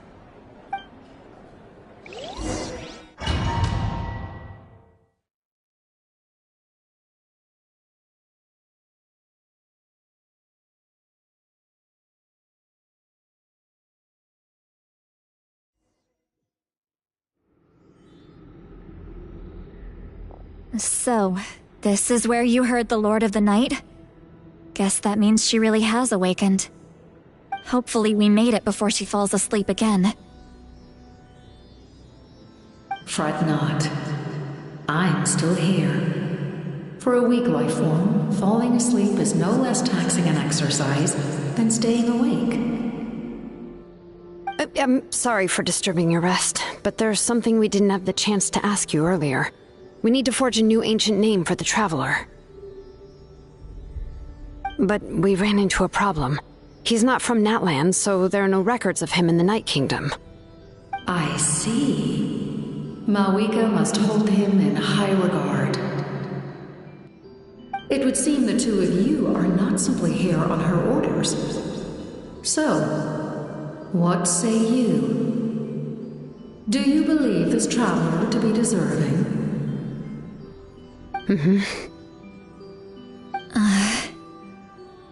Speak your mind. There are no others here. You are both my children, both children of Natlan. I would hear your opinions on the matter. He is special. He saved Kachina and devoted himself to helping us avert this disaster. Natlan owes him a debt. But that debt has not been repaid, and with an ancient name, we can at least guarantee his safety. Even though that guarantee will come at the cost of your own life? Yes. So, it's true. Forging an ancient name consumes the life of the craftsman.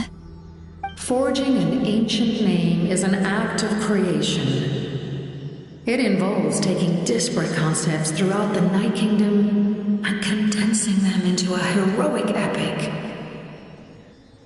But it takes time for the new concept to be integrated into that realm.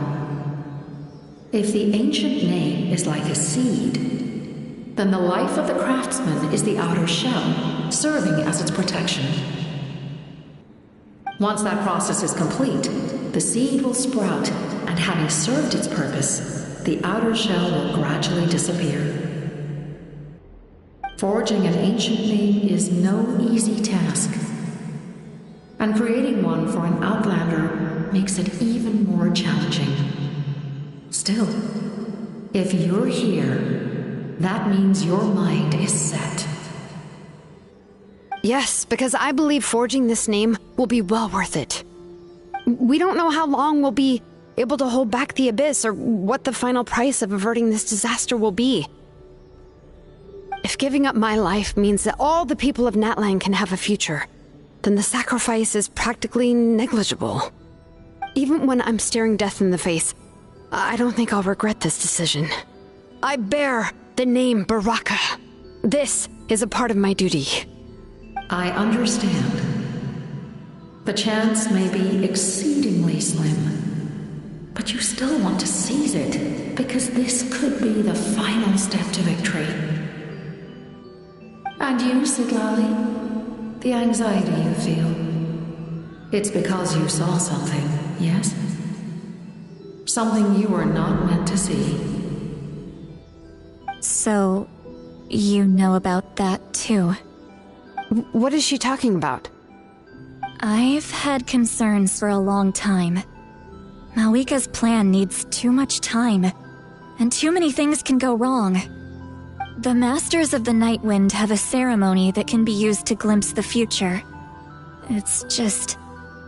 using this power on the Pyro Archon has always been seen as a taboo. And you did it anyway? What did you see? death. A key part of Malwika's plan is using the 6 heroes to release the power Xbalanque obtained from the ruler of death.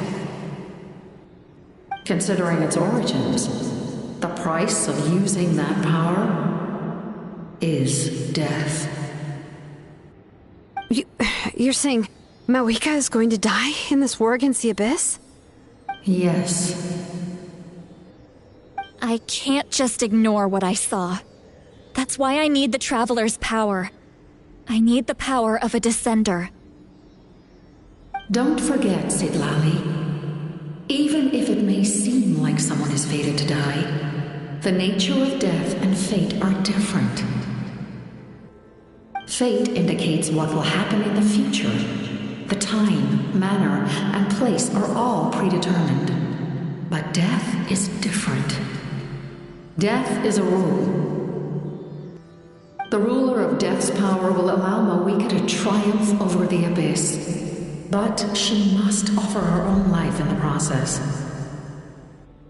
The ruler of Death cares little for the time and manner of a death. She simply guarantees that it will occur. Fate may be able to influence the timing, but that is all the Traveler can change. Wait, you're saying we might be able to change when she dies, but not the outcome? I cannot help you with this, I'm afraid. It's beyond my capabilities.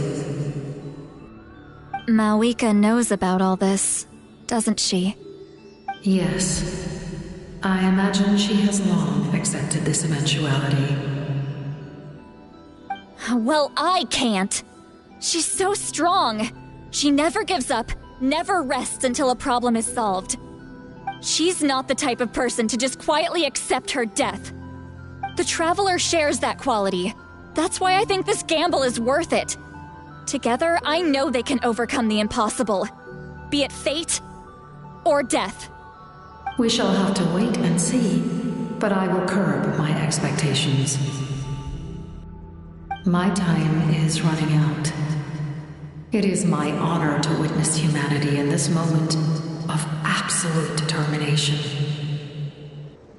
We won't forget your contributions. Once we deal with the Abyss, we'll find a way to keep you alive. Thank you for saying that, but there is nothing you can do. How many years of life are enough? 10? 100? 1,000? 10,000? The Night Kingdom will disappear. The humans will continue to fight against the Abyss, and in the end, all will cease to exist. When you consider all of that, extending my life is meaningless. That's what makes us different. Even if our end comes tomorrow, humanity will still do whatever it takes to survive today. Exactly. Times like these always fill me with admiration and reinforce my commitment to the mandate I shoulder. My creator was right in esteeming you as special above others. Here. This is my gift to you and an extension of my will. It can record the Traveler's experiences in this land, whether from the past or the future. With it, you can forge the ancient name you desire, and the Traveler will also become a hero forever recorded in the memory of Natlan. Thank you. We're sorry to ask this of you when your strength is already all but spent. Really. Thank you so much. Your thanks are unnecessary. This is the least that an angel can do. Time for you to leave. It's getting dark.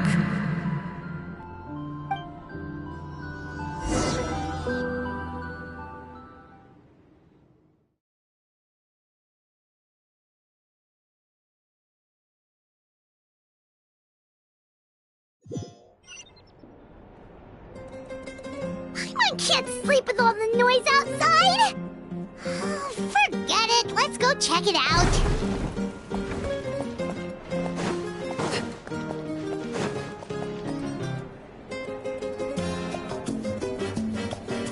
Shilon and Lolly, is there a reason you're up so early? We went to see the Lord of the Night, and she gave us this. Like I said before, I couldn't forge your ancient name because there was no record of you in the Night Kingdom.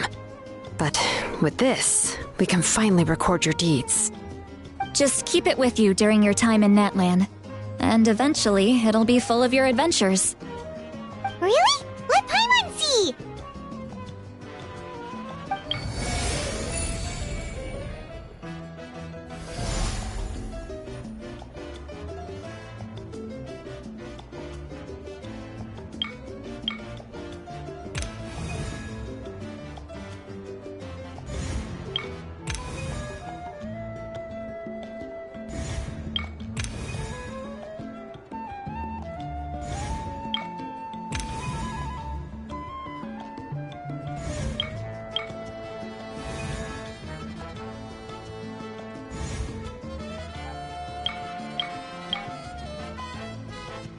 Whoa, it's the two of us!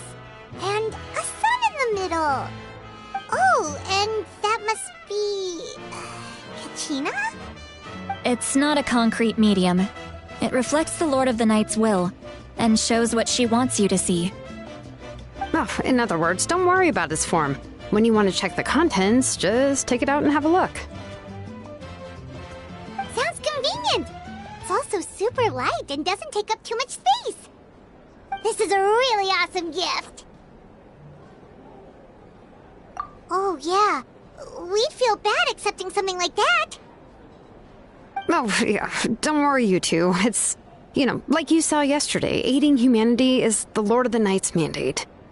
She would have willingly reconstructed Natlan's ley lines at the cost of her own existence. She wouldn't ask anything in return for this. Exactly. Just take it. Well, if you say so.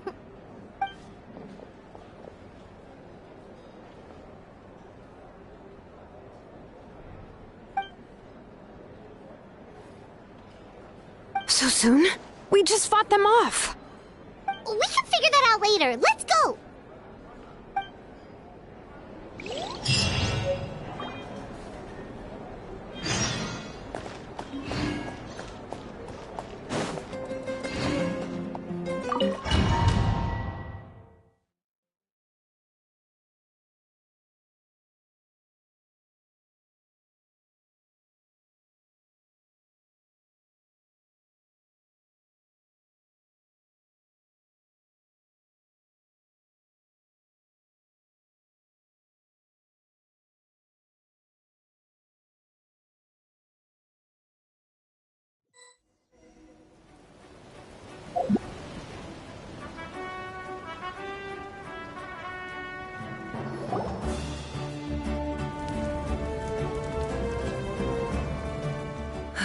I see.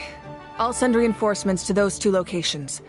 This other one is too dangerous. I'll handle it myself.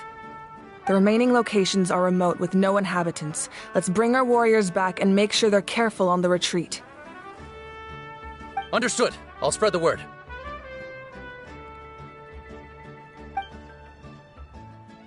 We're here. What's going on? Kachina said the Abyss attacked again? Yes. It's not looking good. Our forces have always been able to handle the sporadic attacks, but now, there are more monsters than ever, and the attacks are more frequent. What about the scale? What areas are they targeting? All of Natlan. Not just around the stadium, but even the remote areas of the Collective of Plenty are reporting attacks. Could this also be some kind of omen? If things continue like this, then... We won't last much longer, I know. What we're seeing now is the desperation of the Abyss. It knows we're only one hero short. I don't have the strength to fight it right now. This is its best opportunity and its final chance. You're saying we just have to hold out for as long as we can? It'll be a long fight. Our current focus needs to be on protecting civilians and conserving manpower. There are caravans and adventurers trapped in the wild. Many of our warriors have already left to rescue them, but they'll need reinforcements.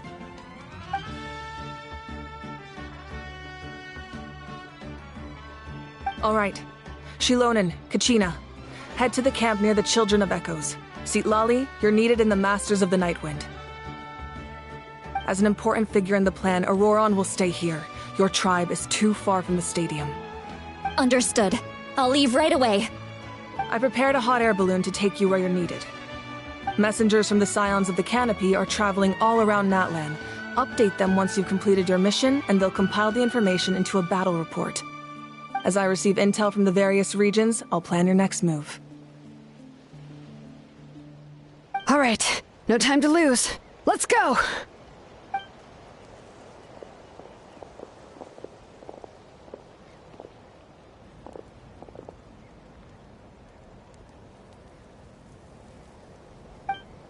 What about us? Where should we go? I received word that a small team escorting civilians back to the stadium was attacked.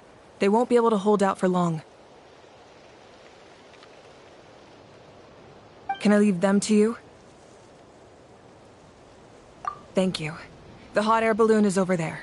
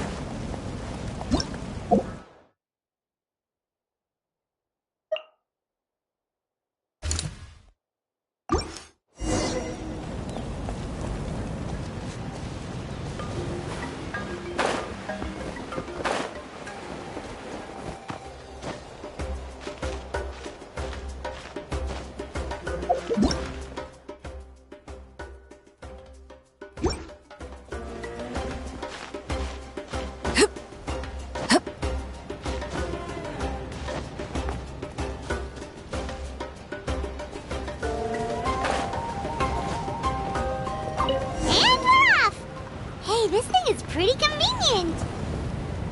It's not only fast, but also saves us a lot of energy.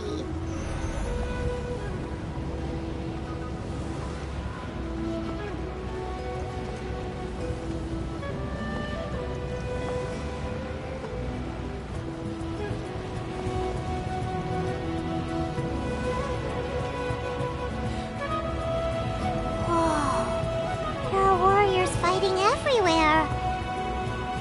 Seems like chaos in the making. Good thing for those battle reports.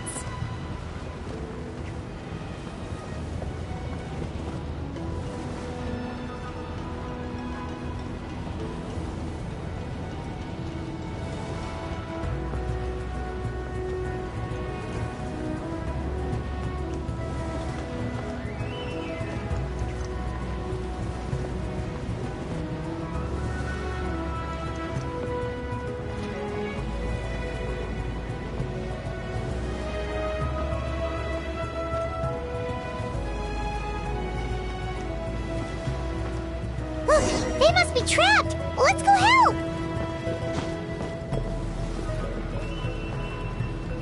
Reinforcements! Thank goodness!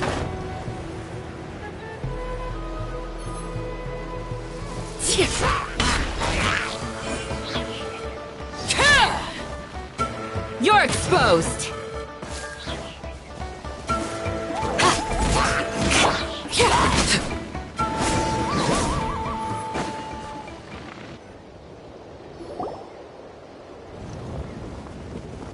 Thank you for coming. We were almost at the breaking point. There were just too many monsters. They just kept coming, wave after wave.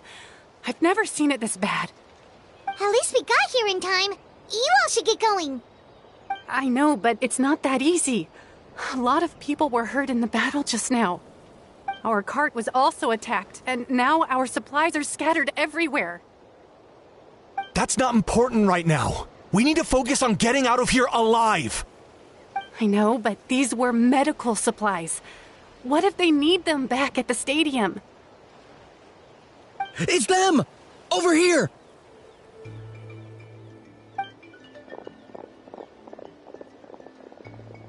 We came to help, but looks like you don't need it. Nice job making it through. Now we can head straight to the next location. What other areas need help? Here, take a look at the latest battle report. Messengers from the Scions of the Canopy are traveling all around Natland to pass along the latest intel. If you see a messenger from the Scions of the Canopy, feel free to ask them about the latest battle situation. Thanks! Now where should we go next? Seems like you can hold your own in a fight, so let's split up. Choose where you want to go and we'll take the rest. Still looks like they could use some help here, though. These supplies are really important. What should we do? It's all right. Don't delay your rescue efforts on our account. But if we stay here too long, the monsters might come back! What do you think, Traveler? Should we stay and help? Paimon will do whatever you decide.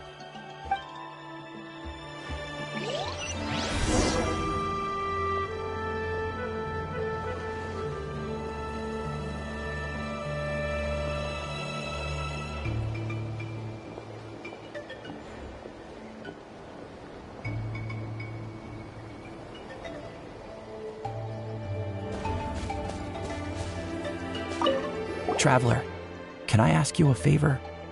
My mother's a doctor. When she heard about the attacks in the wilderness, she rushed out to help, and I haven't heard from her since. I'm worried. She's not a fighter, and I can't leave to check on her. I want her to stay out of this. So if you see her, can you please tell her to take shelter?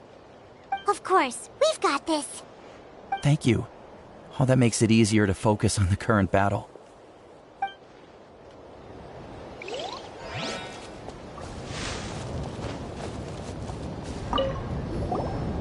Do you get scared? Normal? You mean I'm not being a coward?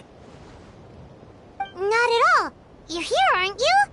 Ready to fight even despite your fear. That's impressive. Oh, yeah. You're right. Thanks, you two.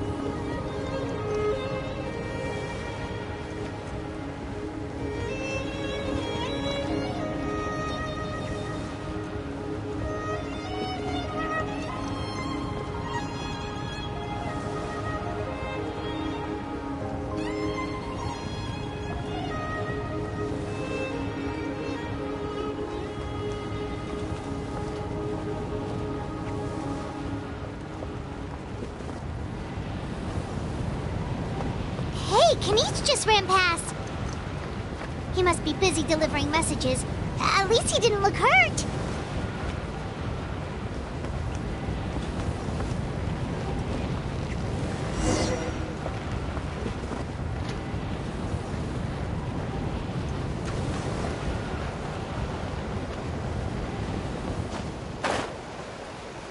This is it!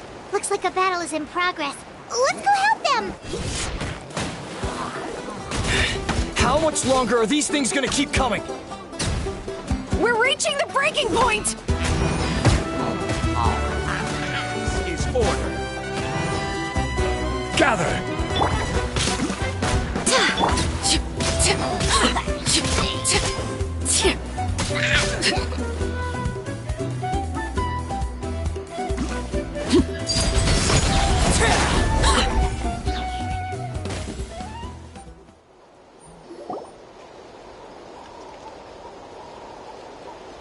Oh, thank you so much.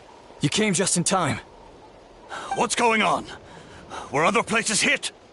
Yeah, seems like it. The Pyro Archon told us to be ready to evacuate. She warned us something like this could happen. But I never thought there would be this many monsters. You got here just in time. But what should we do about the wounded? The wounded? This area was hit bad. We're housing the wounded in this house for now, but we're short on medicine. It's not easy for them to get around either. We don't know what to do next. We're sitting ducks if we stay here, but we can't just leave them behind. Thank goodness you're here, though. You saved us all. You're right. The monsters are gone, so should be safe for now. Some of my men can escort them. That will take time, though. And some of the wounded can't walk. They might have to stay here. Don't worry. Once we escort the first group, I'll call for reinforcements. That way, everyone can evacuate. Let's help them out here for now. Then we can head to the next area. Oh, there's a messenger over there. Don't forget, we can get the latest intel from them.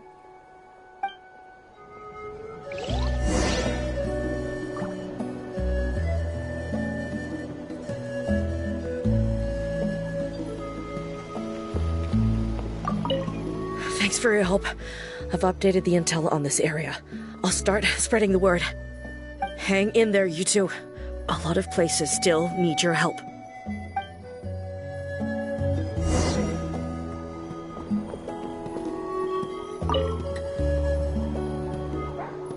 No! I don't want to go.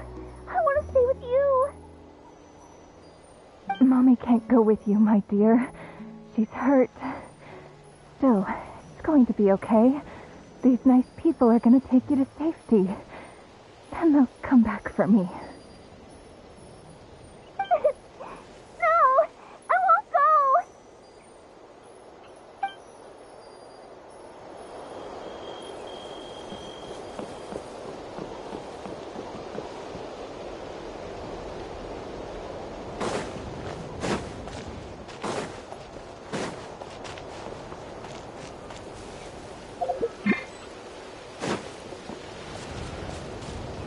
Quick! Over here! Follow me! Look! Someone's surrounded! Overruled! We shall prevail! Yield!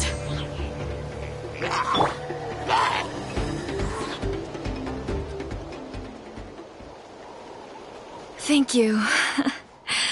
They really came out of nowhere. Yeah, that was close. Thank you for coming all this way to help us, Doctor. Just doing my part. Doctor? Wait, do you know Tapos? He's my son. Why? Did something happen to him? No, he's fine. He's just worried about you. He asked us to tell you to seek shelter. Ah, I see. I know it's dangerous to be out and about like this, but I just can't sit back and do nothing. How about this? I'll write to him and promise to team up with the next group of warriors I come across. I'll be safer that way. Sounds good. I'm sure he'll be relieved you're okay. Thank you for passing along his message.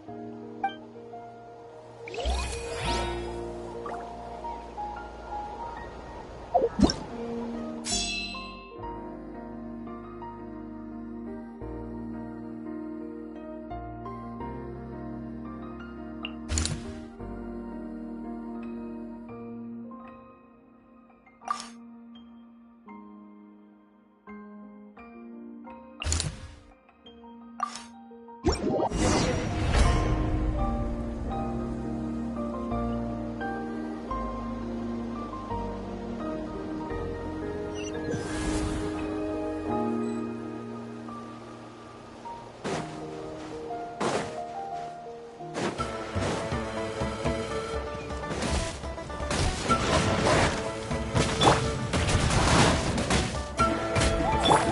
your worst!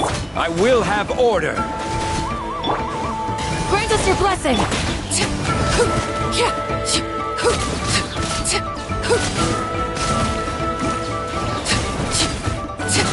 This is where you fall. Laid bare.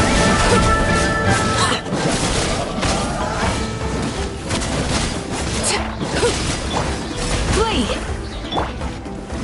Stabilize!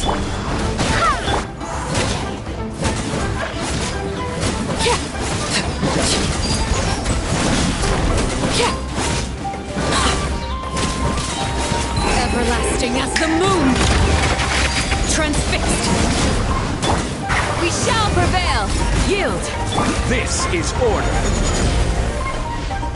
Gather! Do your worst!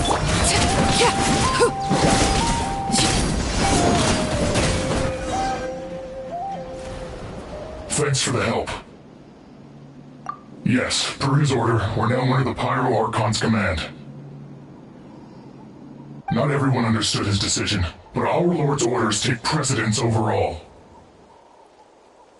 We're alive because of them. They saved us. Well, guess that means we should thank you guys. This feels so weird. Agreed. Where are you headed? The people of the Springs? That was the plan, but I don't know if it's safe anymore. I suggest heading to the stadium. Most of the manpower will be focused there, so it'll be safer than staying with the tribes. Once we take care of these monsters, some of our soldiers will escort you. Thank you so much.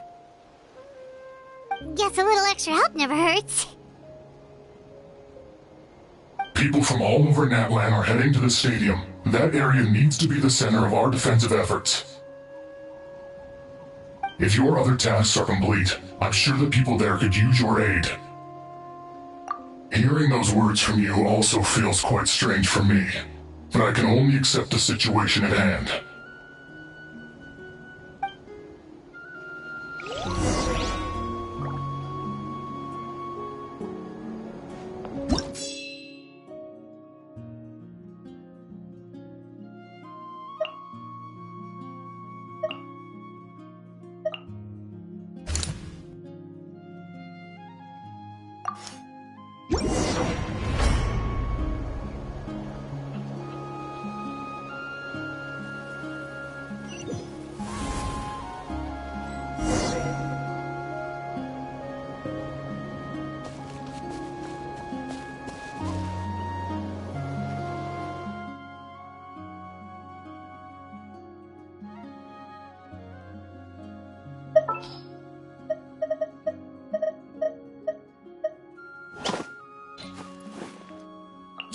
You want me on your team?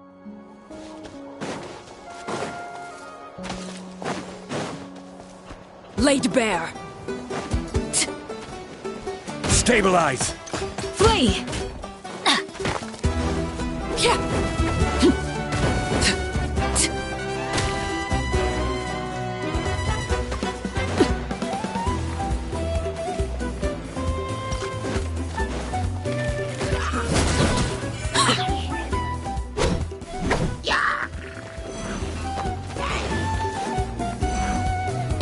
Overruled! Hear my prayer! Order guide you! I'm going in!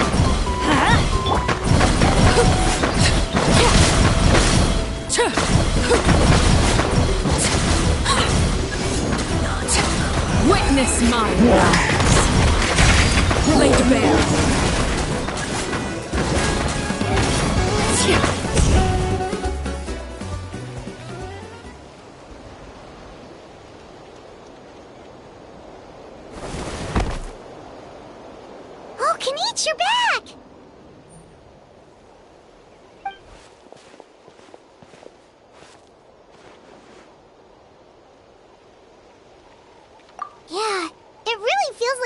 running short on people everywhere.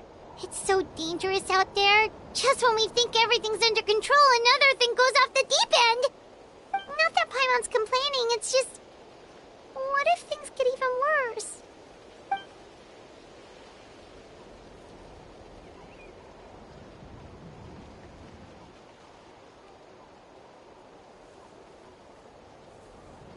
Okay, that's enough out of you!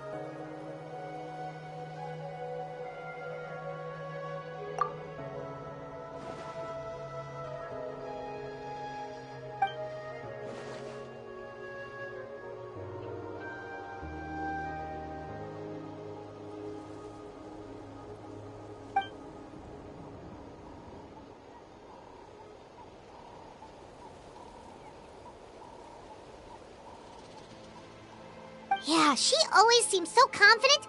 Plus, she told us you can only become the Archon by proving your strength.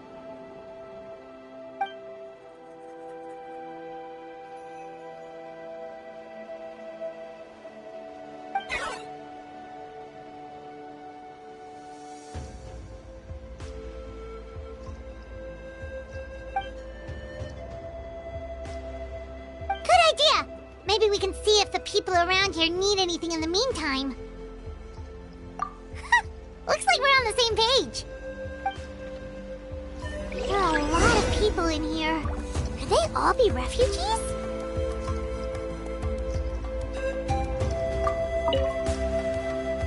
Oh, it's you two! Oh, I'm so glad you're all right. Hey, you made it back! Sure did. Dargo made sure we got back safely before rushing out again. Plus, we managed to deliver the medical supplies to the stadium.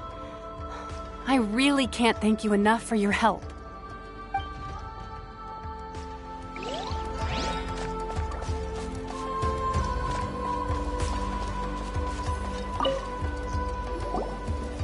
I've managed to accept my fear, but I still want to ask you one last thing. If I die, do you think anyone will remember me?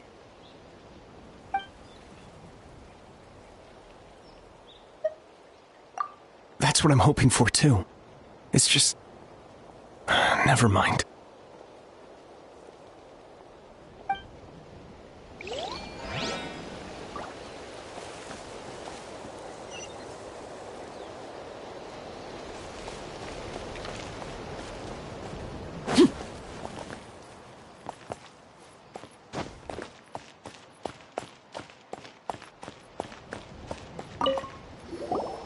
Oh, I didn't expect to see you here. My son wrote back to me and said things are under control on his end. That's one less thing to worry about for now. Anyway, I followed a group of warriors back here when I heard they needed medical personnel at the stadium. My age means I can't charge to the front lines, but I can handle things here. Everything will get better.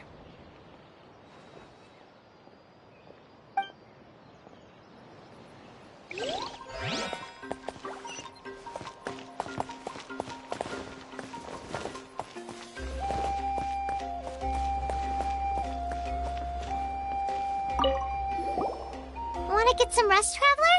We have to head out again in a bit.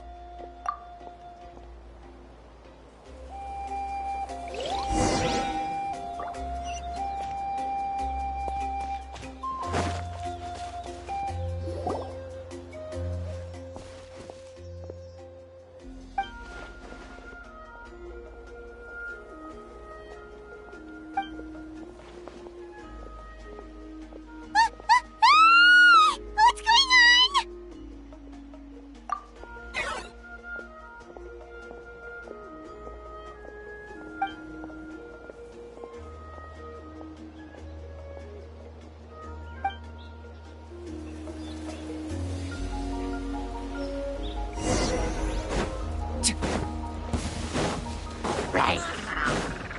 shall prevail!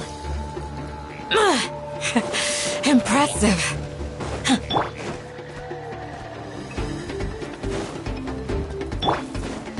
Yield! Let's light it up! Everybody stand back!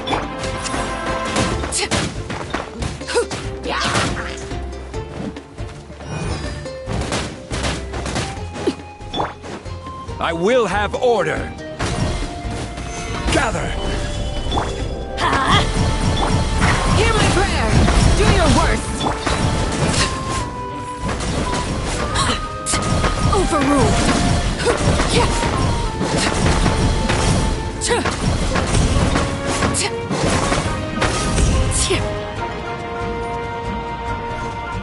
There are too many of them! They just keep coming!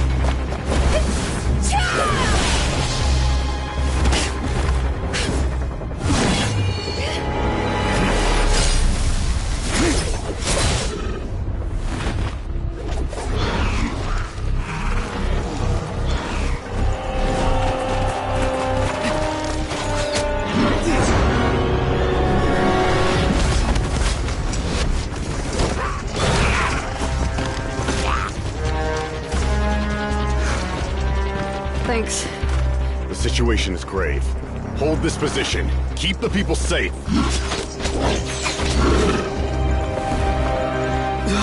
Chaos and emptiness. So that's the abyss. And it knows that now is its best chance. But the sacred flame! Archon's on the case.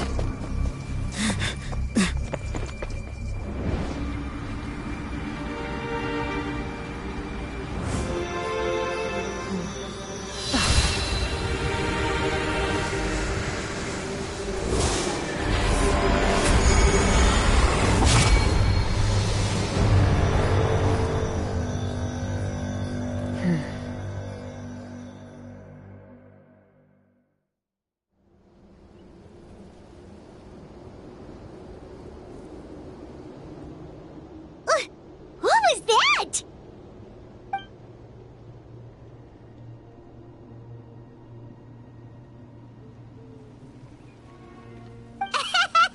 Laugh all you want, it's gonna eat you too!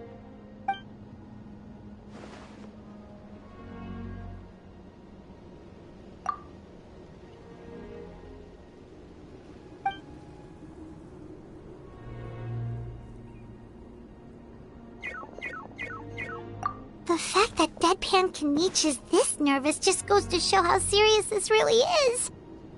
Oh, let's go. The disaster's really happening.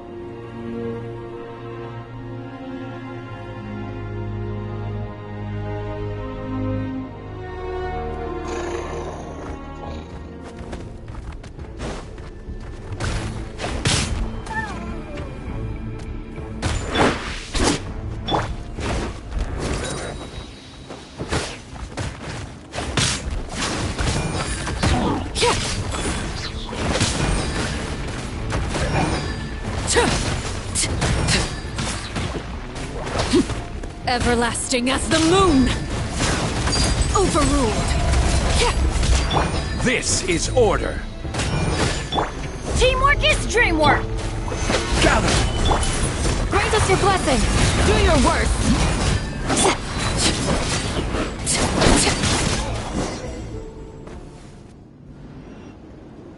Over here! Come on, quick! Hey, wake up! You, wake up! They're all dead. Oh no! Were we too late? We were on our way to the stadium with our Saurians when that dark entity emerged in the sky. Seconds later, the abyss monsters appeared and changed into Saurian form. They fought till the end to protect us. And now... Right. You need to get to the stadium. Come on, we'll take you. I guess. Thank you. Oh, I'm so sorry. Truly I am. May the Wyab watch over your souls, now and forever. Huh?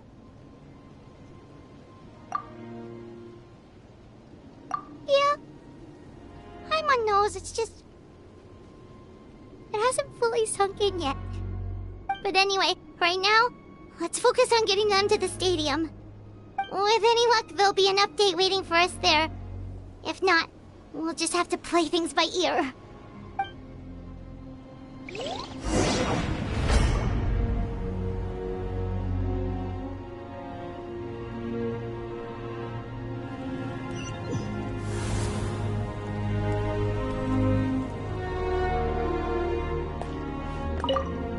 Need the latest battle report?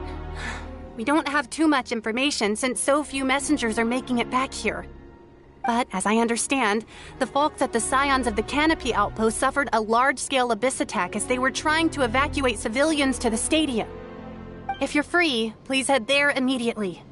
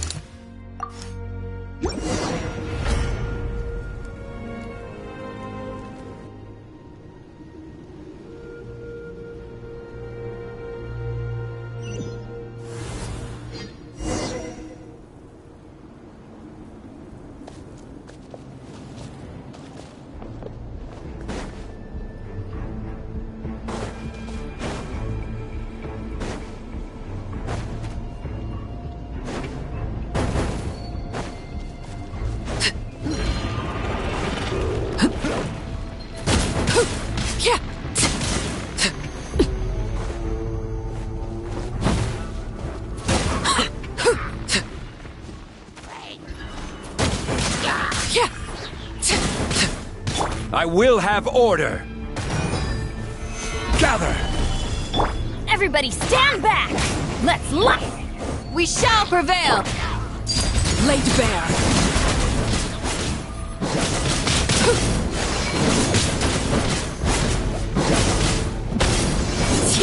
Witness my rise. Flee! Solidify! Teamwork is dreamwork!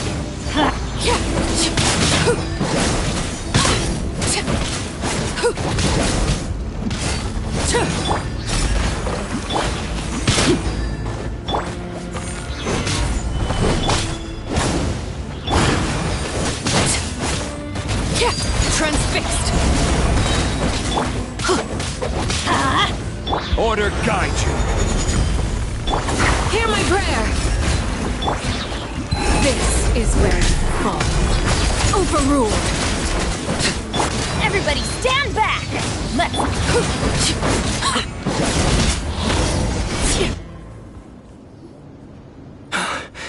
It's you. You came. After you left, some of them started evacuating the civilians, while the rest stayed behind to keep guard, but they're all dead. I'm the only survivor. We're done for now. The Abyss will attack again any minute. And then I'll be a dead man too. The last few civilians holed up indoors won't stand a chance. Hang in there. We'll think of something. There's gotta be a way out of this. Like what? None of the civilians have any combat experience. There are old people, children, wounded. They can't defend themselves. The monsters are gone for now, right? Get back inside. It's too dangerous out here. I know it's dangerous. That's why I came out. Same. Huh? What is this? Can you spare some equipment for us? I've never been in a battle before, but I'm young and I can hold a weapon. That's gotta count for something. And I used to fight in the pilgrimage when I was a younger man. Admittedly, I never made it very far. But if you hand me a spear, I think the old muscle memory will kick in. There are others willing to join us as well. I persuaded them to fight. We can't let the blood spilled by our warrior brethren be in vain. We can't watch on as our heroes lose heart. And we can't let them fight alone. We don't have much equipment left.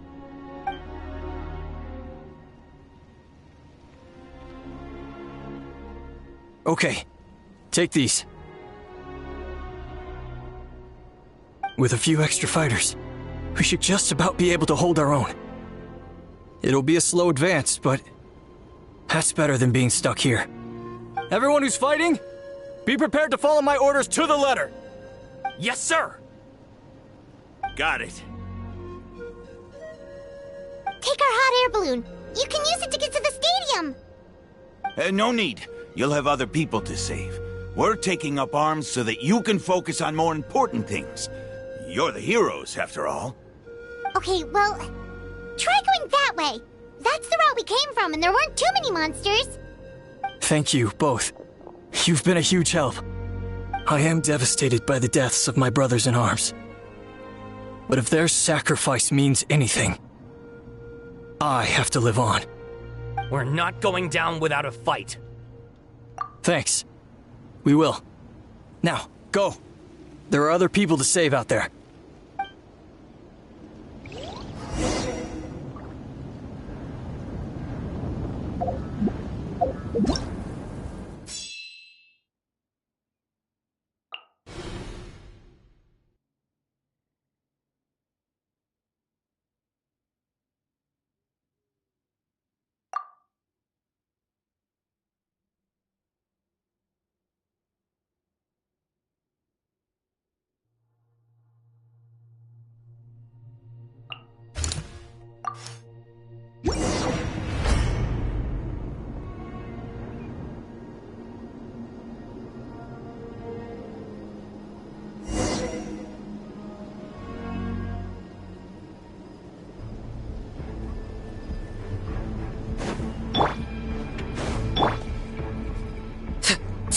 Laid bare.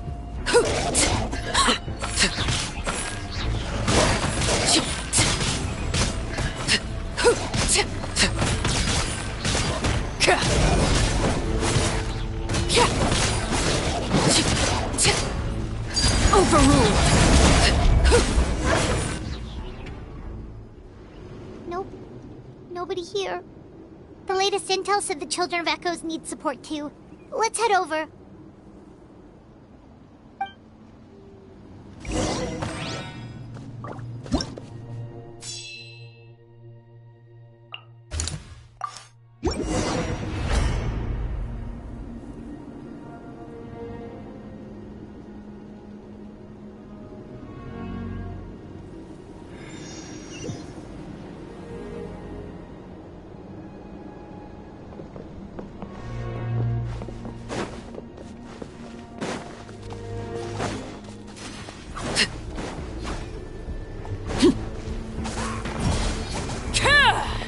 I'm going in!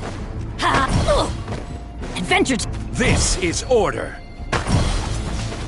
Solidify! Grant us your blessing! Yield!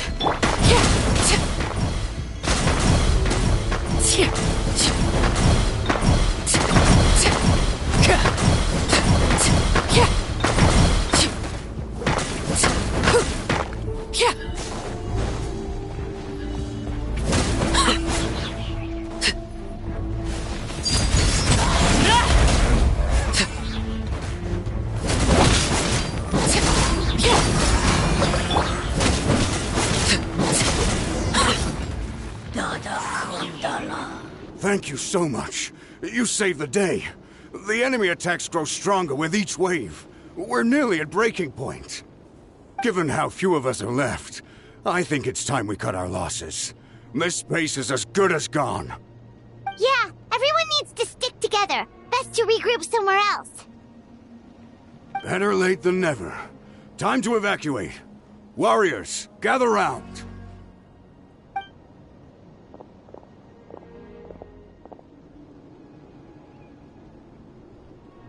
For anyone who still wants to fight on the front lines, the Children of Echo's front is the closest to here. Anyone who wants to leave will likely also see action as they evacuate, but will be afforded safety at the stadium. Those are the options. We're abandoning this base, and you're free to stay with the group or leave. With our limited numbers, I can't promise that we'll be of any real assistance to the Children of Echo's war effort. Even if we do join them, please bear this in mind as you make your decision. Now then, anyone who wishes to keep fighting, show me how serious you are.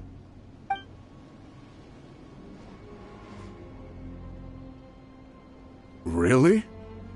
Even after my less than rousing speech? Why would we give up now, after everything we've been through? We didn't stick it out this far just to admit defeat. We can't give another inch to the Abyss. We have to fight them back. If not for our own sake, then at least for our fallen brethren. Very well. For Natlan. For Natlan! We may be few in number, but our will remains strong. We will join the ranks of the Children of Echoes, and they will be stronger for it, however little. Okay, well, take care of yourselves. Don't worry. It'll be just like another Night Warden war. We'll force the Abyss back if it's the last thing we do. Huh?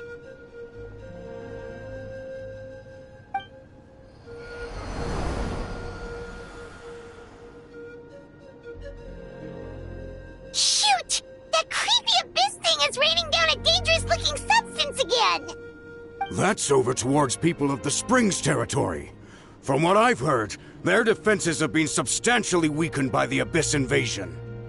Then let's head over and check on them!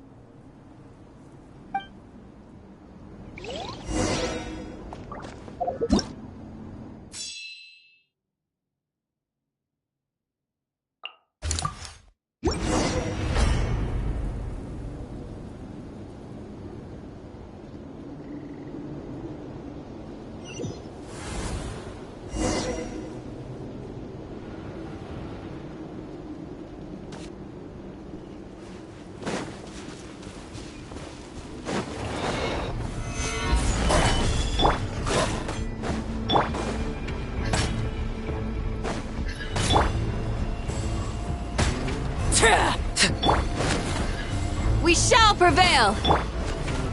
Everybody stand back!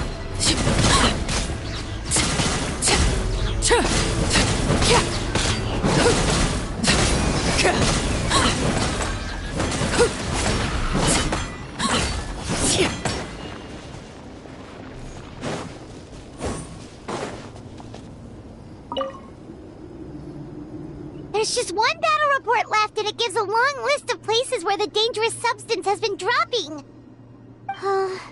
This is the first report we've had in ages, which means the messenger's job has become all but impossible. But there's nothing we can do about that. Our priority is to get to the next affected zone. Even if we don't find any survivors, maybe that strange substance over there won't be as rock solid as here. There's a chance at least.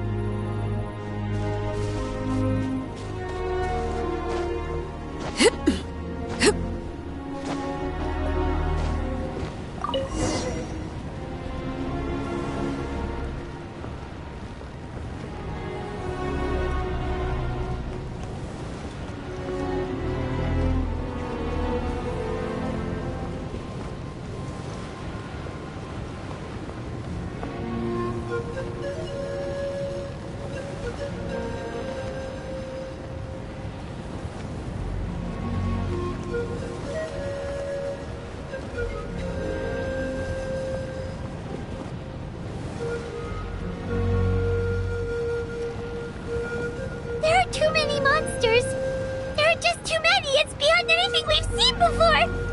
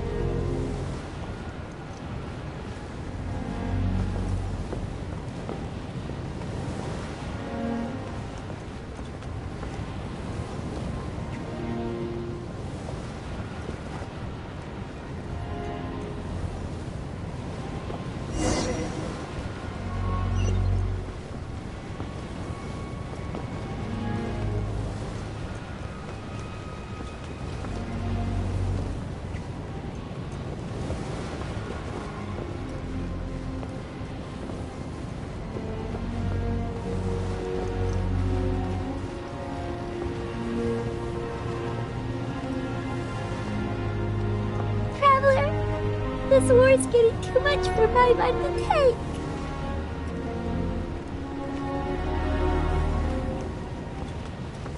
Okay, let's do this!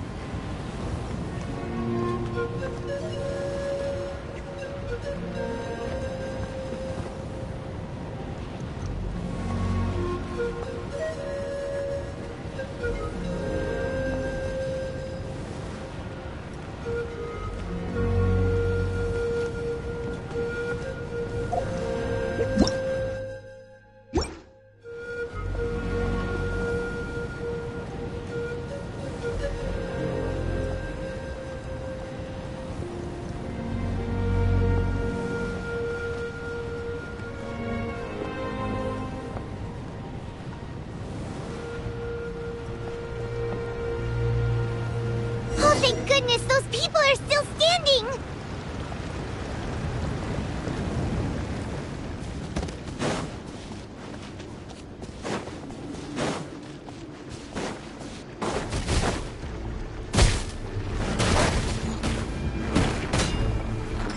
Stabilize! Ha! Flee! Laid bare! Witness my rise! Transfixed!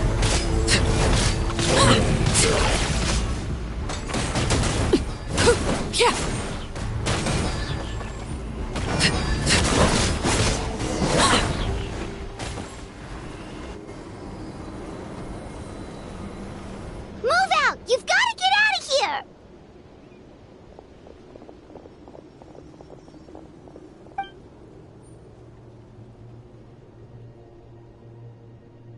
Still no luck, huh? What on earth are these things? How are they invulnerable to attack? Yeah, at least with regular abyssal pylons, anyone with a vision can destroy them. But this thing, no one's seen anything like it before. It's like a part of that sky demon's body or something. Whatever it is, it seems like it can spawn abyssal pylons, and with them, a never-ending stream of abyss monsters. We're just no match for it. At this point, retreat looks like our best option. We're fighting a losing battle here. The stadium is our only hope. That's where the sacred flame is, which seems to be the one thing that well of abyssal energy is afraid of. The Pyro Archon is guarding the flame. As long as that continues, we still have hope. What's this? Water, and some snacks. You look like you need it.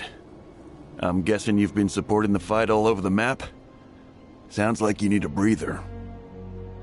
We got enough people to hold our own here, and it's high time you took a break. Why don't you sit down and gather your strength for a minute? It's true. We've been fighting pretty much non-stop. Traveler, you must be exhausted. What do you think? What is it?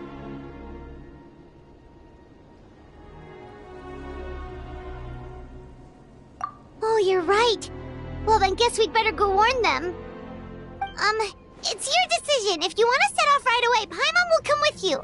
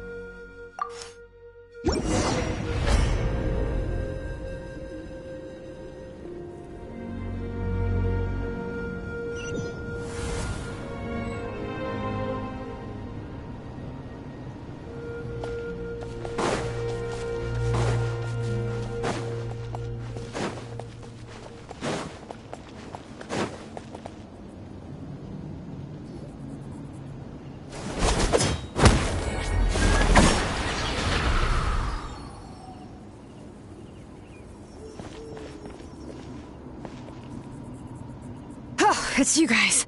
Things are bad here. Something fell out of the sky that's impervious to our attacks. It's a good thing you did, otherwise we might not have made it in time. Kachina, he and I can deal with the remaining monsters and abyssal pylons. You should go catch up with the rest of the group before your parents start worrying about you. Stay safe, Kachina. Come on, let's get this done.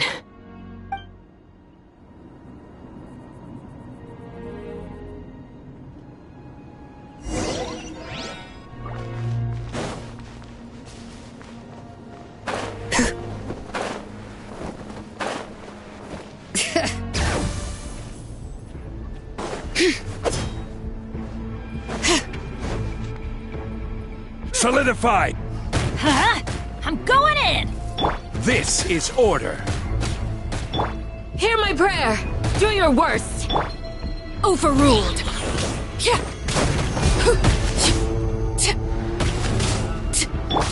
Bring it!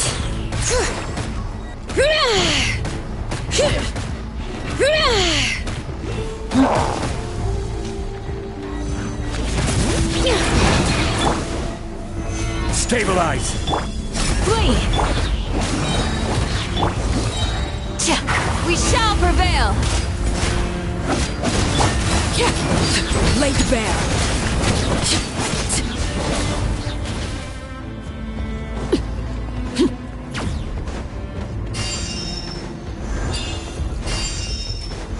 All right. Hear the echoes of the valley!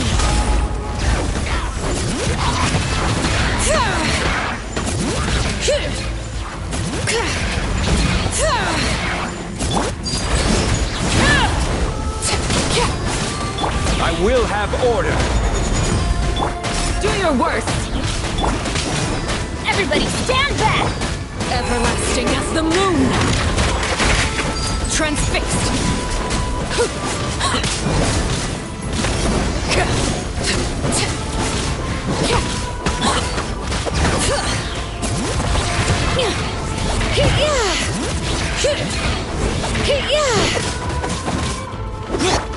Grant us your blessing! Quake! Overruled!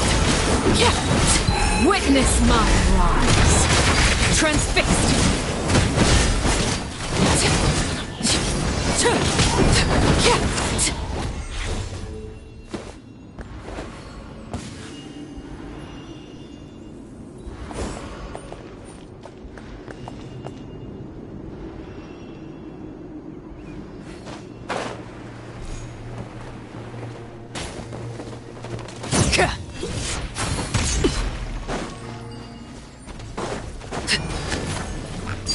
Overruled! Hear my prayer! Ha! Too easy! Teamwork is dreamwork! This is order!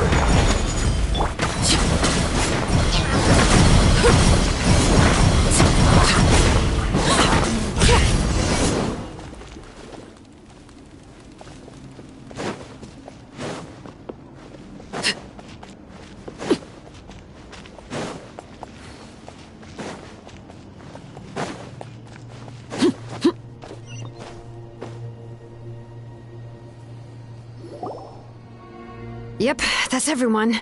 And no more casualties by the look of things. Yeah, this is, good. We can evacuate shortly. I appreciate your help. How are things out there? Pretty dire, I bet. Some of the things I've seen, I don't know if I'll ever be able to get them out of my mind. Are we in Natlan doomed to this fate? I've never witnessed a full-scale abyss invasion before. I mean, I'd heard stories about the sky being painted black, but I always thought that was an exaggeration. Mawika has witnessed this all before, so she knew better than anyone the terror and despair an abyss invasion would bring. Yeah, and despite that, she's still facing it head-on. We've had to abandon our homes and chase the dying light of day. And maybe the only time we'll see the dawn again is in our dreams. But as long as there's even a sliver of hope, I am not gonna give up. We should catch up with the group. Let's go!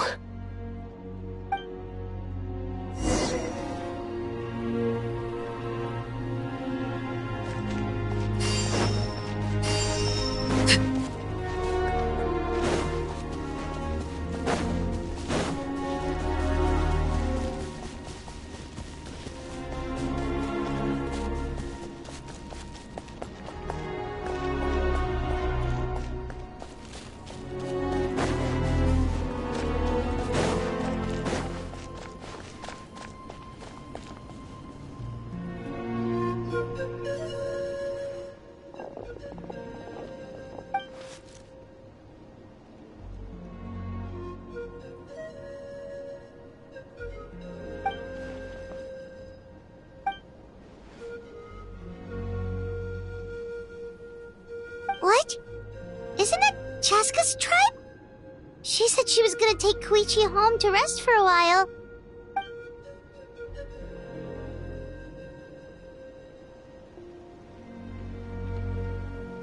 But how, right? Everyone's struggling just to defend themselves. There is no spare manpower. At this rate, it won't be long before even the stadium is indefensible. And with everyone congregating at the stadium, the Abyss forces will start converging there, too. Then there'll be a battle on a scale much larger than anything we've seen so far. On the bright side, at least my old injuries aren't playing up at the moment. Means I can actually join in with the fighting. The crux of the issue is that the heart of the Abyss itself has joined the invasion. That's a power we just can't match. I have every faith in the courage of our people. The Natlanese will never give in to despair. But still, the fact is, our lives are more fragile than our spirits. Traveler Paimon knows what you're about to say. Yeah, I'm unsure it's getting tired from all this flying, but it doesn't matter. Wherever you go, Paimon's going too. Yep, we'll leave the Children of Echoes to you guys. Flower Feather Clan, hang in there. We're coming. If there was ever a time to push ourselves to the limit, that time is now!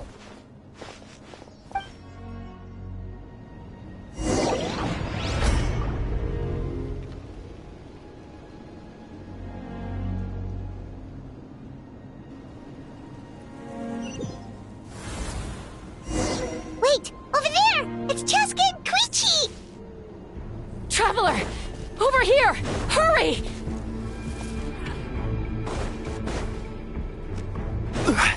Flee! Huh?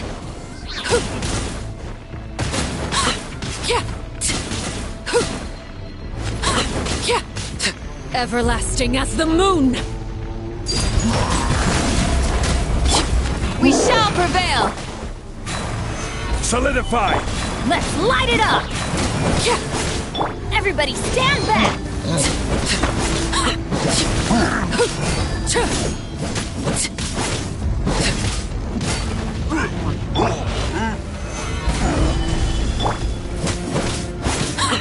Overruled! Pin them down!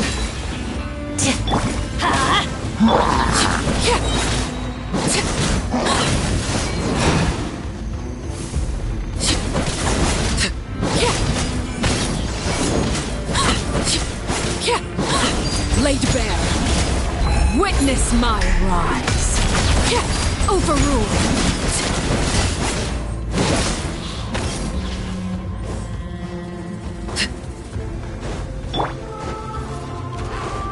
Do your worst!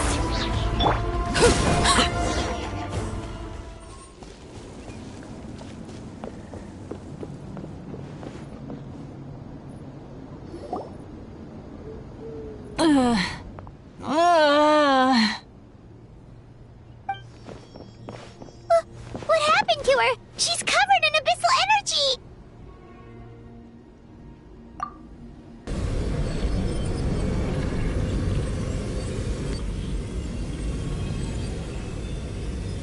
Please, save her.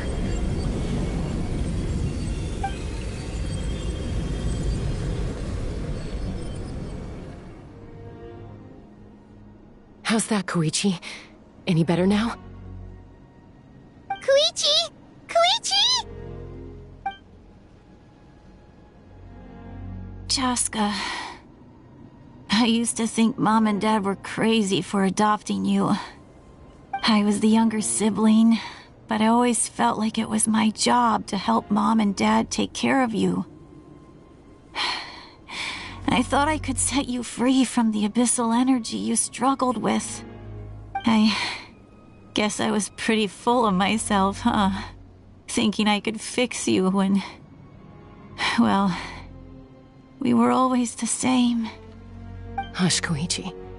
Put those thoughts right out of your mind. We'll be at the stadium in no time, okay? I'll carry you there. The abyssal contamination is gone now. Just rest, and you'll get better. I was always nagging you to slow down. Stop rushing headlong into things. I just didn't want anything to happen to you, or to anyone else because of you. I worried about you so much. But now, I realize I never really understood what it's like for you. The fact that you survived an abyssal contamination was a miracle. But it also left you in a constant state of agitation. The fact that we became family was another miracle. But with me worrying about you all the time, it feels like I just agitated you even further. No, absolutely not. Nothing could be further from the truth. Do you hear me? All you ever did was love me. Same goes for Mom and Dad. I've always known that. And I feel terrible because I really did want to get along as a family. It might take me some time, but I'll find a way to make it work. I'm so sorry, Koichi. I never meant to make you feel this way. It's okay, Chaska. No need to apologize. You didn't do anything wrong. No one did. It's nobody's fault that things didn't turn out great. I get it now. So, no nagging from me this time. You keep forging ahead, sis. Never slow down, and never hold back. Spread your wings and fly free, like the fiercest kukasaur in the sky. Show the world who the bravest flower feather warrior is. Because that's who you are. And that's the sister I'm proud of.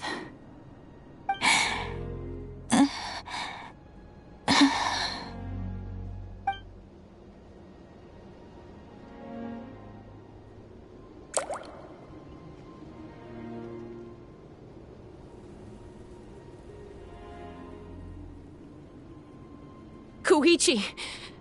Koichi!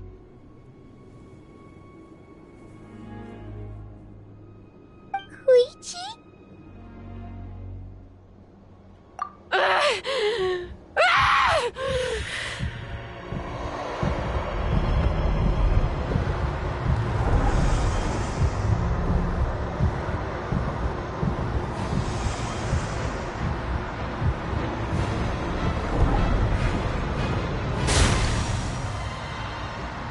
Chaska?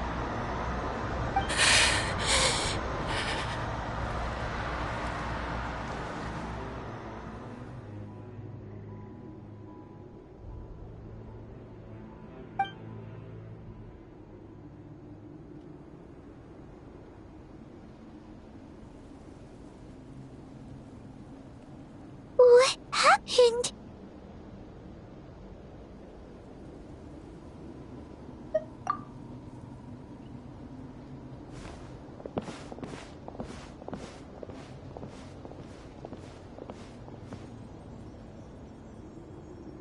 What was that just now? It looked like abyssal energy was flowing out of her, but then, a split second later, it disappeared. Koichi did say that Chaska needs to let off steam now and then, or she'll end up losing herself. But this time she wrestled back control. If only we were faster! Dealing with abyssal contamination is a piece of cake for you! We could have gotten to her earlier, then you could have treated her before it was too... Wait, what's happening to Chaska? How unfair life can be. She's had the odds stacked against her from the very beginning, and each step forward has been an agonizing one. Maybe she would have been better off embracing her pain. But her journey goes on, and one question looms large in her mind. If she could rise above the layers of pain and ascend over the dark clouds of her mind, what then would she find? Maybe the glorious light of the sun, or maybe a dark, empty void. There is only one way to find out. She needs to spread her wings and soar to new heights. That is the true meaning of life. My life's suffering shall be my epitaph. To remember the pain I endured. And finally, transcended.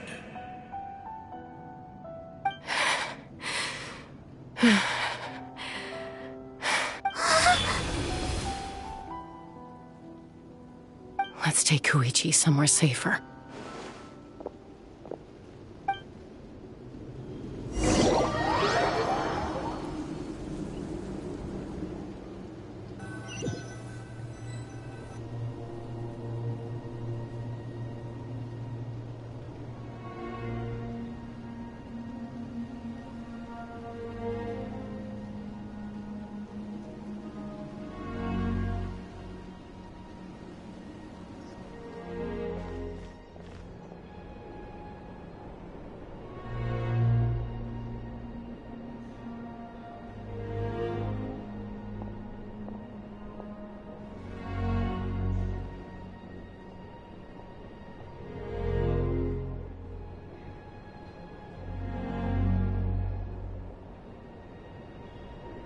Please, take care of Koichi for me.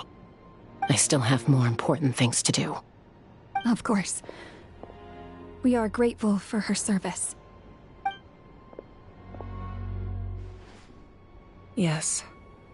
She served selflessly. I'm sorry, Chaska.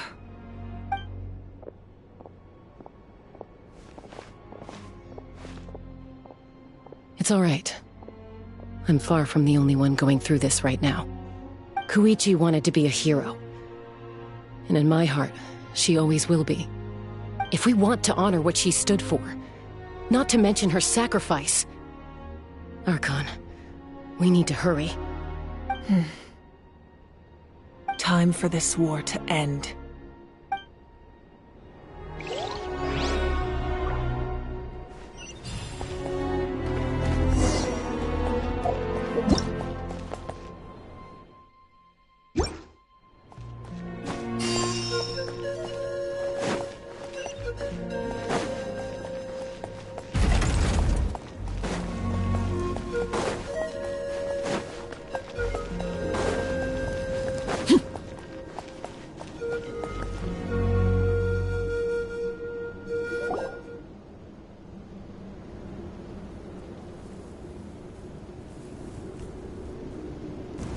Everyone, are you ready?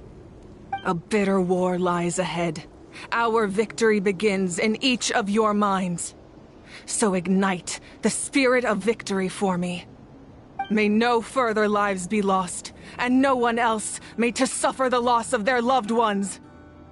As long as blood still runs through your veins, even the tiniest spark of steel against stone can ignite a flame.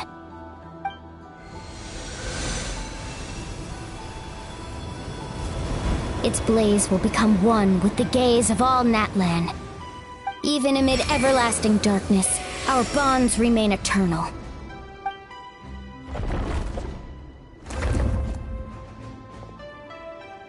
Stone engraved in echoing peaks. Converge, disperse, in ashes be reborn. For flames born anew, and the blazing dawn. A hero scaled the volcano to seize the sun. Anointed with flames, she shone with the light of 1,000 stars. Now, guide me in my first step. Having foretold his own death, the omniscient man holds a feast in celebration. Let us raise our cups in honor of his heroism, and send him off with this final tribute. For at last, his wish is now fulfilled.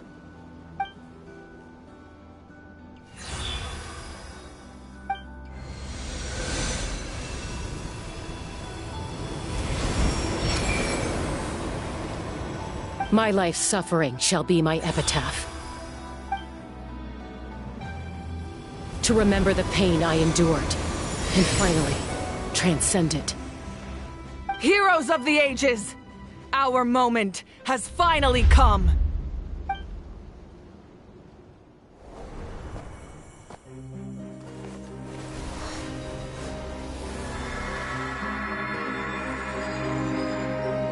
We unite as one! Baptized by the Turnfire.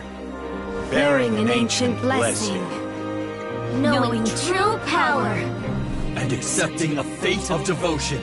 We embrace the transcendent flame. For Natlan! For Natlan!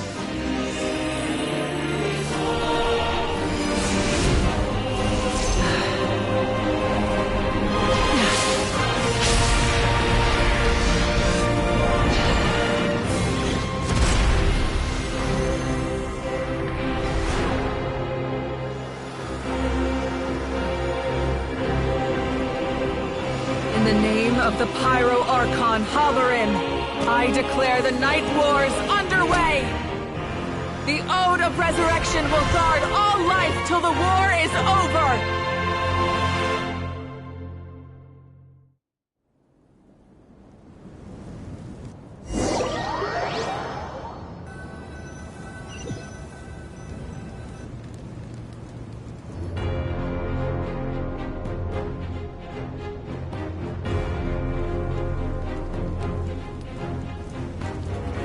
That is an outright scary level of power.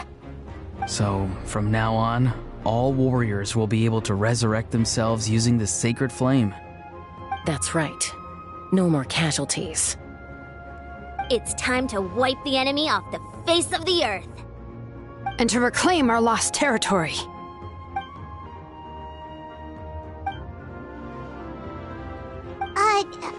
We'll come with you. Paimon, Traveler. I'm so grateful you got to us when you did. You gave Koichi the chance to say those words to me before the end. If I'd lost control out there in the wild, this counterattack might never have been possible. Probably best not to think about that. More importantly, how are you feeling now? Any better? Not really. But now's not the time to deal with it. In the spirit of VUCA, I have to rise above it. The conflict and suffering in me are there to test my character. My struggle will make me stronger, and make me the person Koichi believed I can be. Alright, let's go show the Abyss what human beings are made of. They'll be sorry they messed with Natlan after we're through with them.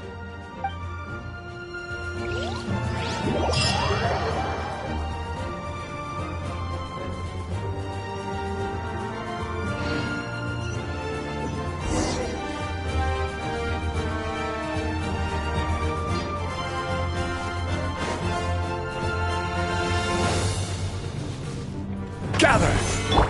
Teamwork is dreamwork! Let's light it up! Order guide you! For Natlan!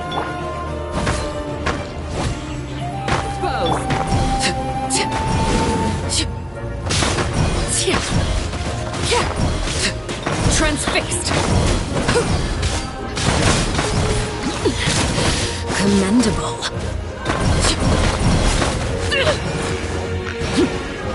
This is where you fall. Laid bare. Stabilize! I'm going in!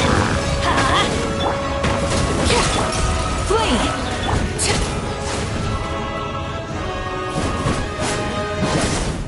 Ooh, what's that? Aerial support from Awika?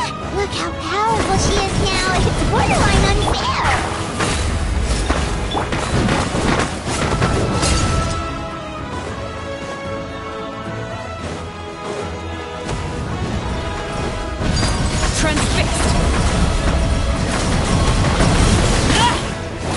I will have order!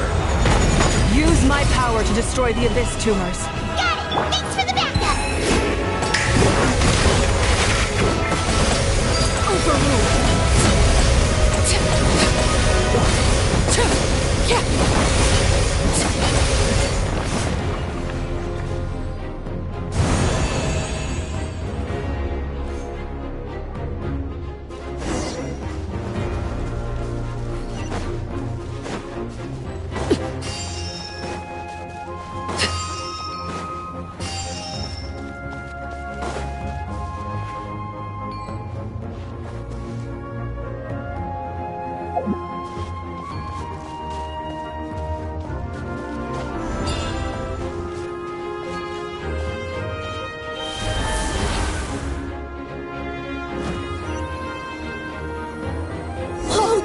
see that huge fireball? It exploded right above my head! Sorry, Mualani. I'll adjust my aim. No, you're good, Archon. It didn't hurt at all. Plus, it was freaking cool! Not great for your eyesight, though. Oh yeah, fair point. Ugh, Ahal's coming in way too hot! Is it possible to mute him? Done. Thank you, Malika.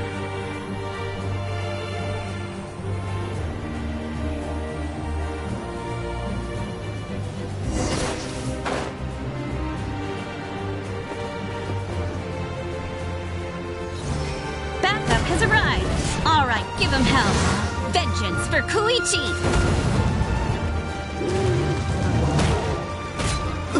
This is order. Let's light it up.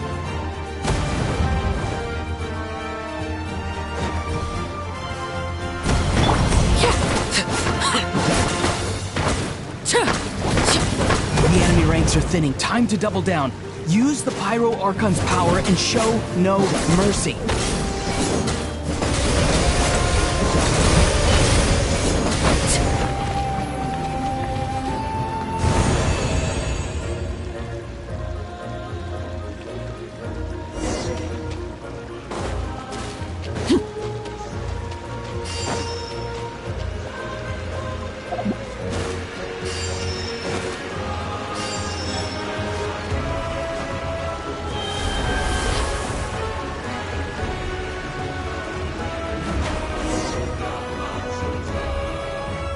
Kachina, over here!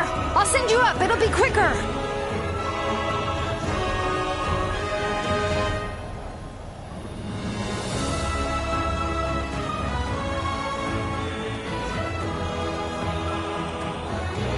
Okay, everyone's safe. Granny, please go on ahead with the others. I just need some more time, I promise. I won't hold things up. Oh, roar on! Leave the vegetables and aphids behind, you dimwit! It's too dangerous!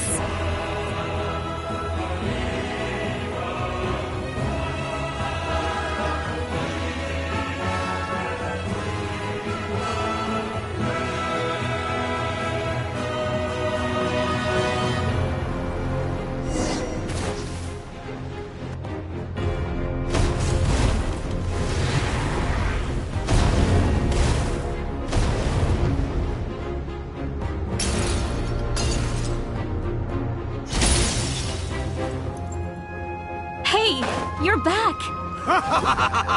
That sacred flame has got me pretty fired up!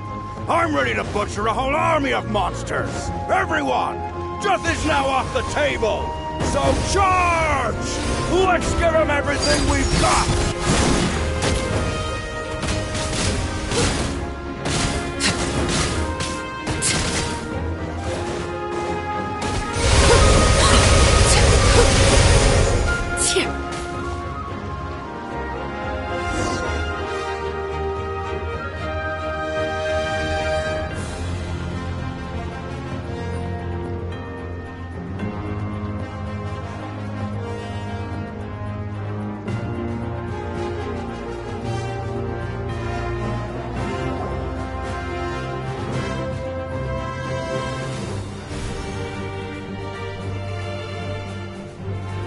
The Children of Echo's territory is secure. All monsters down. All good here at the People of the Springs, too. We crushed it! Masters of the Night Wind are also safe. Should I go support the Flower Feather clan? Things are still pretty rough over there. I'm already en route. No need. I just dealt with it. Already? But you were just at the stadium! Yeah, well, you have no idea how long I've been itching to bash some heads in.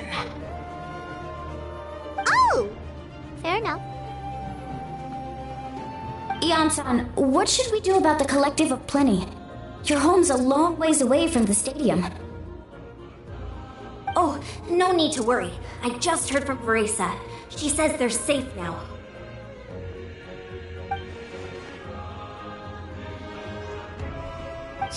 Their only game plan was to outnumber us, and that ain't gonna work now that we have the Ode of Resurrection on our side!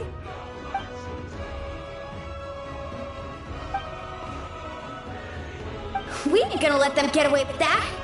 Friends, let's gather at the stadium! More abyss tumors have descended, all near the stadium. Let's split up and take them out! We need someone to guard the main entrance. Alright, this is the final battle!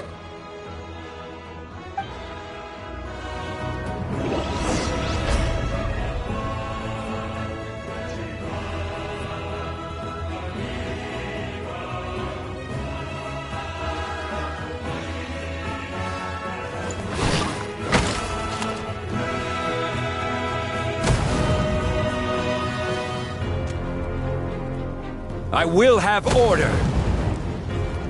Stabilize. Flee! Grant us your blessing!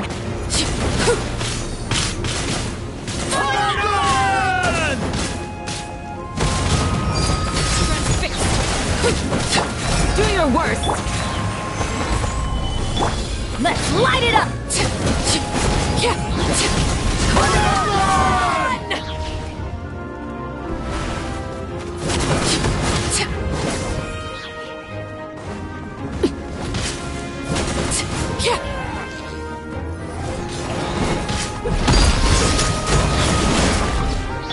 This is order.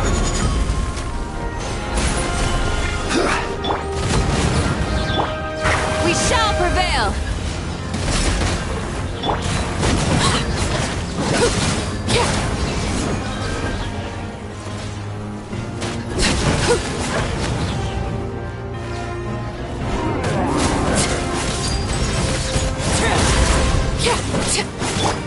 Flee! Grant us your blessing! Gather! Witness my rise! Laid bare!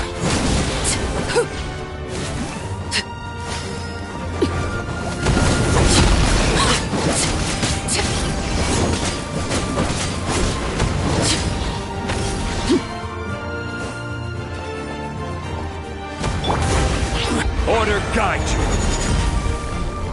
Stabilize.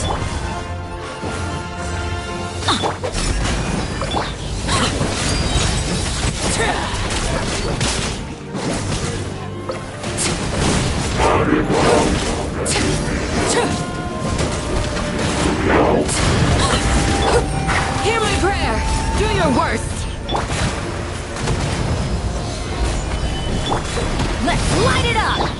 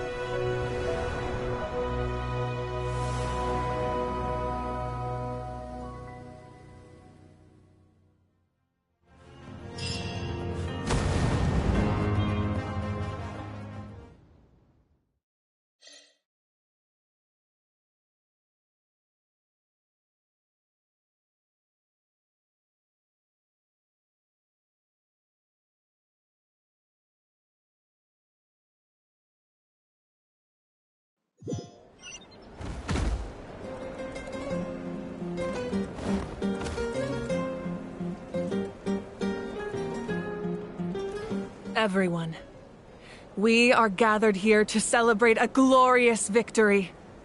It is a victory forged by each and every one of us, and we should all be proud of what we have accomplished. We emerge victorious from another crisis to declare, our beloved Natlan is saved! Woo! All right! I must caution that this war is not yet over. We have not destroyed our enemy, merely driven them further into the depths of the Night Kingdom. But the Abyss underestimated Natlan's forces, and they have suffered a devastating defeat. It will be a long time before they are able to pose a threat to us again. After making some preparations, I will launch my final counterattack. I shall strike them in their lair and wipe them out for good. Oh, man. Wait, Archon, are you saying you're going alone? Yes. The abyssal energy there is too strong. Contact with it would be instantly lethal to anyone else. I'm sure you're all still fired up, and you must be eager to take the fight home to the enemy. But I must ask you to temper your ambitions. I will return victorious, for all of us. It's kind of a shame that we can't join him with a final showdown. Please, look at the bigger picture. Thanks to every one of you, we have already secured an enormous victory. Tonight, we should celebrate to our heart's content. I guess if our lives are no longer at risk, things can basically go back to normal, right? That's good enough for me. Beats having monsters everywhere. When the time comes, I will gather everyone here again. Now, let us also remember those who gave their lives fighting for our nation. Once the last dregs of the Abyss are wiped out, I intend to give them the grand funeral they deserve. An ancient name could never record the many who we lost. But no hero of Natlan should be forgotten. If I may, let's have a moment of silence for the fallen.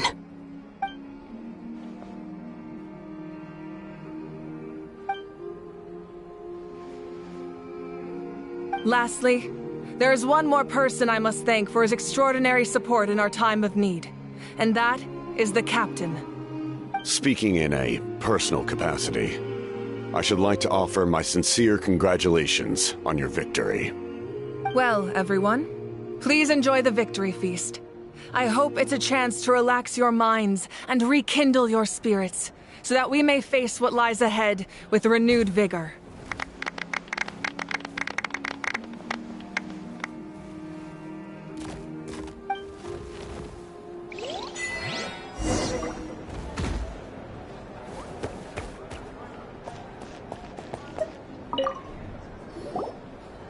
I must congratulate you on your efforts during this war.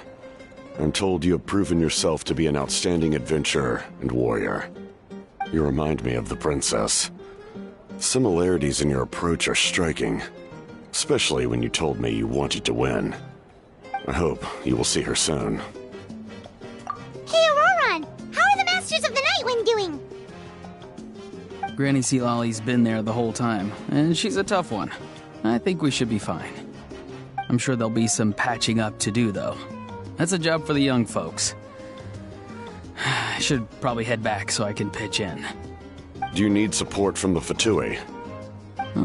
Probably not. There are a lot of older folks in our tribe, and I suspect they would find your comrade's presence a little distressing. Right, 'cause often they look like a bunch of intimidating thugs. Well, also in my tribe, excessive use of elemental energy is bad for your eyesight. Oh, right. Okay.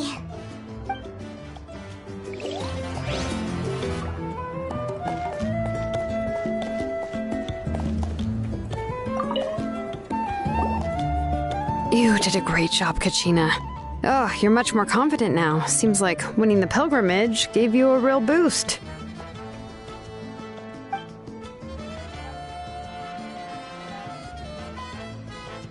I spoke to your mom and dad. They were singing your praises. They said the world's your oyster now. How are things at the People of the Springs base? There are some casualties, but the overall mood is very positive. I reckon they'll start rebuilding pretty soon. Same situation for the Children of Echoes.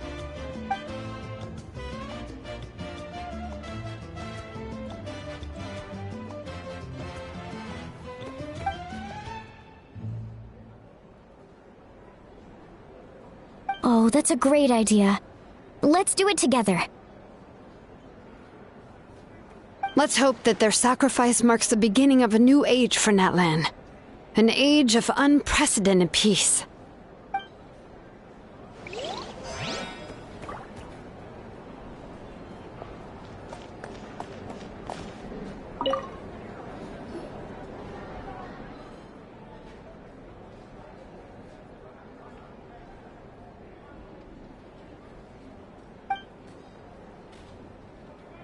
Unless you want to get punched in the face. What is it with you, Hal? Why are you so incapable of being nice?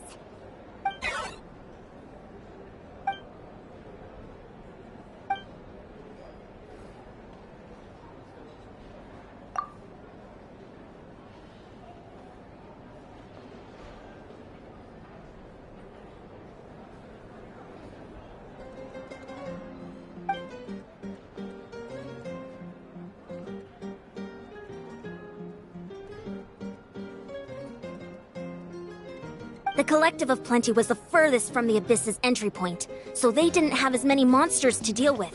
From what I hear, they got off relatively unscathed. But it might have been a different story if Chaska hadn't gotten there when she did. That's good to hear. All's well that ends well.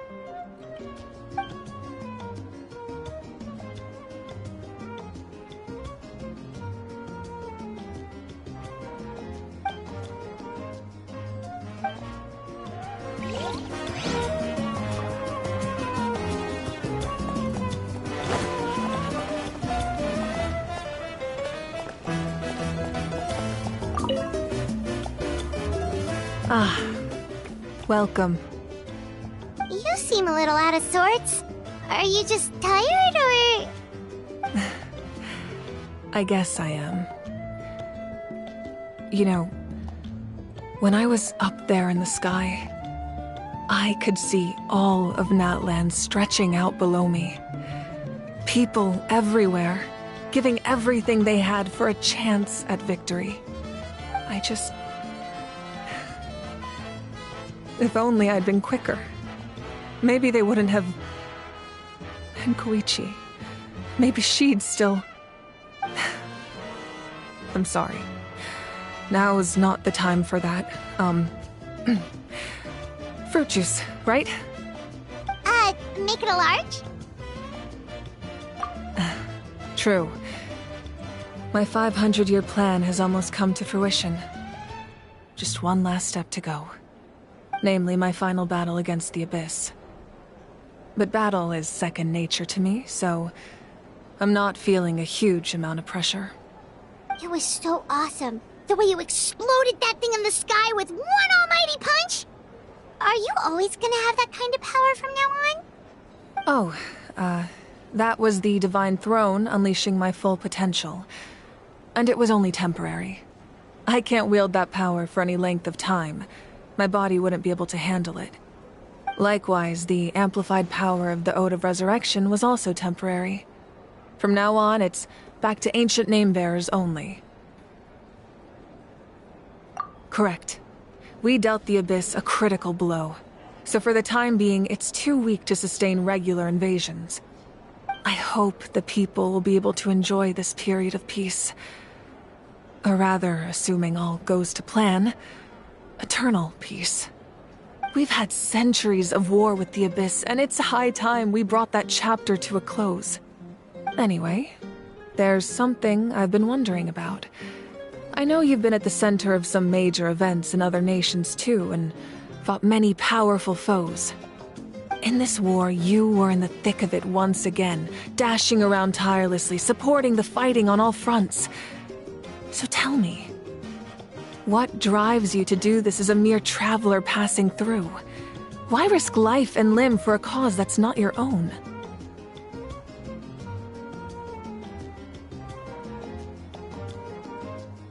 A clear conscience, Great answer.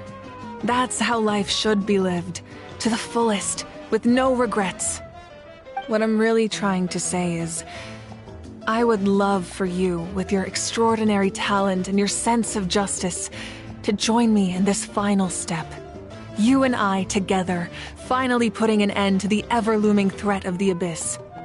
But I also don't want to take advantage of your good nature and readiness to help others. The final battle will be very dangerous, and you have the rest of your journey to consider. I'm sure you must be weary.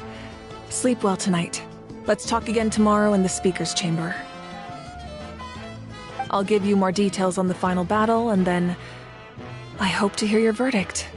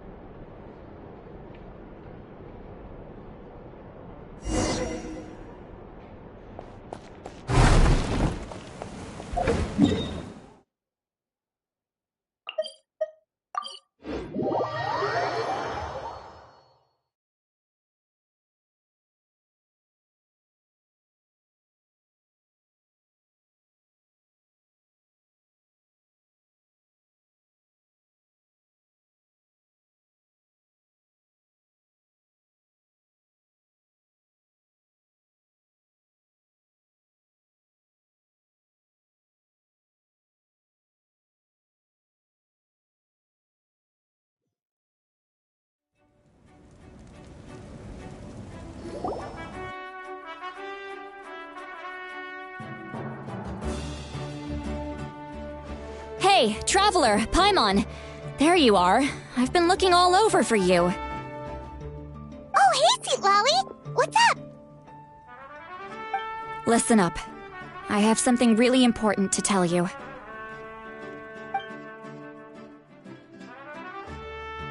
What?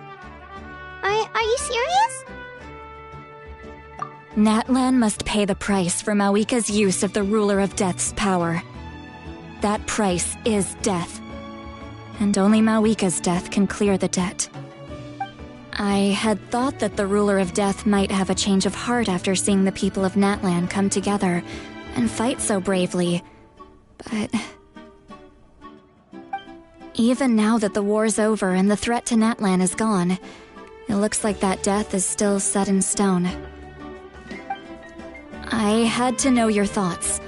I want to save her, but I can't do it alone. Okay, good. That makes me feel a little better. Thank you for standing up for us.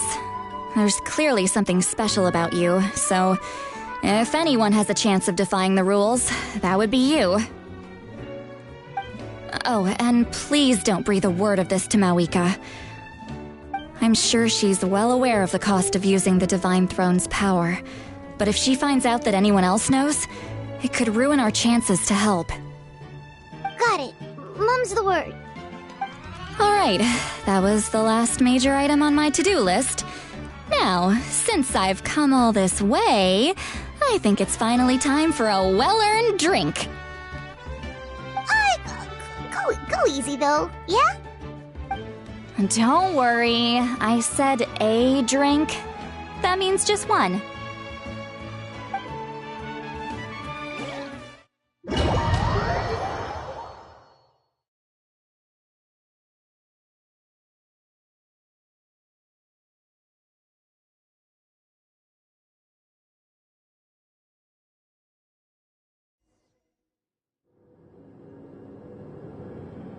All right, you little munchkin. If you keep pestering me, I'm gonna have to get serious.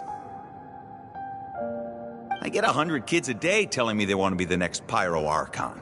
Why should I train you? Nagging isn't gonna accomplish anything. No one can predict the future, and unless you have some exceptional jaw-dropping talent I'm unaware of. I can shoot those cornflakes in your kitchen from right here. Don't be ridiculous. You couldn't make that shot from all the way over here. Wait, hold on. You could hurt someone with that. Well, I'll be. You made this shot. The science of the canopy raised him tough. That's some real skill you got there, little lady. Maybe you really will be Pyro Archon one day.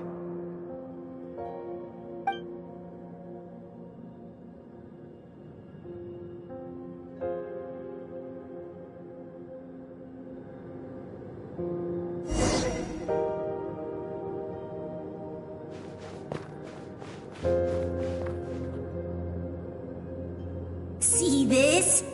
I'm the first one of us to get an ancient name. And it's not just any ancient name, but Mollypo. If you ask me nicely, there's still time to join my team for the pilgrimage, you know. No need to scowl. You lost and I won, it's no big deal. You want me to be happy for you when your turn comes, right? So cheer up. I'll get my own ancient name soon enough. And it'll be an even better one than yours. Oh, really? Well, good luck with that. What ancient name could beat Mollypo in our tribe? Unless... Surely you don't mean Kiangozi?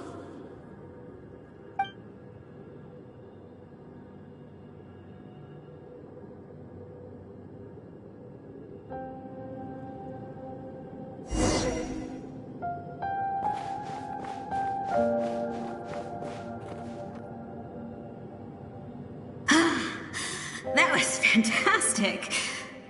Can't believe I beat you in a wrestling match for once. Can't be more than a few days now until you're officially made the Pyro Archon. Imagine me trying to schedule a wrestling session with you after that. Excuse me, Pyro Archon, but would you be able to take a day off from running the nation to wrestle with me? I heard that the Pyro Archon inherits the knowledge stored in the sacred flame. And apparently it can change your personality. I can't help but feel a little worried. Worried that you won't be able to beat me in a wrestling match anymore? Why would I be worried about that? Never mind. Clearly I'm just overthinking things. Why would you forget about me just because of some new job? Even if that job happens to be Archon. Come on, one more round.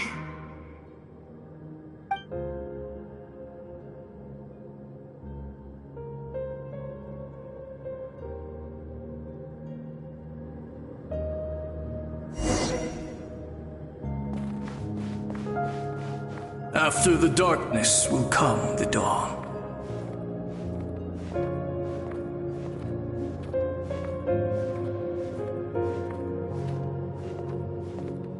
No one fights alone.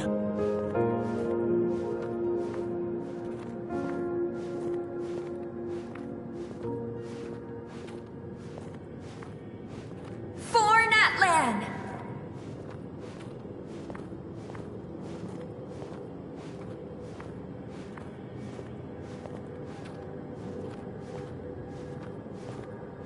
Look at the sky! It's getting brighter at last!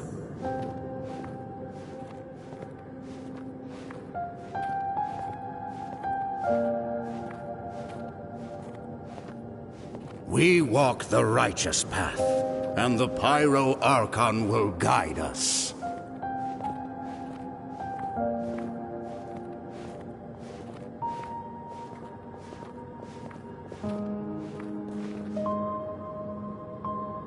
The victors shall burn bright, while the losers must turn to ash. I have done what is required of me. The rules are now written into the Night Kingdom, and this will help you to stand against the Abyss. It is still not enough. All this can do is give my people courage. It will not see us through a true catastrophe. If you are to make the Natlanese alone bear the consequences of a broken world, you will have to bring more to the bargaining table. You are the greediest human I have ever met, and the fiercest negotiator. No other would seriously ask to borrow my power.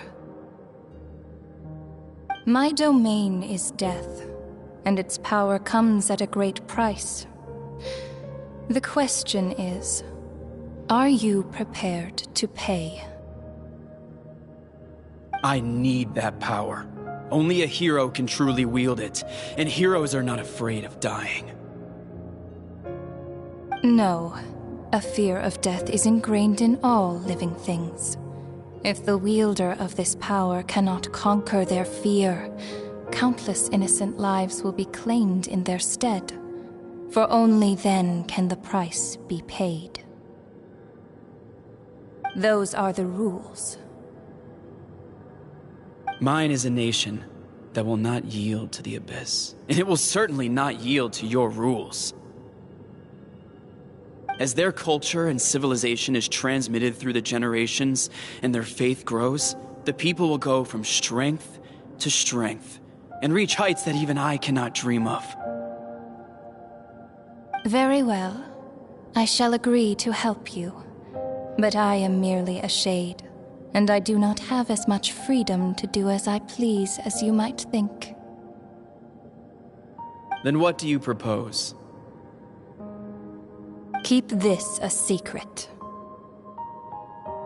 If I am questioned about it, I will deny all involvement and claim that treacherous Xbalanque stole my power. That will not be a problem. Thank you. I am glad we could reach an agreement.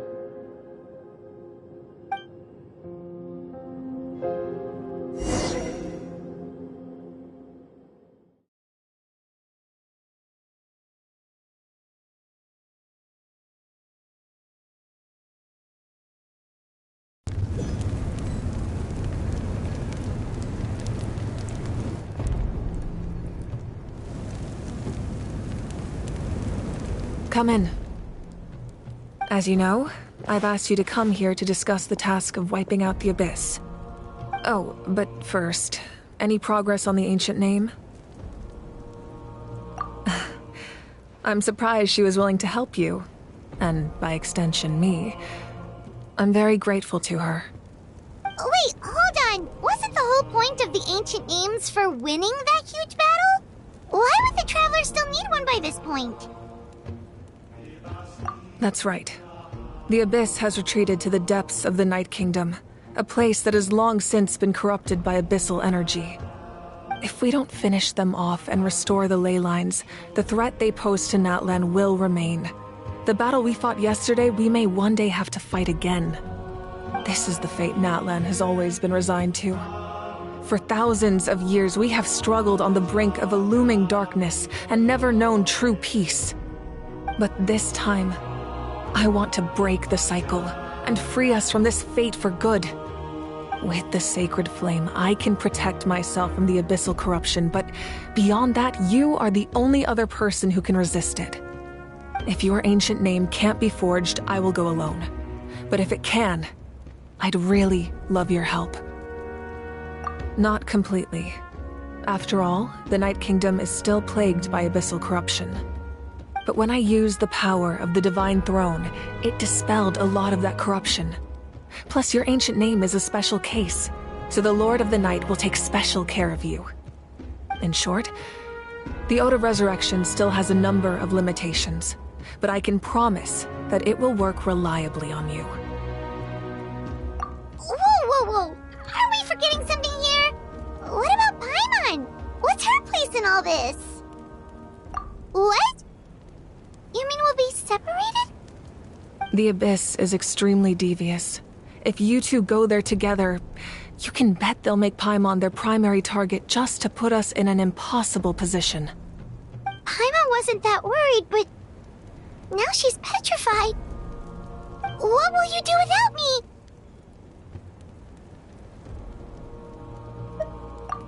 Okay, well, Paimon needs to think about this because you're really asking a lot of her, but we'll give Paimon some time and she'll do her best to rise to the challenge. I greatly appreciate it. Everyone in Natlan knows how important this final battle is. You will be remembered and revered long into the future, until the end of time. If you have any other questions, please ask away.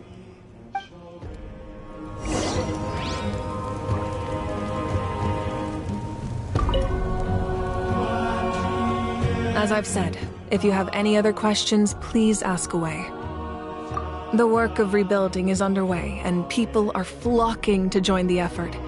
With everyone rallying together, I'm sure it won't be long before there's no trace left of the damage done by this war.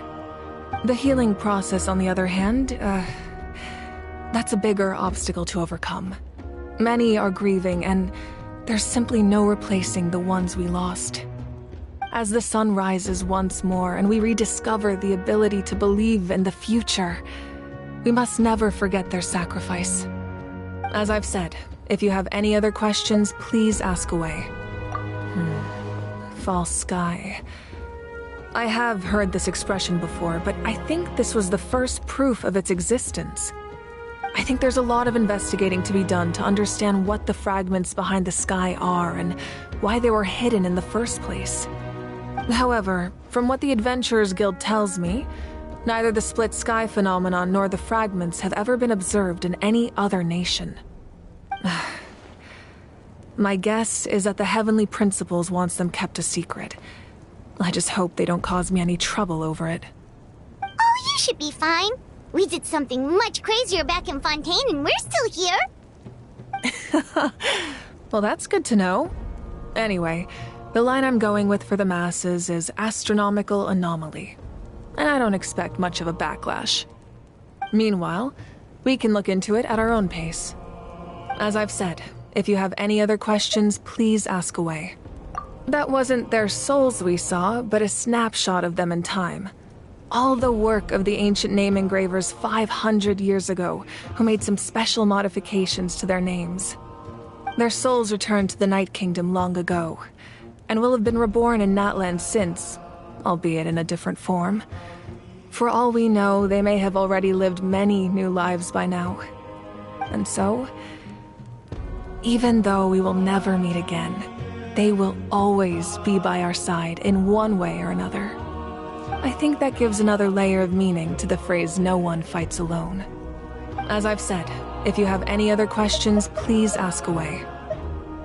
We have a temporary alliance, but I can tell that saving Natlan is not his only goal. Yeah, Paimon still doesn't get why saving Natlan would be so important to him in the first place. Unless he's just a good guy who wants to avoid another Khaenri'ah. But somehow Paimon doubts it's that simple. I wouldn't worry too much. Based on all the interactions we've had with him and knowing more about his background, I have a lot of respect for him. I don't think he has any ill intentions. Now, we should focus on the final battle. As I've said, if you have any other questions, please ask away.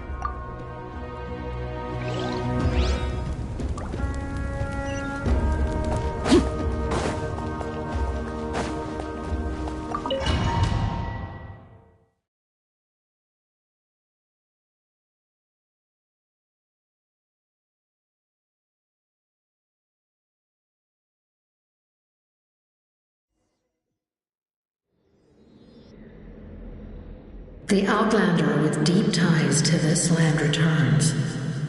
And this time, he is alone. The power that the Pyro Archon used to strike back at the Abyss came from the Ruler of Death. From what I know of her rules, she will demand death in return. How do you know of this? I see. So, the Ruler of Death sent you on your long journey. Natlan still has a final battle to fight, and I too have a final foe to face. For the sake of those countless lost souls, and a hope for Natlan's future, I need your help.